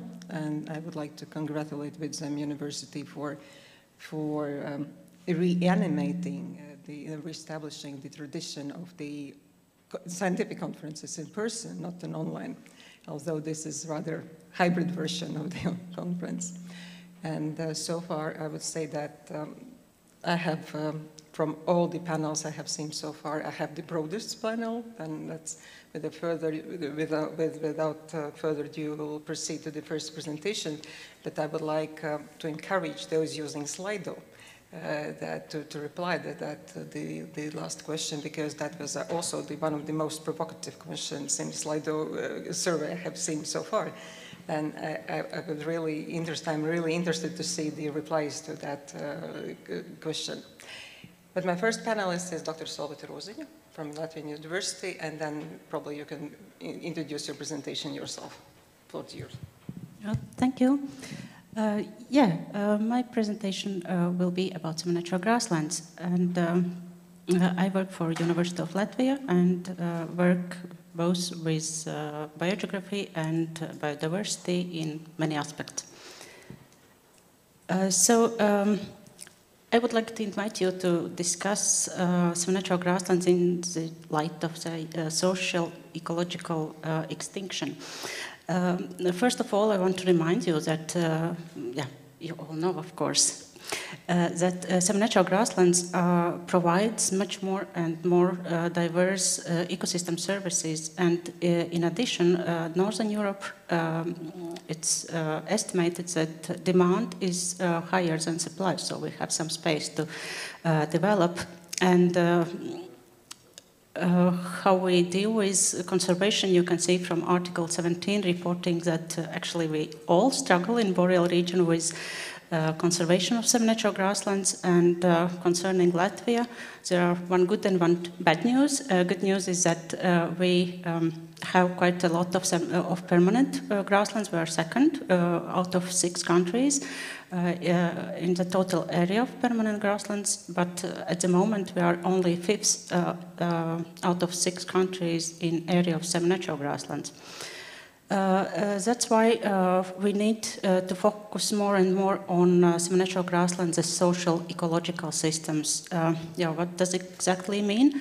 The main issue is that semi-natural grasslands as ecosystems are not merely ecosystems, they are systems of people and nature, and thus they can be resilient only when both subsystems are working and feedback between both of these subsystems is in place. Otherwise, if we talk only about ecology, or we are only social scientists knowing nothing and not cooperating with ecologists, we will not manage to maintain these systems and to provide these ecosystem services. So this idea was also behind this framework of social ecological extinction vortex. I will not talk about ecological processes. These are well known already for several decades, what ecological drivers bring species to extinction. But with this second part, with social drivers, we wanted to introduce the social part of subsystem, and we formulated 4 social drivers that interact and reinforce each other, so that they create such a vicious circle, reinforcing decrease of some natural grassland area and bringing them to extinction. So the first loop is decreasing of production in some natural grasslands, and it's actually a historical shift from some natural grasslands as important part of farming system to non-productive lands. And as these non-productive, they are seen as non-productive lands, as a second loop come into force, and some natural grasslands are not seen in sight already of any policies and research, and that actually what happened in 1980s when some natural grasslands were taken out of statistics. So just area was so small that it was not important anymore. And then the third loop come into place, and it's yeah, you can't see probably. It would be nice to remove. Yes, thank you. The third loop is diminishing importance in vocational training. So some natural grassland issues are not taught in agricultural science and universities or professional schools, and of course, because some natural grasslands are so small areas, they are not important in production anymore. And at the present, only ecological study programs touch upon these issues. And finally, the last loop is decreasing importance and decreasing awareness in general public. So what about real scientific evidence of these 4 loops? Are they really working? We have to say that social part of these studies have been neglected until recently, and we try to understand how many publications in international journals are related to social part and ecological part, and in slide you can see that social part, that is with red rectangle, is much less numerous than ecological part. And Latvia actually is, I would say, at the moment least studied, and so we have to catch up a little bit. And nevertheless, I would like to say that we see some progress, some reverse of these extinction loops. Just for discussion, probably there are 2 loops that are reversing. First one is diminishing in policy. Actually, in last 2 decades, we have seen that some natural grasslands are again on the agenda of, firstly, of environmental policies, and now also through common agricultural policy also in agricultural policies.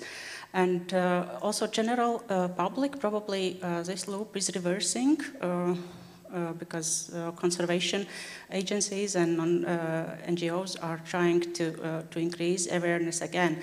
So for discussion, to conclude with that, I would say that in next year we also here we could discuss these 4 questions I have brought up. First one, how to support production, and actually what products do we mean with semi-natural grassland production, how to foster interdisciplinary research, and how to reintroduce semi-natural grasslands in vocational training. And concerning public awareness, actually the main issue is how to push from just awareness to real action. So thank you. That was my side. Thank you very much for this presentation. Actually, the picture you're picturing is rather gloomy for at least for grasslands, and that's why I would like to ask a probably provocative question. And then should we treat grassland habitats, especially grassland habitats, as a resource for agriculture production, or should we treat this as a historical artifact? If we treat it as a historical artifact, then we have to push them in museums, and you know that it will not work, of course. In most countries, in most projects, the conclusion is that even conservation management is not efficient, because it's from time to time you get project, you do something and then you forget about it because your organization knows there is another project. So I think that most efficient and most sustainable way still is to deal with semi-natural grasslands in the frame of agricultural production. But what I would say, like to say that also agricultural production idea of what are products from agricultural land should change, because actually farmers are not producing only meat or beef, but they are producing also landscape and biodiversity. Okay, then we can proceed to the next presenter, Mr. Baranauskis. The floor is yours. Hello, my name is Girds Baranauskis.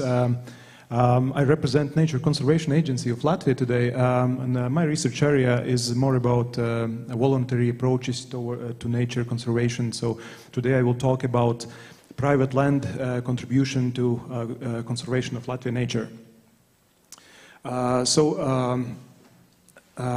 To start with, it's important to point out that a significant part of Latvia nature, of our biodiversity, is located on private lands. For example, about 88% of our grassland habitats and about 20% of our forest habitats of European Union importance are located on private land. It's also important to mention that a significant part of the biodiversity is located outside protected areas. That means that landowners are responsible for that land management, and legal requirements of protected areas do not ensure preservation of that natural values.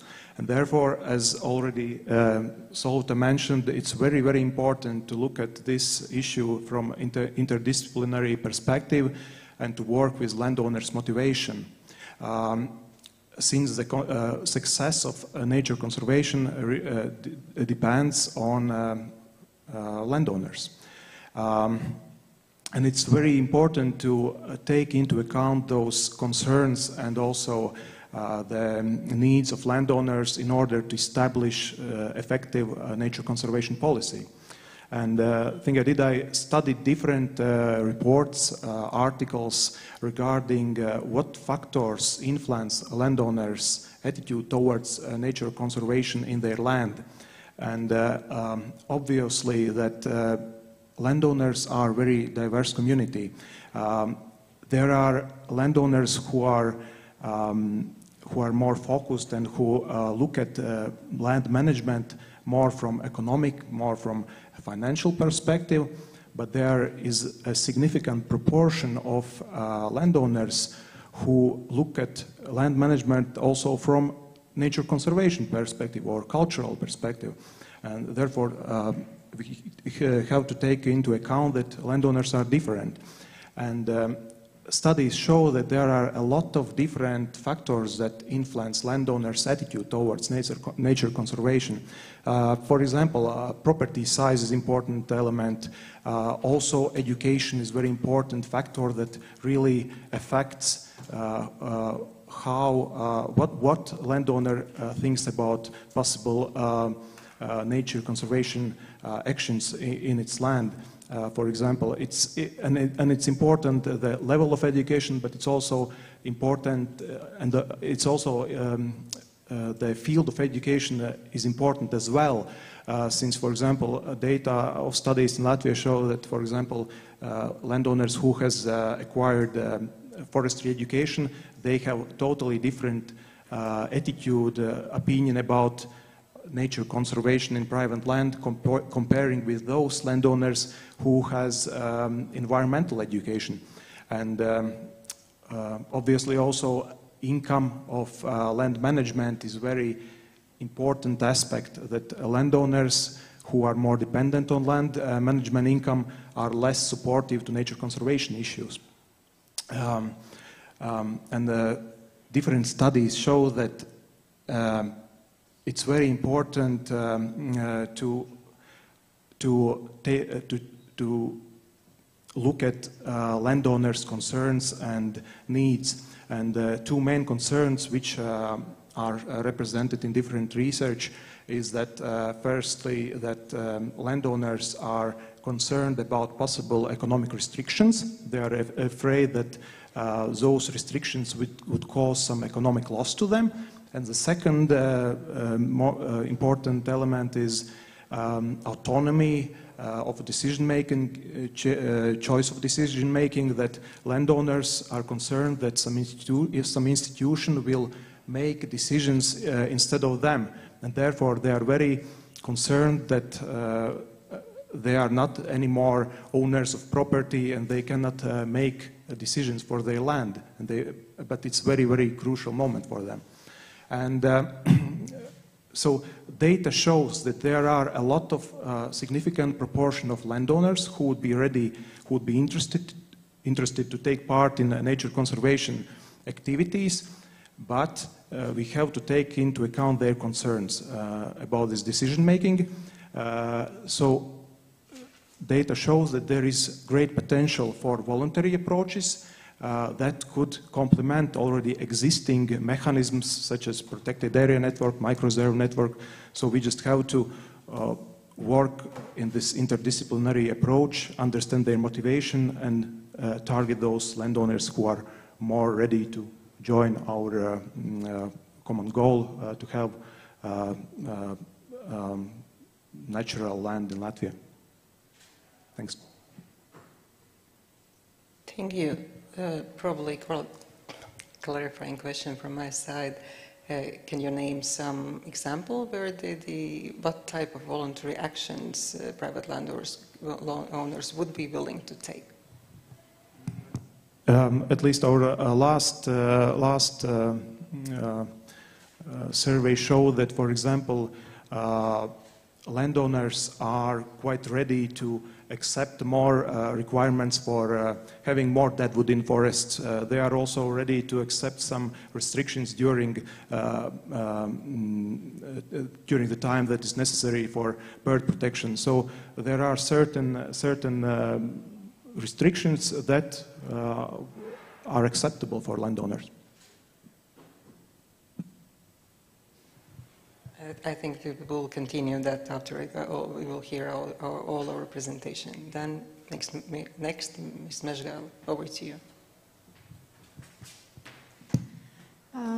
Good afternoon, everyone. I'm Anda Mezgaila, representing Vidzeme University of Applied Sciences, and today I would like introduce you a little bit with the topic private landowners as safeguards for the conservation of biological diversity and management of natural heritage in Natura 2000 territories.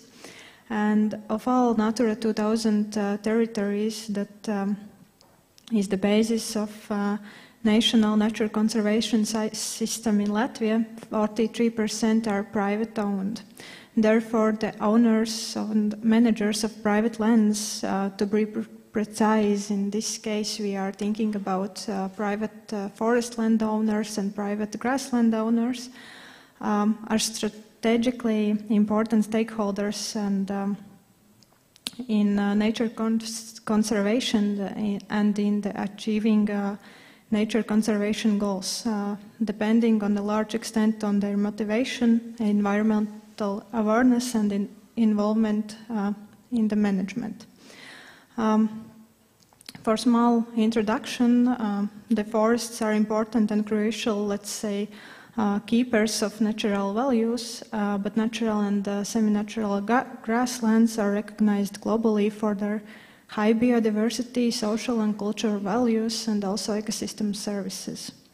The aim of our research was to obtain data on how private landowners and managers treat the natural values in their lands and conservation goals, not only in Natura 2000 territories, but as you heard before from my colleague, also the big part of grasslands and micro-reserves of forests are outside the Natura 2000 territories. To collect the data on private landowners' opinion about their motivation for being involved in nature conservation, to estimate how they value nature values among other values, and what they think about existing compensation mechanisms for unearned economic value, both online and paper questionnaire were used to reach a representative sample of landowners. Data were collected last year from July to December, and we collected together more than 1,000 answers. Research showed that 42% of all respondents have lands in specially protected areas, Natura 2000, national parks, biosphere reserves, and micro-reserves. If we are speaking about forest landowners, 72% consider that before doing any economical activities in forests, owners should be assured about the nature values in their forests, but only 40% know what to do and how to correctly manage these nature values. As the biggest encumbrance from restrictions on economical activities, forest landowners mentioned fully prohibition of economical activities, but the least one or most acceptable, as also my colleague mentioned before, was prohibition of economical activities in forests in the time of bird nesting. In turn, if we are speaking about grassland owners, 93% mentioned that they will continue to manage grasslands in a sustainable way also in the future. And 78% consider that grasslands provide wild plant diversity, rural landscape, and also a place for cultural values. Although 41% thought that other land uses are more profitable. And the biggest challenges for grassland owners are financial and technical support for management of grasslands, and they would like to have also consultations on the field to get know the real situation about their property, but also they would like it to receive them for free. Although results are still under detailed analysis, we could say that forest owners are less motivated than natural grassland owners regarding nature conservation activities, as the price of the economic value of the forest is likely to far exceed the number of compensation mechanisms. And integrated solutions for ensuring nature protection on private land must be continued to be sought, And the opinions of this research will provide an opportunity to create a clear and reasonable motivation system for private landowners, which balance the interests of conservation of natural values and economical development, should be understandable to everyone and would serve not only this but also next generations. Thank you. Thank you. One more, also the similar question than for the previous speaker. In the survey, whether there were possibility for respondents also to mention, enter free text and mention, but could also serve as a sort of motivation apart from financial incentive, but could serve as a motivation for them to do more for biodiversity conservation.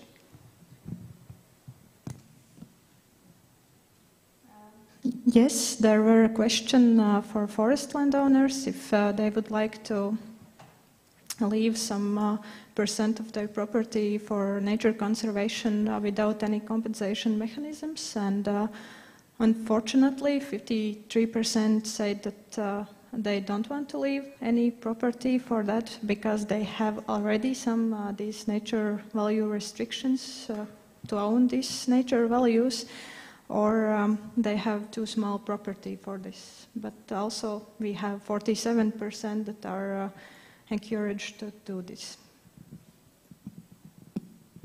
Thank you. That provides also some food for thought for the future.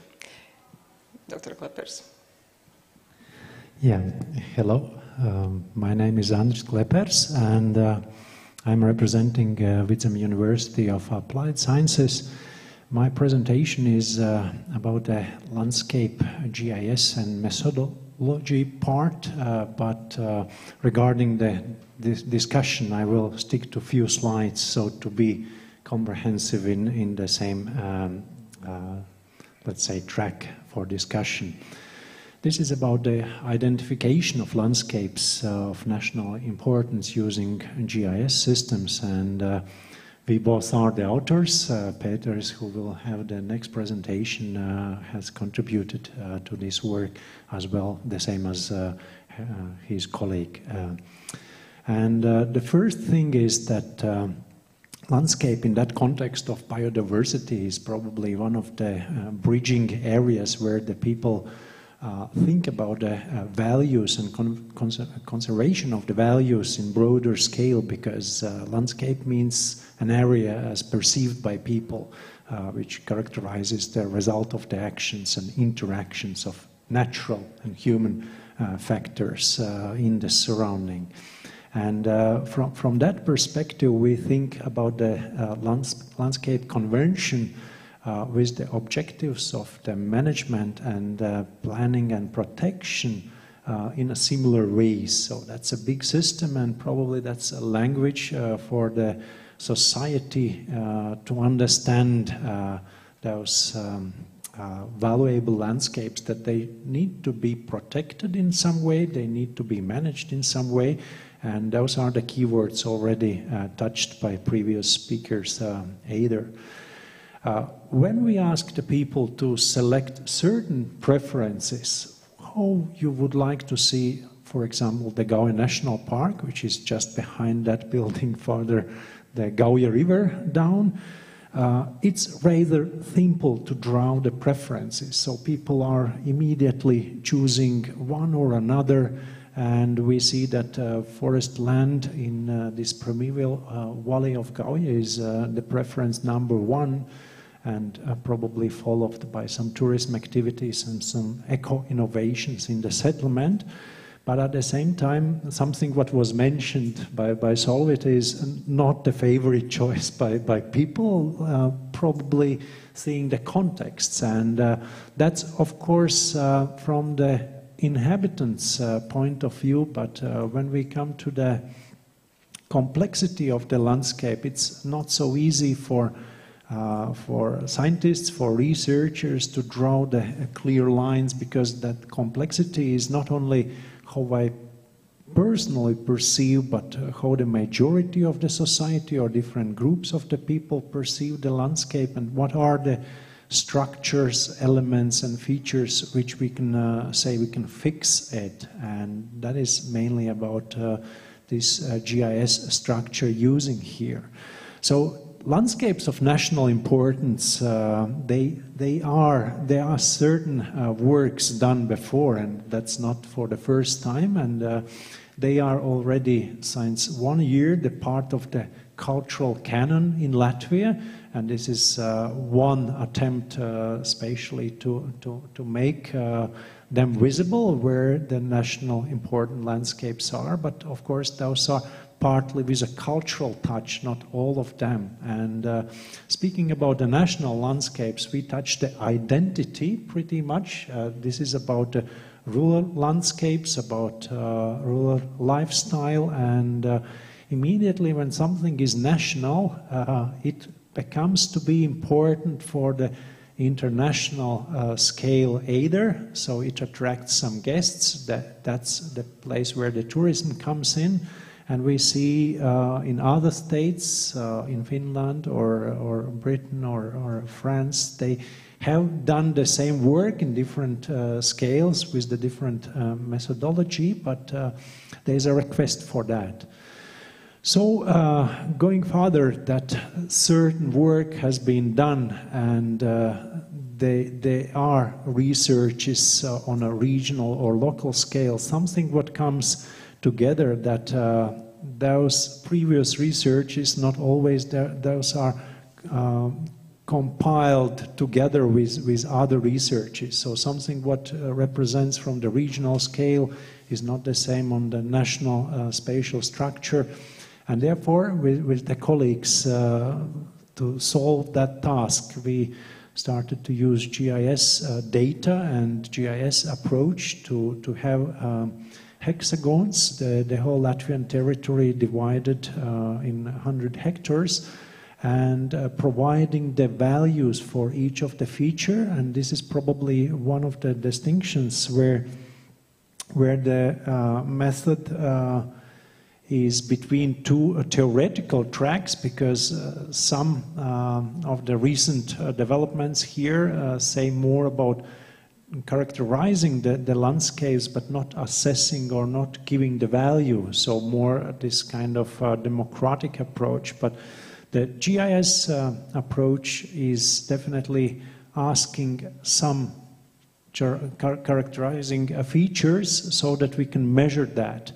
And using those criteria, we see that we can apply more precisely to the border edges of the national landscapes. We see that there is a request from cultural side, from nature conservation side, or from identity side, even the tourism side, for that work. And if I come to those criteria before the end of the presentation, they come from different areas, and we should think about the merge of this natural heritage, cultural heritage, identity, and the public involvement, let's say the perception of the society.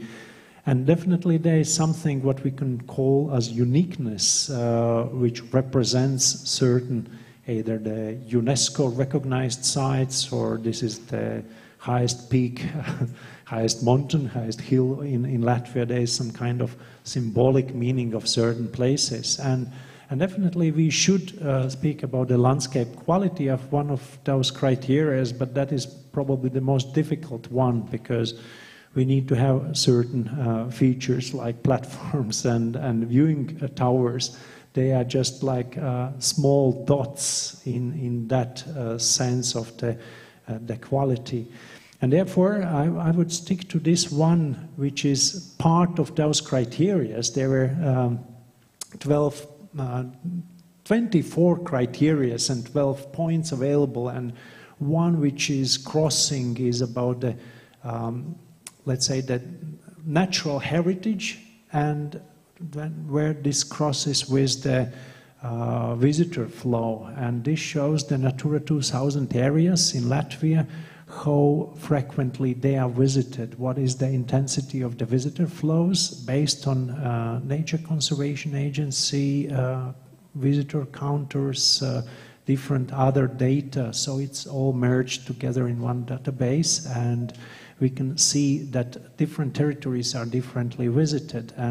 And of course, if I add more layers, and you can imagine all those 24 layers, we have managed them in a comprehensive way. We see how it goes together with the cultural heritage and more other aspects.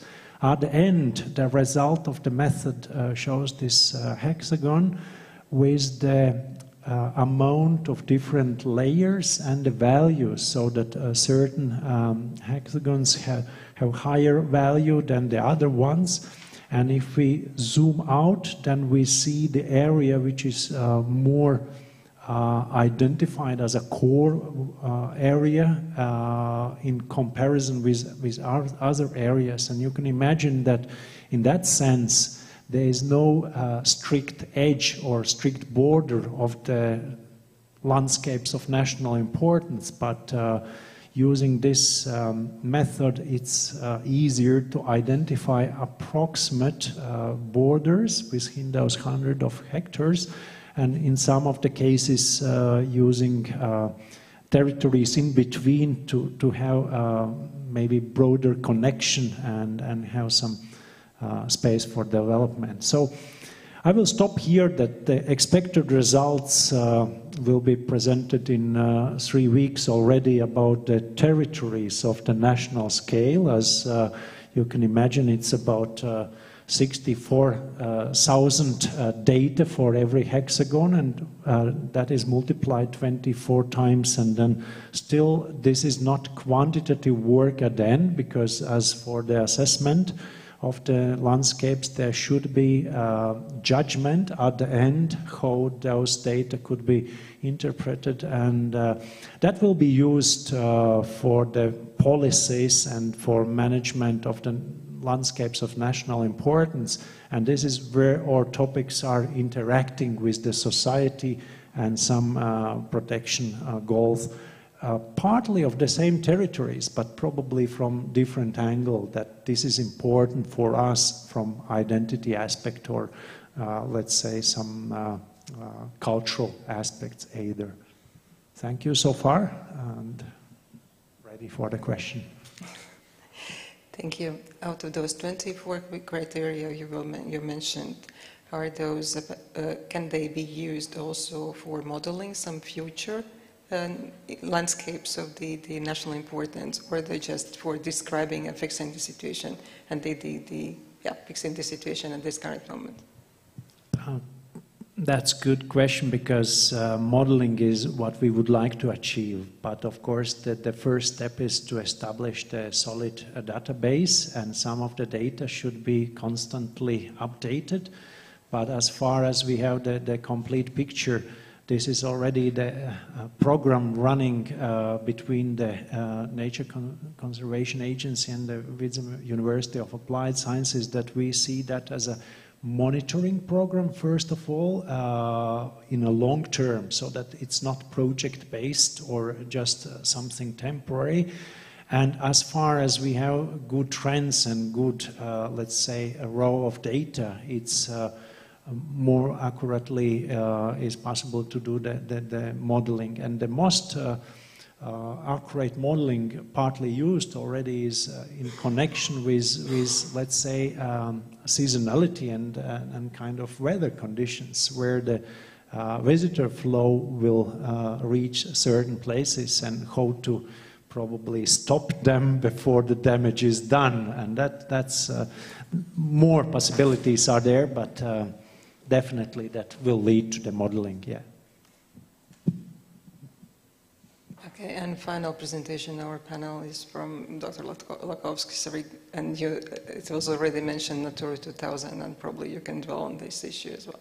Thank you. Good afternoon. I'm Peter Lakowskis from Institute of Agriculture Resource and Economics. So I will continue with landscapes topic.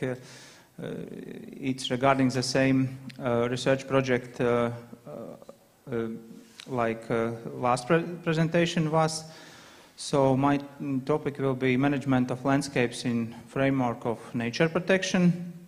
And here on the first slide on the right side you can see results from our public activity, My Unique Landscape, that as you can see there is a lot of blue color, it's mean sky and water a lot of, and we can conclude that for Latvian public very important is nature areas, and sometimes there is of course important cultural heritage, but mainly yes, it's nature areas.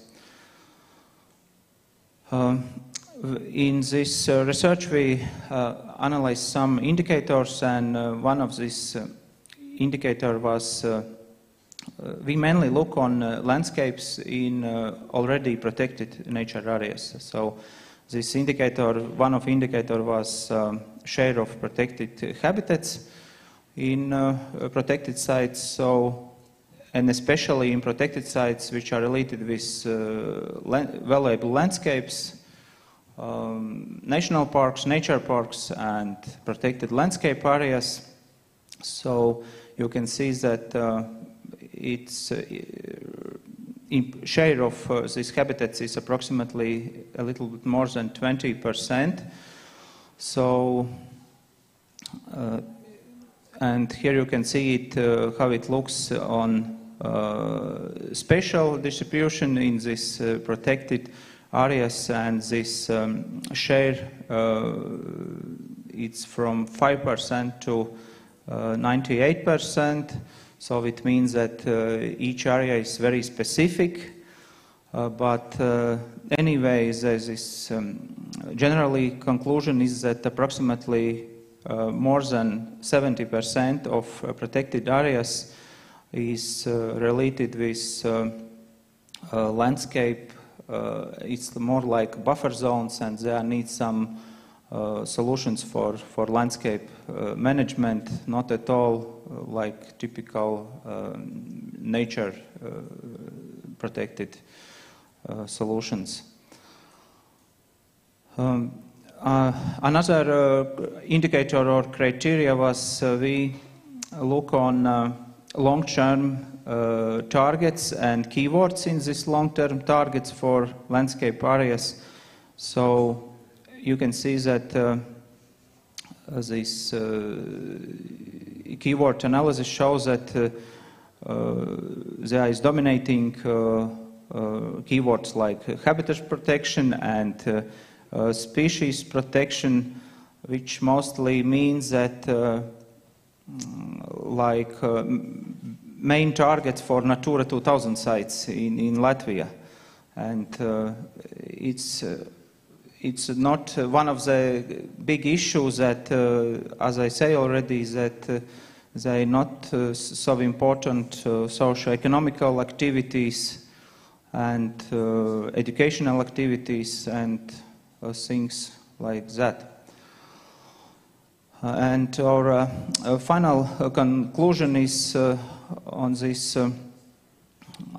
our research, which still continue, is that Natura 2000 network in Latvia should be improved not only by specifying the protected areas close to ecological network, but also more targeted of conditions for nature protection and for landscape management in the regulatory framework, because there is some issues regarding landscape management and site protection. And of course, important is improve spatial planning approaches for developing of ecological connectivity, or nowadays it's somewhere called green infrastructure. And regarding our today's session, I can conclude that the management of landscapes has a significant role and for improving biodiversity and of course contribute to nature conservation. Thank you. Thank you. I understood that in your study you focused mainly on the presence of the special protected habitats in the protected areas. Are you planning also to analyze the protected areas for, as a host where the habitats of protected species are? Because we're for the nature conservation, we're considering not only habitats but also species. Will you analyze also the presence of these species in the protected areas?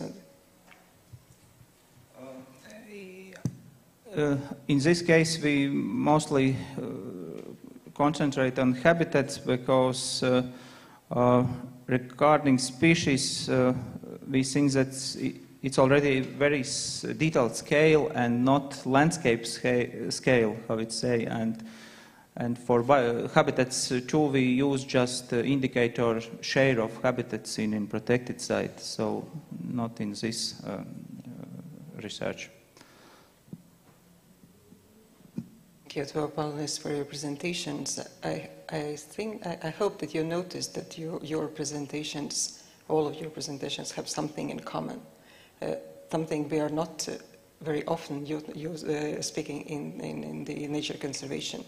First, all your presentations factor in people in the management of landscapes, in managing particular ecosystems, in providing services for biodiversity.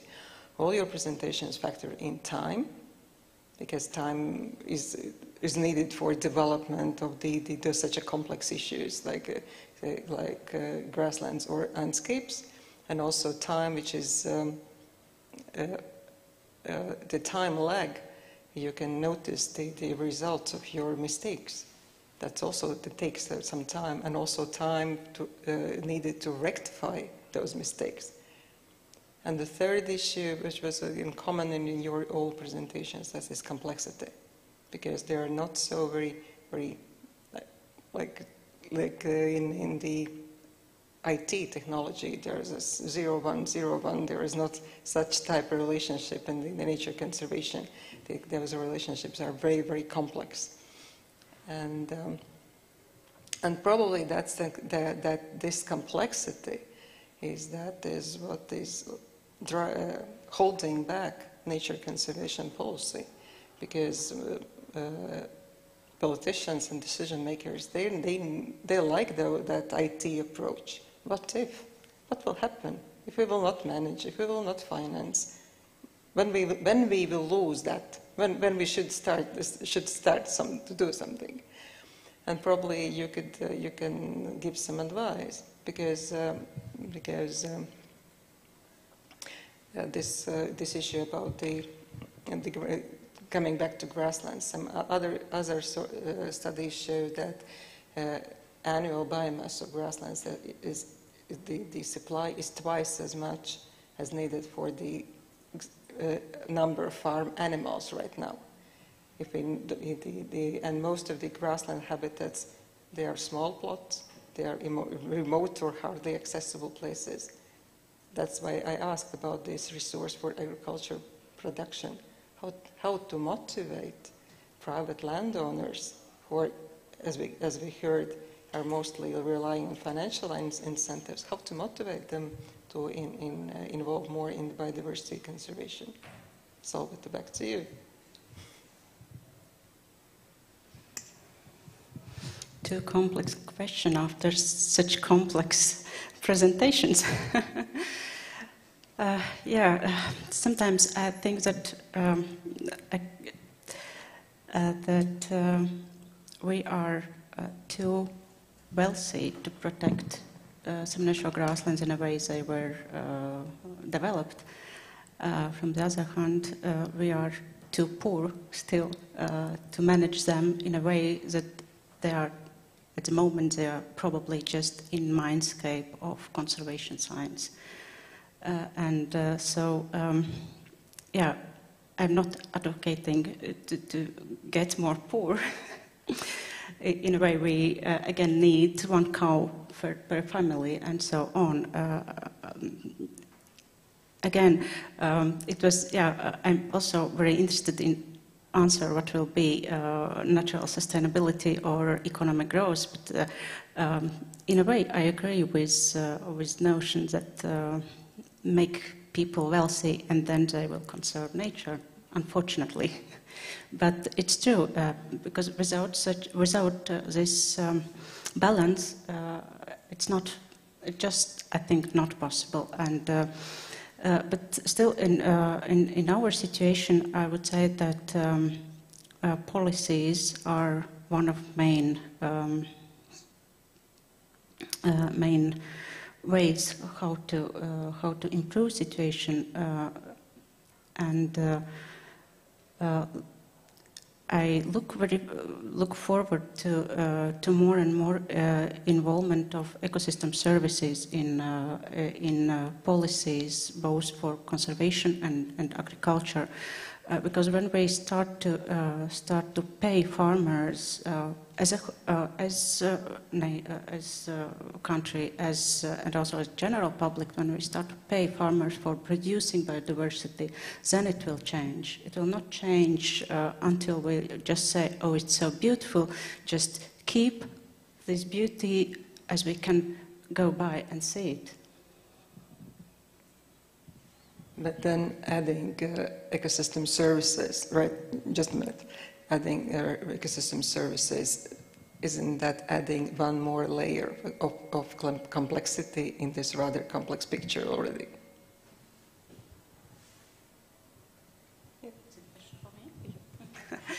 Yeah, but as you saw in our presentation, without seeing complexity, it doesn't mean that there is no complexity. You know, if we try not to see it, it still is here. So we have to deal with it, and probably yeah, what we lack at the moment is that actually, as I said in my presentation, we have good knowledge in ecology. And actually, with such knowledge, we could recreate any plot of land to be nice semi-natural grassland, but it's not enough. It's not enough, and we have to take one step and go inside this complexity in social ecological system, and not to try not to see it. 3 points to mention. I guess ecosystem services. We had one discussion recently about Riga forests, and they took that away because in that discussion they said if the decision maker understands why, that's not needed. But if they are in this growth mood that only boosts the economic thing, then probably this ecosystem service approach is some kind of bridge to have a dialogue, because it's not extreme from both sides. But if we are concerned that this is important, then this complexity is probably a bit too complex just to bring it in. From another side, I guess this, what Jirts mentioned is very important, that I see that some of the let's say landowners or some kind of alliances, agricultural alliances, they try to oversimplify the things, that we managers or we landowners and with the social sciences we split that group. We see that those are different groups. They never are homogeneous and never have been like that. The same for forest owners. And that makes the thing more complex, because the motivations are very different. Why the people keep it, either for the landscape purposes, maybe for one day in a year that they celebrate the Midsummer Eve there, and different other motivations, and some with them are not connected with money at all. I like that free initiative thing, that some other surveys, we are not finalizing them yet, but will come out after a month. They show that people are much more ready to invest their other sources than just the money to help for nature protection.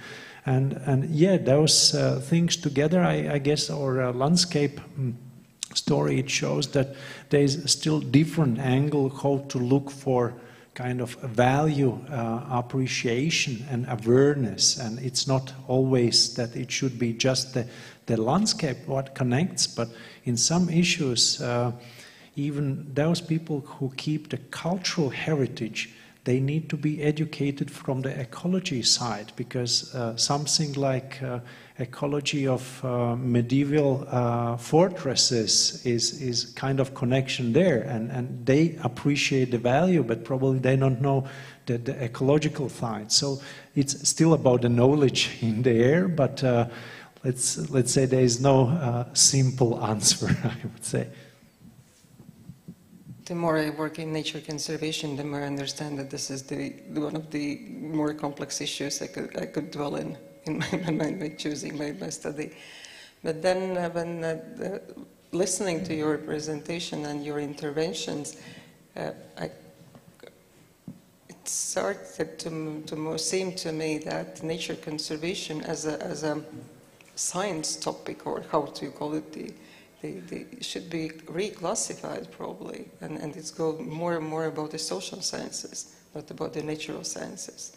Is it true? Because we all the time we're speaking about a clash of values on the management of the free will of the private owner, what to do with their land, how to manage the public good, which is located on that private land.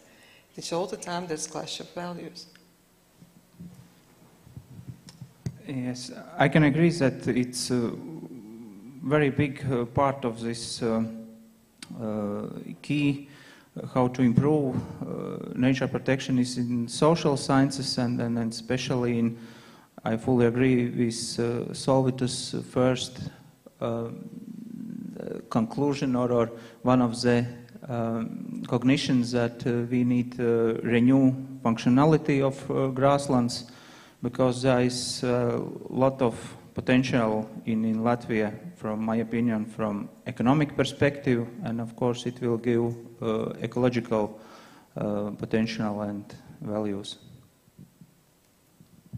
Very short comment on what you said. I guess knowledge of ecology should go in front, because when I'm from the social science, would be asked, what is the best method to use?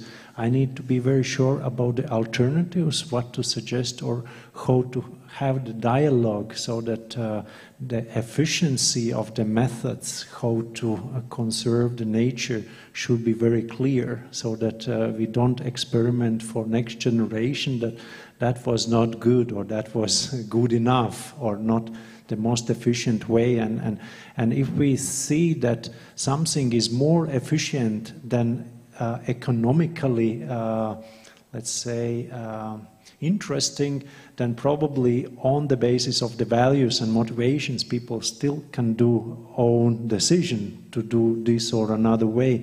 But I'm totally agreed that this should go more hand in hand, because protection of nature is about the people. We need to protect, or let's say manage together with the people. That's nothing new, I think. I wanted a little bit to add that different research shows that we always talk about nature conservation, about concerns, and we always talk about money, that if there will be more money, that everyone will be happy. But it's not only important moment in that. People recognize the necessity of consultations, and it's also, again, I say that there are quite a lot of landowners who would be ready to protect nature values, but efficient consultative support is important, and it's well represented in different studies. In the same time, people recognize that they need consultations, but when they're asked, do you know what is necessary for nature in your land, the majority says, yes, I totally know. But it's again a question about education, how those educations are integrated, what is taught about the environment in forestry education, and the opposite, what is taught about forestry practices in the environmental sector. And it's very important that both and the different education fields communicate and understand why one or another approach is chosen in certain situation, and this dialogue is necessary from both sides. Yes.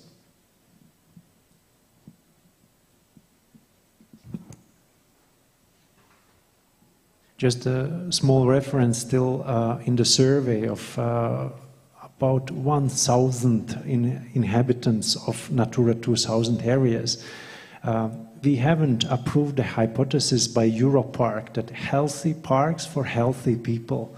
And that is something what Solvita mentioned, that this economic well-being of the people in the countryside, they put in the first-hand road damage or economic well-being, and they don't recognize that they can deal better than the other people living in pristine nature, that they can use this nature environment to do better with their health issues. So actually they refer to the national problems, and they are even more sharper in the living in the national park for majority. There is a tiny group which are totally the same as Europark let's say claims it, but it's still not the answer that let's boost just the economic growth, and then after 20 years let's look back how to put out of the ashes all the values which have remained.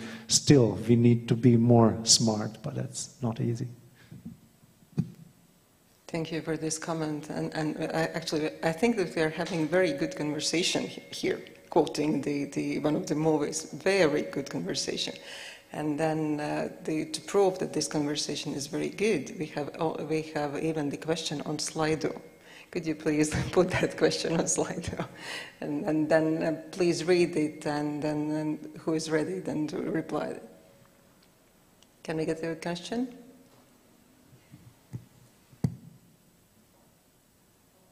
How could we motivate landowners to change their opinions toward nature protection? That is one question.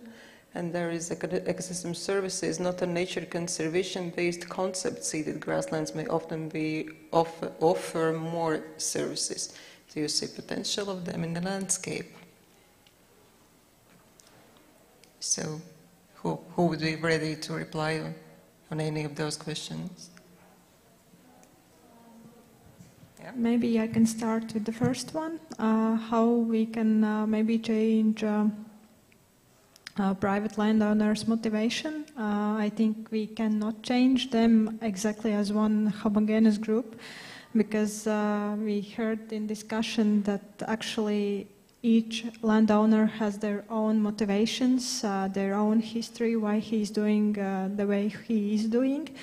And probably it's education, motivation, some seeing examples, but we can work on that. But I think, like, say, one right answer to this, there is no one right answer right now for that. That's right. I can continue. Yes, also a bit about landowners. I totally agree that it's not a homogeneous group, and we need several ways how to approach them. From my experience with some natural grassland owners, one issue that is also in this extinction vortex is education, and both professional and also general public. And when I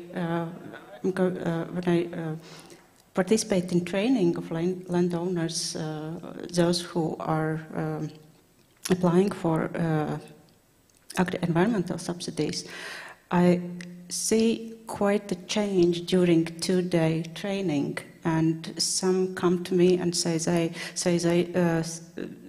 say that where you have been for so long time. If I knew these values I have in my grassland, I would not have plowed it. And actually, one thing is we can protect only what we know and only what we value. Otherwise, it will not work. Because it's plenty of examples when subsidies are even quite high, but no one is applying for them because just it's not their value.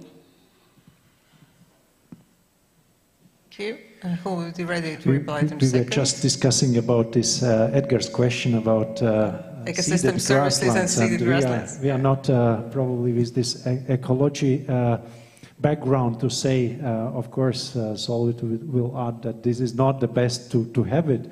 At the same time, from the landscape perspective, if we have the alternative to have some bushes there or let's say some overgrown lands, abandoned lands, then probably seeded grasslands are still the option for let's say lesser spotted eagle or something else, just from the biodiversity perspective. But that is what I mentioned about the ecological knowledge in the forefront, and then we can have a good discussion from this ecosystem services point of view, or the alternatives in those scenarios, what the landowner will do. And if they decide not for the semi-natural or not for this one, then what is the next step? And there are certain consequences, economic, but also biodiversity consequences. And it's good if we can speak about them in a good knowledge set. So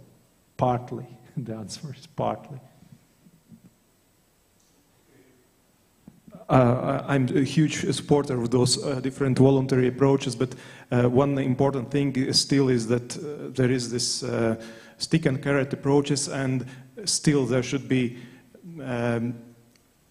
public funds should be spent for, I think now about, for example, common agricultural policy. They should be spent in a way that do not harm environment and that support biodiversity in our landscape. Therefore, the basic level should be that is supported from European and national funds should be in a way that doesn't harm natural values. So also the restricted, this regulatory approach is still actual. Okay, so Solvita? I can add to what Andres told. Actually, also as I'm nature conservationist, let's say, I still think that also seeded grasslands are needed. Actually, are needed to support a system where we can have also some natural grasslands. One is just because we still want to eat meat. Probably not all of us, but but still consumption of meat is quite high, and it's not a bad thing because we just created our big brain because of that. Don't forget our evolution. Of course, we cannot produce as much meat on some natural grasslands as on seeded grasslands, and it should not be also. I don't advocate to get back 100 years or 150 years ago and to have only some natural grasslands. And I think that in relation to this question, actually, it would be very nice to approach a bit this European Green Deal idea of having at least 10% of natural areas in each farmland, in each farm. I think we will not start the discussion on the European Green Deal, taking into account that you have about 10 minutes left. But then I think that we can agree that if we don't, if we can't have semi-natural grasslands, that at least seeded grasslands are better than bushes. But then probably in your research or your study, you have discovered more biodiversity features or landscape features which will support more biodiversity than other. At least when we are focusing on some development or some new legal acts or whatever, but on what landscape features we have to factor in more. Yeah, I should refer then to another research not presented today, but we did it with a colleague about the, let's say, farmsteads and the landscape elements in the farmsteads. And if we think about that, still about 10% of the population, about 8 maybe, are living in those landscape structures, the lonely staying farmsteads, then there are certain elements which are just part of this cultural heritage, and finding the connection that cultural heritage of having this traditional Latvian farm, which is partly now included in a cultural canon of Latvia, that there are certain landscape elements which are highly towards the biodiversity. And if people just like to have this idealistic landscape of this cultural heritage, they will do this partly on a voluntary side, because they run this as the ancestors have run, and they do certain things on their costs, not asking for that money. And of course, certain structures, they are losing the power. 29,000 abandoned farmsteads are right now in Latvia, and about 130,000 are inhabited. But something has changed in recent 2 years. So many of them, they have been bought again, and we don't know how the management will be run there. But if there is a kind of education from those landscape and cultural heritage side, they could be in favor for the biodiversity just per se, even not knowing that.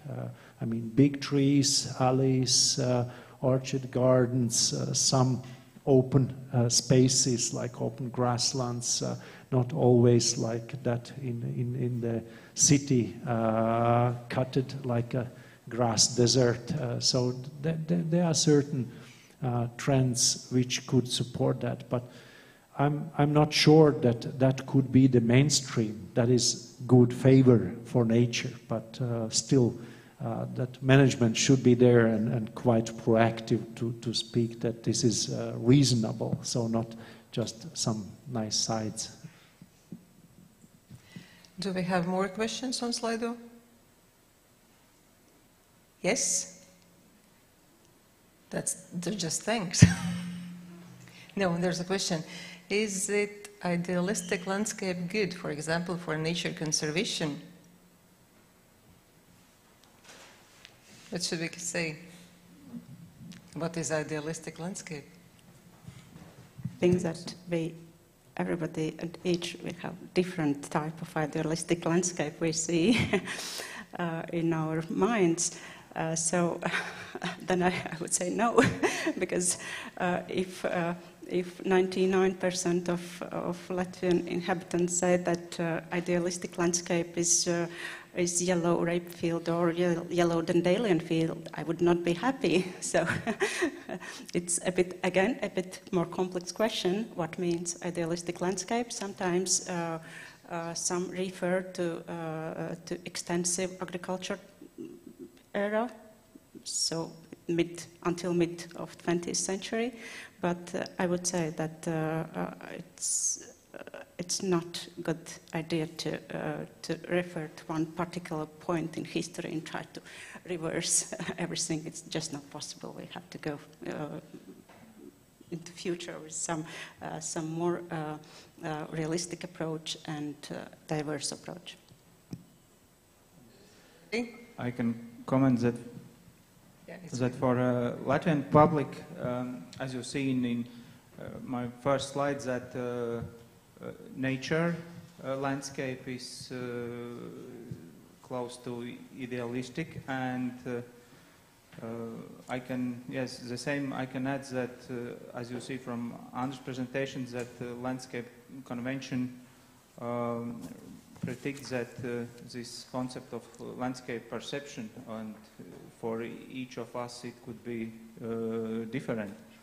But if I maybe on the other point comments that if it's good for nature protection, this idealistic landscape, for example, for Latvian typical with mosaic landscapes with grasslands, that my opinion is that yes, it's good for nature protection, and we need to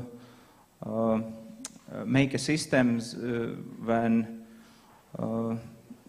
as we talked in before that in one session, that all local restaurants are preferred local sheep meat. I already think about dinner maybe. Okay. I need to add that part of our tradition, being Latvian, connected with identity, are pretty much relying on the natural, semi-natural grasslands, and part of our cultural traditions will be lost if we will not maintain them as a cultural landscape. So there's more connections, and I guess something is just in favor of the biodiversity, even not knowing that, and definitely that helps. So this more broader, more holistic approach is definitely there. And from the convention perspective of the landscapes, we speak about landscape quality. We are not trying to idealize them, because there is some kind of stereotypes behind as well. But as society, we agree on the common value, what is that quality of certain landscapes. And of course, among them, we can recognize that some are unique and some are typical, but we still try to reach that quality level, which is not abandoned or that is managed in the way as society agreed. So there will be some connections more. Thank you. Thank you very much for this conversation. I would say that we started, all the presentations and all our discussions were about the values. About the values that different people perceive, they see differently values of the landscape, of the grasslands, etc., etc. And then the next step, we should probably agree on a common values, how to drive a common sense and common value for all of those. And then I would like to thank all my these panelists, Solvita Rūsiņa, Jits Baranovskis, Anta Mežgāla, Andris Klepers, and Pēters Lakovskis. Thank you, our listeners. Thank you for the active questions in Slido. And we are very, very curious. Can we get the reply on the screen on that provocative question, please? Yes, we will get that Thank you very much. away. And then let me ask also for a round of applause to the panelists and moderator. Thank you. So the panel has reached the end, because everything has to end sooner or later, and the conference will also end pretty soon. So do we have the Slido wall? So where is it? Just a second. So here we have it. So maybe surprisingly, maybe not, the natural sustainability dominates here in this room. So maybe because of the, so many proponents of the sustainability are here, but maybe also because of the increased awareness of the society, and not only the society, of the global warming and the possible catastrophes that the Earth might face. With unresponsible use of the resources. So anyway, as we can see, these are the results. So the panelists, each of you will receive a diploma. So please do not leave. Please listen to the final remarks by me and Oskars, who will join me shortly. So just a few seconds. A few sentences on behalf of me here. So I think we had quite fruitful and productive discussion today. I have to know that this was probably one of the first conferences that was organized face-to-face in presence, after the restrictions were lifted, COVID restrictions here in Latvia. So I think that is also something that has to be noted, because we have to re-accommodate back, to normal life, and we have to hope that things will develop smoothly with the COVID-19, and that no new waves will come upon us in the autumn, but who knows? Let's hope. Anyway, so today I think we had indeed productive discussions. We started with the European university landscape on how things will develop up until 2030, so more or less 1 decade from now, and then we continued with the innovation societal challenges with tourism and innovation, and then we just concluded with the landscapes and biodiversity and the conservation of nature.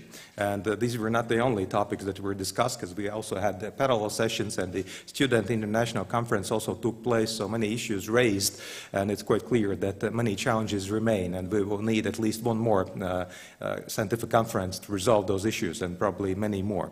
So I will most probably stop here, because it's already late, and I will hand over the floor to Oskars Java, who has been the driving force of the conference in many ways, and Oskars will conclude this endeavor. Oskars.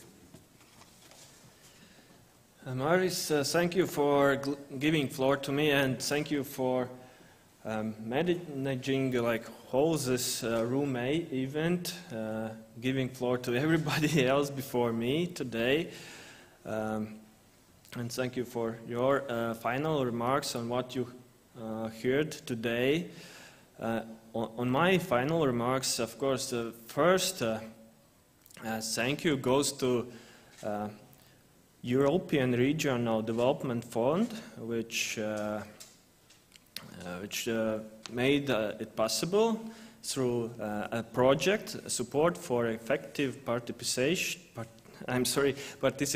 of Vidzeme University of Applied Sciences within the international scientific circles. And speaking of circles, research circles, we had one here today.